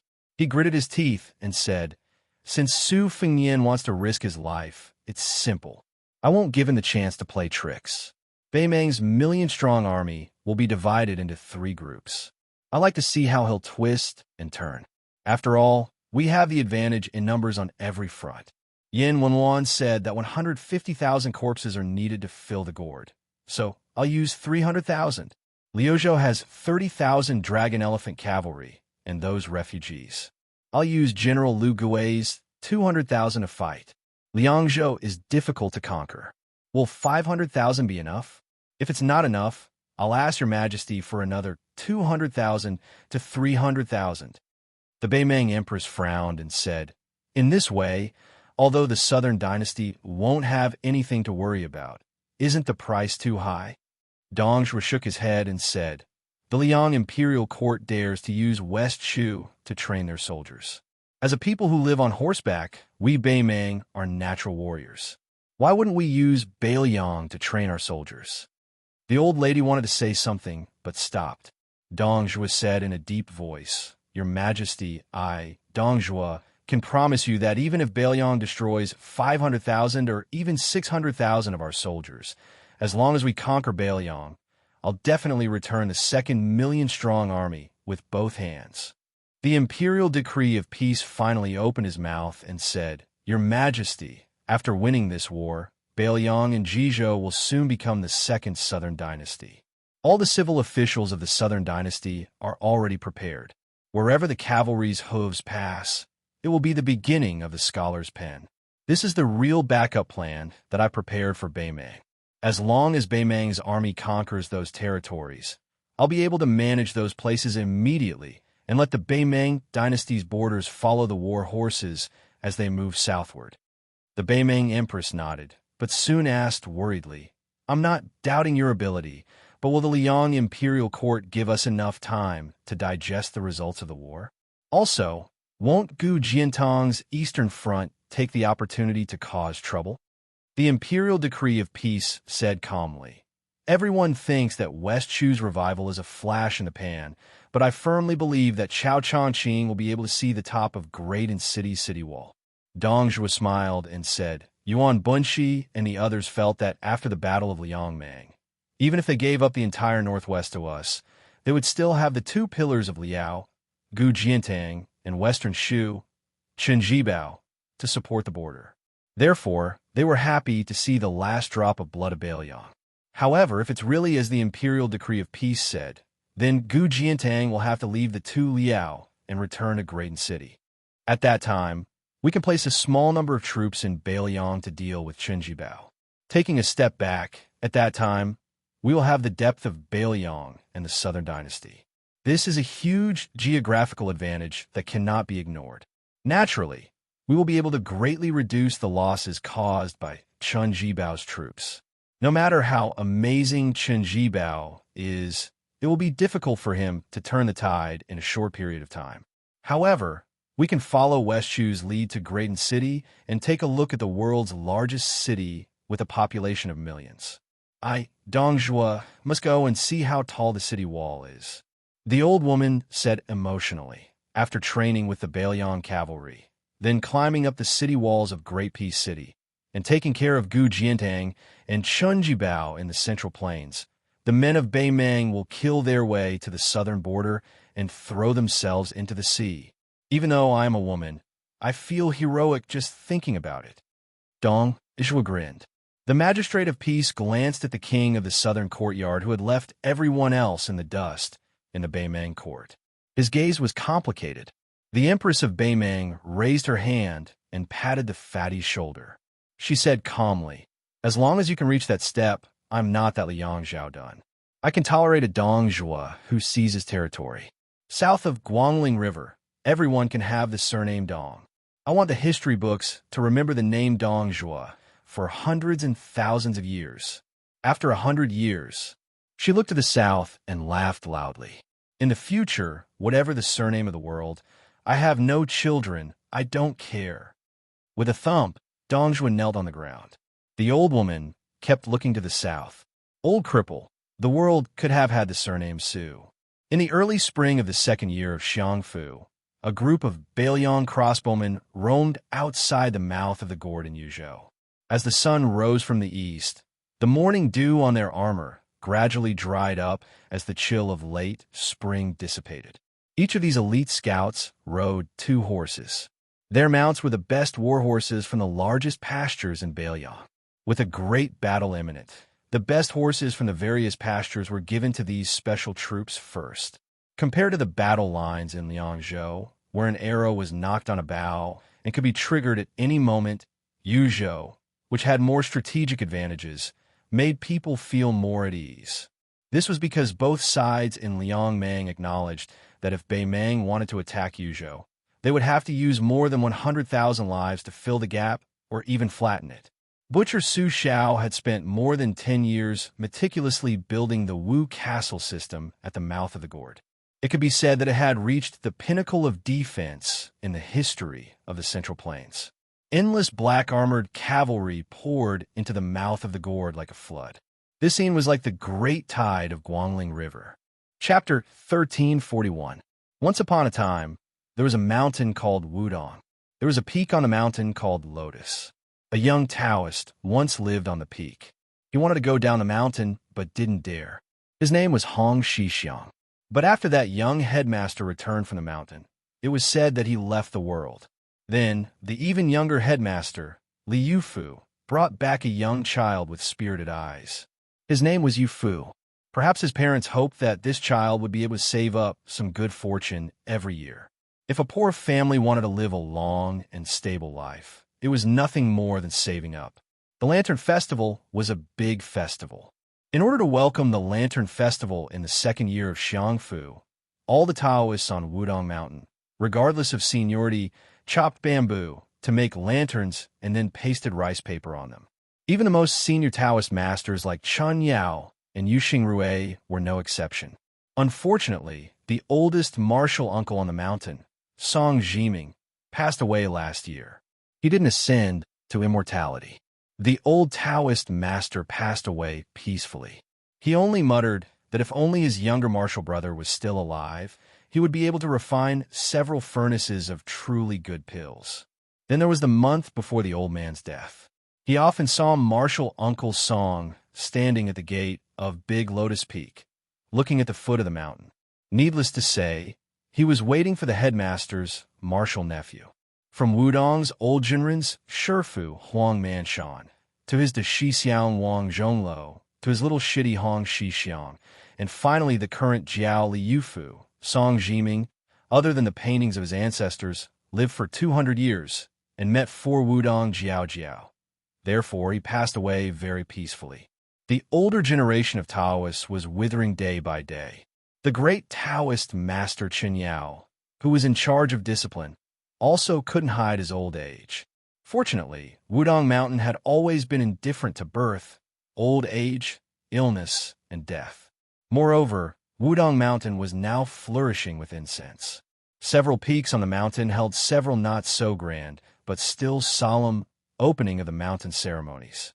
Even though it was close to the Lantern Festival and the sky had not yet brightened, there were still many good men and women who started to climb the mountain to burn incense.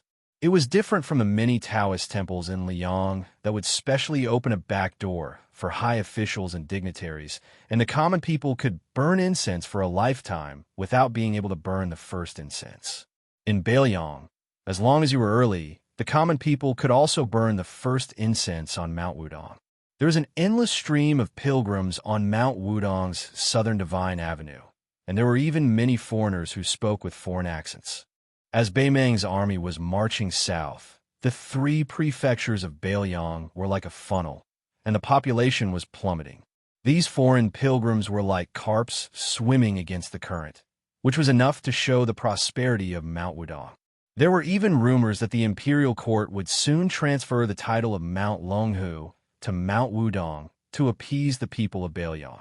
Among the incense-burning army, there was a young man and woman who looked like a young couple. Probably because they were from a small family, they did not wear embroidered clothes or mink coats, nor did they have intimidating squires. They did not even have a lantern. They were climbing the mountain together with another family they met at the foot of the mountain, and they used the family's lantern to make their way up the mountain easier. The young man introduced himself as Su Qi, a native of Beiliang. His wife's surname was Liu, and her hometown was Qingzhou. In his words, she was married to a chicken and followed the chicken and dog, which was why she had come to Beiliang to suffer hardships. The large family traveling with them consisted of 4 generations, a total of 16 people. The old man's surname was Yin, and he was 80 years old. He said he was Taoist Guangling, and he had been an official in the capital as well as a local official. He had only returned to his hometown last year. The old man spoke humorously and was extremely talkative. Along the way, he chatted with Su Qi about what he had seen and heard in the north and south of the Yangtze River, adding a lot of laughter to the boring mountain journey. Although Su Qi did not say anything surprising, he was able to pick up on the old man's words every time. Other than the old man, the other 2 men of the Yin family originally did not like this so-called Beiliang barbarian. This could not be blamed on their arrogance. Among the many territorial disputes in Liang, Beiliang, where Su Xiao was in charge, and Nanjiang, where Zhao Bing, the Prince of Yin, was in charge, had always been the big brother. Not to mention the second brother. Both were barbarian lands in the imperial court. They could not even compare to the 2 Beiliang. As a result, there was once a big joke in the imperial court. They remembered that the first Beiliang scholar had passed the imperial examination like a carp leaping over the dragon's gate, becoming a Jinshi. This made Taiyan City very surprised, and they wondered how there could be scholars in Beiliang. As a result, many people helped that scholar search the family tree. When they finally found out that the scholar's ancestral home was in Jianzhou of the Central Plains, they felt relieved.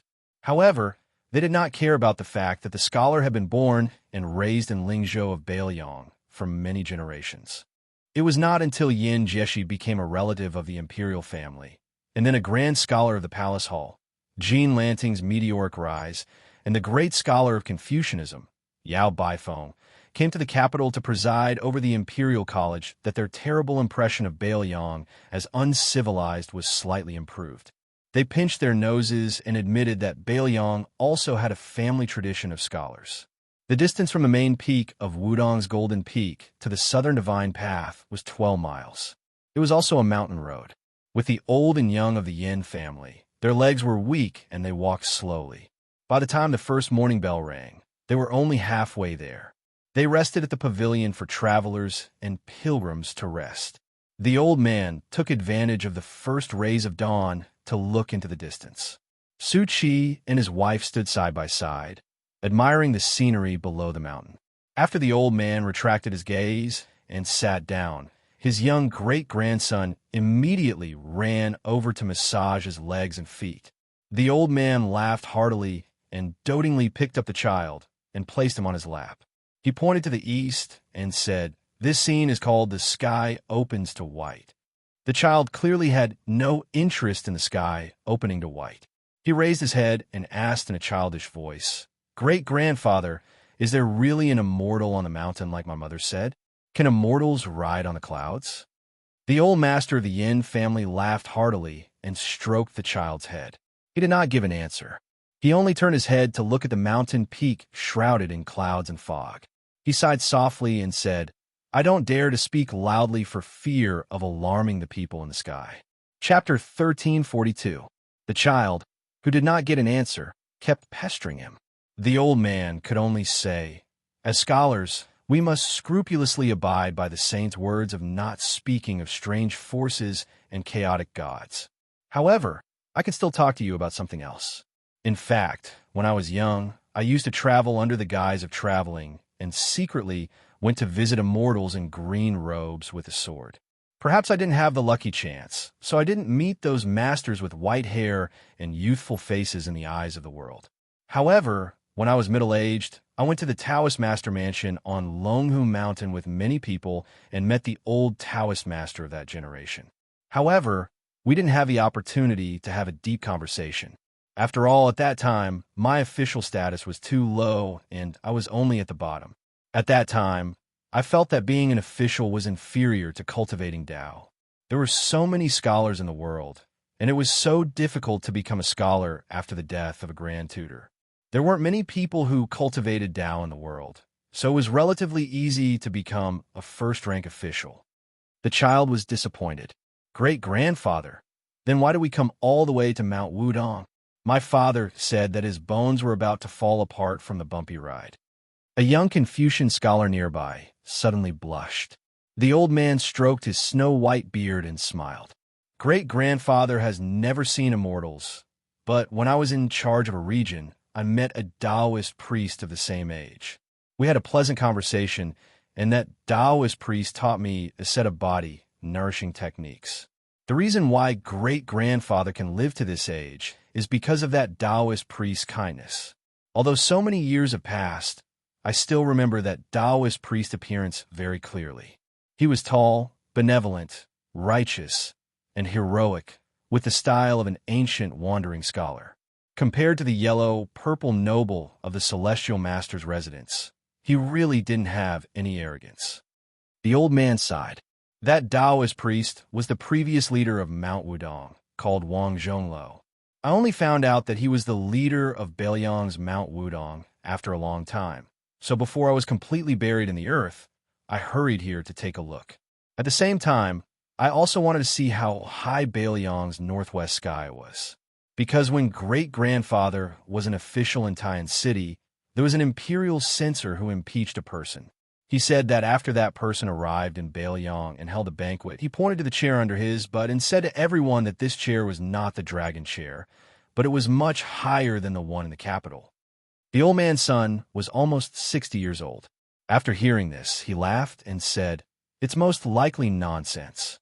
The old man nodded. Bailiang Su Qi, who had been watching the old man carry his great-grandson, did not say anything. He turned around and silently looked into the distance. His wife held his hand, tilted her head, and asked softly, "Is it true or not?" It was indeed the Su Fingyan's Su Qi. He said softly, "It's true. I was still young at the time. I was sitting on my father's lap. He was actually the one who said this to me. He probably wanted to tell me that being an emperor was meaningless." Su Fingyan gripped Lu Qingyin's slightly cold small hand, quietly revealing the truth. Officials retiring at 70 is Liang Imperial Court's rule. Being able to retire at 79 is not something anyone can do. The old man is Yin Song, the highest-ranking official in the capital, the left assistant minister of the Ministry of Rights. He did not have the same political opinion as Grand Secretary Zhang Jiulu. Later on, he was pushed aside to Gangnam-do's Luzhou. He was disheartened, and thus began to study in peace. This time, Grand Secretary Zhang's reputation was ruined. The entire court kept quiet out of fear. Yin Song was one of the few who dared to stand up for Grand Secretary Zhang. So it could be seen that back then, he and Zhang Jiulu had an open and above-board dispute. The reason why I traveled with him was because Su Zhao's impression of this person was not bad. Of all the people who scolded him, Yin Song scolded Su Zhao fiercely, but it was reasonable. The old man suddenly smiled at Su Fingyan. "Su Qi, before I entered Beliang's territory and came to Wudong Mountain, I visited a few academies. The scene there greatly surprised me. It seems like your new King Liang is even more scholarly than the old King Liang. It really is rare." Lu Qingyan glanced at Su Fingyan, who revealed an expression of shame for the first time, and smiled knowingly. Su Fingyan turned around and said, "It must be because he knows that his martial arts are not as good as Su Zhao's, so he can only take a step back and fill in the gaps in his scholarly work." The child was confused. He tugged on the old man's sleeve and asked, "Great-grandfather, didn't my uncle say that the king of Beliang's martial arts are very powerful?" A middle-aged man did not know whether to laugh or cry. He said, "The martial arts of scholarly work and martial arts are not about the ability to fight." After chatting for a while, the group began to climb the mountain again. Now that they had come to Wudong Mountain to burn incense, there was one thing that visitors and pilgrims had to do. That was to see with their own eyes the many Taoists on the mountain, regardless of age or seniority, who collectively participated in the morning and evening exercises. The reason why the old and young of the Yin family had rushed up the mountain so early was to enjoy the scene.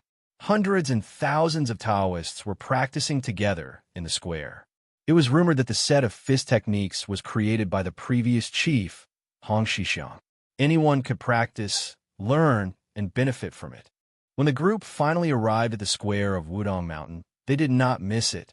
Otherwise, they would have had to wait until dusk. Sure enough, just as the rumors said, countless Wudong Taoist priests who were standing close to each other were practicing martial arts together in the square. Even a layman could tell that the set of martial arts was comfortable. Yes, comfortable. There were no profound movements, nor were there any sounds like the normal practice of martial arts. It was quiet and peaceful. The old man Yin Song praised, "What a natural and smooth move." The child who was sitting on his father's neck pointed into the distance, as if he had discovered some incredible immortal. With a face full of surprise and joy, he said, "There's a child about my age who is also practicing boxing over there. There, he's at the very front." Although the old man could not see the situation clearly, he was a little surprised after hearing it. Isn't it said that the person leading the fist techniques is the current chief, Li Yufu? Su Fingyan explained, Li Yufu took in an apprentice. Behind those Taoist priests, there were many pilgrims who were also practicing boxing. Perhaps it was not the intention or even the form, but every one of them was very enthusiastic. It was just that they could not see the movements of the leading Taoist priest, so they could only practice boxing with the pilgrims in front of them or nearby. It looked a little out of place, but everyone was very serious. Then the old and young of the Yin family saw a young Taoist who did not seem to be very senior slowly walking from the front to the back. Along the way, he was constantly giving instructions to the pilgrims who were learning the fist techniques. He smiled and helped to correct any movements that were too forceful, or where the technique was not in place, or where the wrist was not enough, or where the back was misunderstood. Su Fengyin looked at the young Taoist who was leading the fist techniques meticulously. His expression was a little strange. When the young Taoist saw Su Fengyin, he smiled and walked quickly. Lu Chengyin whispered, "Do you want to practice too?" Su Fengyin asked, "Do you want to see?" Lu Chengyin smiled and nodded. Su Fengyin slowly walked forward and stood at the back of the line. Then he began to practice leisurely. The young Taoist was stunned for a moment. Then he stood beside Su Fengyin. Their movements were the same, smooth and pleasing to the eye. Su Fengyin closed his eyes. In the past, there was an unlucky guy who knew that he would be beaten every time he saw him. He would force a smile and say, "You are here." Su Fengyin whispered to himself, "The one who rides the bull. I am here." Chapter 1343. Wudong Mountain and Su Fengyin were fated to be, and it was Su Fengyin's blessed land. This was already recognized by Bailiang. It was said that Su Fengyin, the new Prince Liang, was able to become the world's #1, thanks to the hard work of the 2 headmasters when he was practicing on the mountain. That was why he was able to make rapid progress in the realm of martial arts. Nowadays, the elephant cleansing pool on the mountainside of Wudong Mountain had become the holy land of neo-martial arts.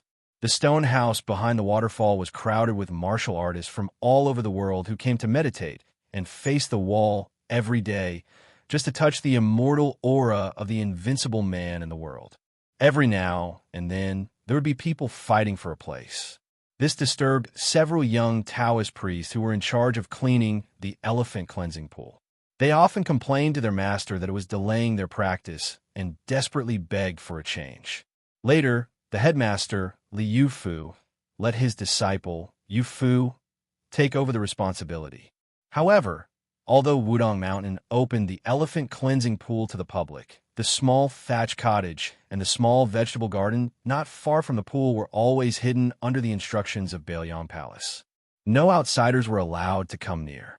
The little Taoist priest, Yufu, would occasionally go to the thatch cottage to play. The originally abandoned vegetable garden also saw green again. After separating from the Yin family, Su Fengyin followed Li Yufu to the elephant cleansing pool. When Su Fengyin saw a large group of people bustling out of their tents and going to the pool to wash up with cotton towels on their shoulders, he did not know whether to laugh or cry. He turned to Li Yufu and asked, "Is it like this all year round?" Li Yufu nodded and smiled. "Yes, these martial artists generally do not make trouble. They take care of themselves. Every day, except for going to the square to practice martial arts in the morning and evening, they practice here. Wudong Mountain can't drive them away." It was unknown who had spread the news that youngest martial uncle had cut the waterfall with his wooden sword. Over the past half a year, more than 100 broken wooden swords had been fished out of the pool. Later on, there was another saying that the reason Wang Ye's divine skill was so great was because he found a martial arts secret manual at the bottom of the lake. Therefore, even though these people were not landlubbers when they went up the mountain, now each and every one of them was very familiar with the water. However, they did not find a secret manual, but they did find a lot of pebbles as bright and clean as jade from the bottom of the lake. Scattered all over the place, there were at least several hundred of them. Later on, after some discussion, they found a craftsman at the foot of the mountain who polished a set of top-notch chess pieces and presented it to Wudong Mountain. Although the gift was not heavy, but the affection was heavy. Su Fengyin was speechless. The Jianghu he was familiar with was like this. The lower the level of the market, the more pitiful and lovable it was. He found a gap and squatted by the elephant pool. Beside him were 2 Jianghu men who were still wearing old, unlined clothes despite the cold of spring. Su Fengyin knew that this was not the realm of being unaffected by the cold and heat. They were just pretending to be strong. In Jianghu, it was important to not lose to others. In the winter, if you wore a mink coat to keep warm, then you had to grit your teeth and wear unlined clothes. Even more ruthless, they would simply bare their arms. This was the same way as the literary world. In the midsummer, there were many madmen who wore fur coats and sang loudly in order to fish for fame. Su Fengyin squatted down and picked up a handful of cold water to wash his face. The burly man on his left glanced at him and was surprised that a young man who looked like a scholar had come to join the fun. He asked in the jargon, Newcomer? Is there a mountain? Su Fengyan nodded. Mountain? Qingliang Mountain should count as a mountain, right? Su Fengyan asked with a smile. There are so many people squeezed here. Not to mention eating and sleeping. Even farting and taking a dump isn't satisfying. May I ask, Senior, is there really someone breaking through here? That fellow thought deeply. He probably felt that this kid was quite smart. He lowered his voice and said mysteriously, how could there not be? 2 days ago, there was a brother who broke through the threshold of the third rank realm in one night. It was a rather sloppy method, but after breaking through, his sword flowed like flowers and water couldn't get through. Before that, there was an old senior from Lingzhou who came here to comprehend the Tao. He stayed in the third rank realm for more than 20 years. In the end, he just sat here for 3 months and broke through. I heard that after that senior became a master, he was in high spirits. On a full moon night, he let out a long roar. His voice was so loud that even a few miles away from the foot of the mountain could hear it. For a full hour, it was like thunder. Don't you think that's weird? Su Fengyan held back his laughter and nodded seriously. Us normal people can't even make a pot of tea's worth of time, let alone a full hour. Moreover, we'll definitely be mute for a month. For this senior expert to be able to roar for an hour, he definitely has a lot of internal strength. He's definitely in the master realm. The swordsman on the right secretly shuddered as he washed his face with cold water. He rolled his eyes and said, Little brother, don't listen to little kitten Kong's nonsense. What clear and long howl? What half an hour? Those are all nonsense. Who would be bored enough to shout for half an hour? Besides, isn't that old man afraid of disturbing the rest of the Wudong immortals? I, Su Shiying, don't respect any martial path master. I only respect the Taoists on this mountain. They are really skilled. My grandfather's grandfather personally saw old ancestor Huang. My grandfather also received help from old sect leader Wang. When sect leader Wang split the river with a finger, my grandfather was watching from the side of the river. Now that sect leader Li is also an expert, just looking at his fist, I have to give him a thumbs up. The man whose real name was Kong Dahu, but who was ridiculed as Kitty Kong turned his head and looked at his brother, who gave him a thumbs up. He laughed. Forget it, Su Shiying. You're always bragging about your relationship with the king of Bailiang. Other than the 2 words Su and Su being homophones, the 2 of you are like heaven and earth, not even half a copper coin. Su Shiying fiercely threw the cotton towel on his shoulder and glared. My grandfather was one of the first old soldiers to follow the great general to Bailiang. My grandfather still has the armor and the 8 dipper bow passed down by my grandfather at home. Kong Daha laughed out loud and said, If your grandfather's really a foreigner like the great general, then why did you say that your grandfather's grandfather had seen the founder of Wudong's sect, Huang Manshan? Did you not prepare your boast properly? Su Shiying felt guilty for a moment and then became angry out of humiliation. He said, Anyway, my grandfather was born in the 2nd generation of the Liaodong Old Barracks. Before the imperial court used the era name Yonghui, he had followed the great general to the north and south. My grandfather could shoot with the 8 dipper bow on foot and hit 8 out of 10. He could shoot with the 6 dipper bow on foot and hit 7 out of 10. My grandfather said that even the great general praised his archery back then.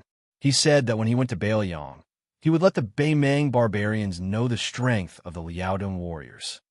Kong Dahu sneered and said, I've heard that other people say that divine archers can hit 100% of the time, or they can shoot a willow leaf from 100 paces away.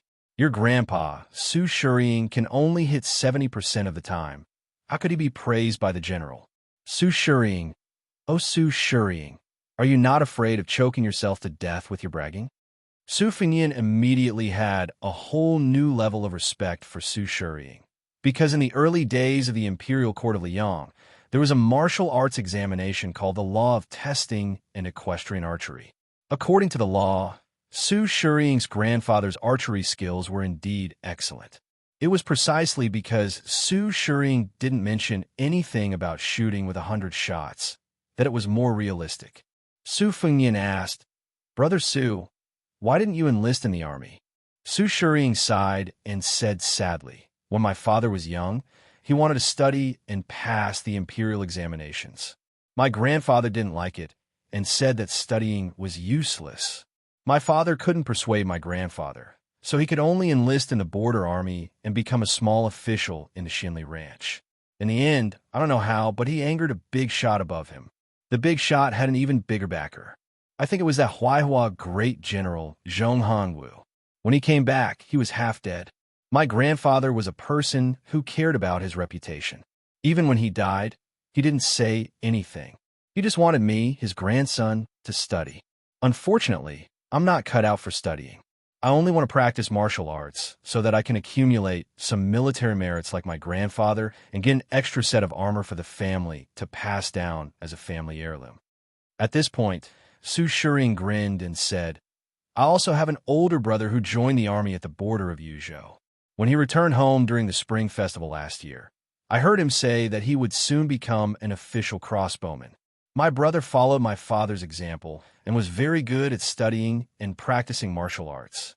Su Fengyan asked curiously, Your father was wronged at the border. Why did he let your brother enlist in the army? Besides, the culture in Beiliang is gradually growing. Studying can also give one a good future. Besides, the northern barbarians are coming. It's not safe to be a soldier. Su Shiring, who always gave off a sloppy feeling, said sincerely for the first time, I don't know what my brother was thinking. At first, he really didn't want to be a soldier, but after a few years, he didn't want to study at home. Luckily, there was a young lady in his hometown who missed him. She's almost become an old maid. But last year, my brother promised his future sister-in-law that as long as he became the most difficult crossbowman in Beiliang's 300,000-strong border army, he would marry her grandly the next time he returned home. As for my father, when he returned home from the border, he only knew how to drink. After my brother joined the army, he drank the most. But in the past 2 years, he drank less and didn't say anything crazy. Especially after the Spring Festival, he even quit drinking. Last time, when he and my brother went to visit my grandfather's grave together when my father toasted, Su Shiring didn't continue speaking. He lowered his head and washed his face fiercely. Although Kong Dahu and Su Shiring usually teased each other, their friendship was actually quite good. The Beiliang martial artists who came to the elephant cleansing pool to bask in the glory were divided into different groups. Small characters like them who didn't have any family background couldn't even squeeze into the areas with good feng shui near the pool, let alone meditating and facing the wall in the stone house behind the waterfall. Some of the disciples of sects and schools formed groups, each with their eyes on the top of their heads. Not only did they feast on fish and meat every day, there were also many young female heroes who stuck close to them and messed around in their tents every night. Every morning when they woke up, their faces were glowing. People like Kong Dahu and Su Shiring could only watch enviously from afar. Those who were more daring would go and eavesdrop. Of course, the premise was that they weren't afraid of being beaten black and blue by the young heroes of the righteous sects. Chapter 1344. There was a commotion behind the three of them. It turned out that some people had recognized Li Yufu and his disciple, Yufu. They all went up to greet them. Li Yufu was famous on the mountain for treating people kindly and not putting on airs with anyone. This was not the surface of being smooth and slick, but the spirit inside. This was also the chi of Wudong. Wudong Taoists did not care about seniority or Taoist temples. They all had the homework of reading the fortune sticks for the common people on the 1st and 15th day of the lunar month, and even writing letters on behalf of others. On this matter, an unshakable rule had been set since Ancestor Liu. Huang Manshan had read the fortune sticks and written letters for people. Wang Zhonglo was like this, Hong Shixiang was like this, Li Yufu was also like this, and, maybe in the future, the little Taoist boy, Yufu was also like this. Cultivation in Wudong was to cultivate people before becoming an immortal and cultivate oneself before becoming a Taoist. This was the true chi of Wudong Mountain. Su Fengyan and the other two turned to look at the young leader. Kong Dahu introduced him softly. This is Wudong's leader Li, a disciple that the old immortal Yu Xingrui took in the Eastern Sea in his early years. Leader Li's temper is very good. There are rumors in Jianghu that he killed an evil dragon in the #1 blessed land of Taoism, Earth Lung Mountain. His cultivation is unfathomable. There are also people who say that the king of Baelyong made a special trip to Wudong Mountain to write to the imperial court, requesting for Wudong to be conferred as the ancestral court of Taoism. I think this is reliable. In the past, I didn't have much of an impression of that prince. Later, he sent troops to the border and refused the imperial edict to enter Baelyong, which was very satisfying. He also killed the arrogant and domineering old military chief Zhong Hongwu in Lingzhou. I feel that the new Prince Liang did not disappoint. This time, when the northern barbarians attacked, I heard that Prince went directly to the border and did not hide in Mount Qingliang. This matter was done to vent people's anger. Otherwise, if he became the #1 master in the world and still hid at home, it would be too embarrassing for Baelyong. For those of us who walk the Jianghu, if we leave Baelyong, wouldn't we lose face? Su Fingyin smiled helplessly. Su Shiying softly said, "If the battle at the border is fierce, I'll ask my brother to introduce us to kill the barbarians. Killing one is worth it, and killing two is worth it." Kong Dahu couldn't help but mock. "You're just a pretty face. If you go, you'll definitely lose money." Do you really think that the northern barbarians are easy to mess with? Those barbarians have been relying on archers and horses since they were young. Their archery skills and horsemanship aren't bad. It'll be useless even if you go. Kong Dahu suddenly sighed with emotion. His Highness has done something wrong. He gave all the good stuff in the Tide-Listening Pavilion's armory to that Wulin Alliance head of Mount Hui. It looks like that purple-clad woman is as beautiful as the rumors say. Otherwise, His Highness wouldn't have been so generous. Speaking of which, it's not a bad idea to leave some leftovers for us martial artists in Baelyong. Let's not talk about top-notch secret manuals, second or third-rate ones. Just give us one or two of them. Su Shiying spat. With your little backbone, you want to become a peerless expert? Even if His Highness were to give you a pile of secret manuals, it would still be a dream. Kong Dahu didn't get angry. You, Su Shiying, have a lot of backbone. Can't you just give me a few pounds? Su Fingyin tried to smooth things over with a smile. Wudong's nameless fist technique that everyone can learn has deep meaning. It contains Hong Shixiang's understanding of the Great Tao. I dare say that even if you only learn this fist technique for the rest of your life, you'll benefit from it regardless of whether you've been training in the past. Let's not talk about attaining the Tao and ascending to the heavens or becoming a first-rank expert. After all, it all depends on one's fate. But if you want to talk about strengthening the body and extending life, you'll definitely be able to ask the King of Hell for a few more years. In my opinion, even the 100 secret manuals in the Tide-Listening Pavilion can't compare to that fist technique that everyone can learn. Kong Dahu was skeptical. Little brother, is this fist technique really that extraordinary? Su Fingyin nodded and said, "It's just like an article written by a blind person. It looks very knowledgeable, but in everyone's eyes, it's just that. It's not really good knowledge. Similarly, the harder it is to learn a martial art, the higher the threshold. It might not be a good martial art." Kong Da laughed. This logic sounds nice, but it might not be true. Which martial art in the world doesn't have a high threshold? Little brother, do you think the old god of swords Li Chuangong's 2 sleeves green snake is hard to learn? How could it be something that anyone could learn? The new god of swords Dong Tai's sword technique, even a master wouldn't be able to understand it. Su Fingyin, who was rebutted, laughed. This is the brilliance of Wudong's fist technique. It is also the true meaning of Hong Shixiang's great Tao. The heavenly Tao that people can't reach is like the dangerous path at the peak of Mount Hua. It's just a narrow path. Although there are footsteps, there aren't many people. However, Hong Shixiang's great Tao is the flat path in the world. Everyone can walk on it. As long as one perseveres, even if one's talent is mediocre, one can walk far. Kong Dahu was stunned. He pointed at this brother and laughed. It sounds like a twisted logic, but it does make sense. Su Shiying patted Su Fingyin's shoulder and said, "Little brother, you have good perception. In the future, you will definitely become a famous master." Su Fingyin smiled. "Thank you for your kind words." After the 3 of them stood up, Wudong's chief Li Yufu was still surrounded by people. The little Taoist child who went up the mountain during the heavy snowfall last year stood outside. He carefully sized up Su Fengyan. For some reason, the child had an unreasonable respect for this mysterious man whose identity he didn't know, but who was able to make his master pay special attention to him. But soon, he felt a sense of closeness in his heart. But in the end, it was more fear than respect.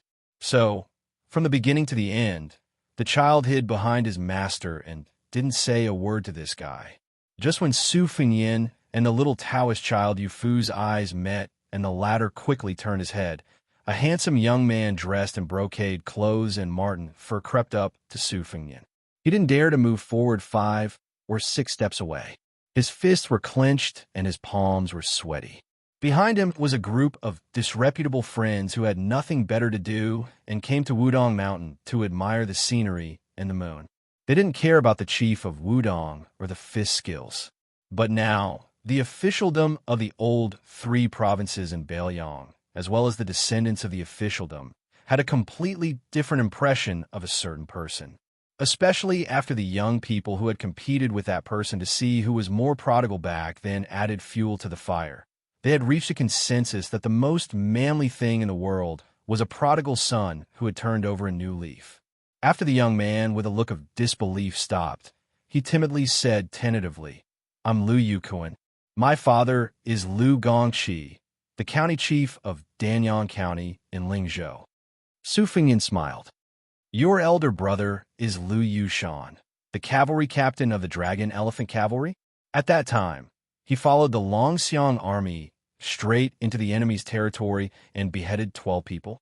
Lu Yukuan, who was the most domineering in the eyes of his companions, suddenly had tears in his eyes and trembled all over, as if he had been struck by lightning.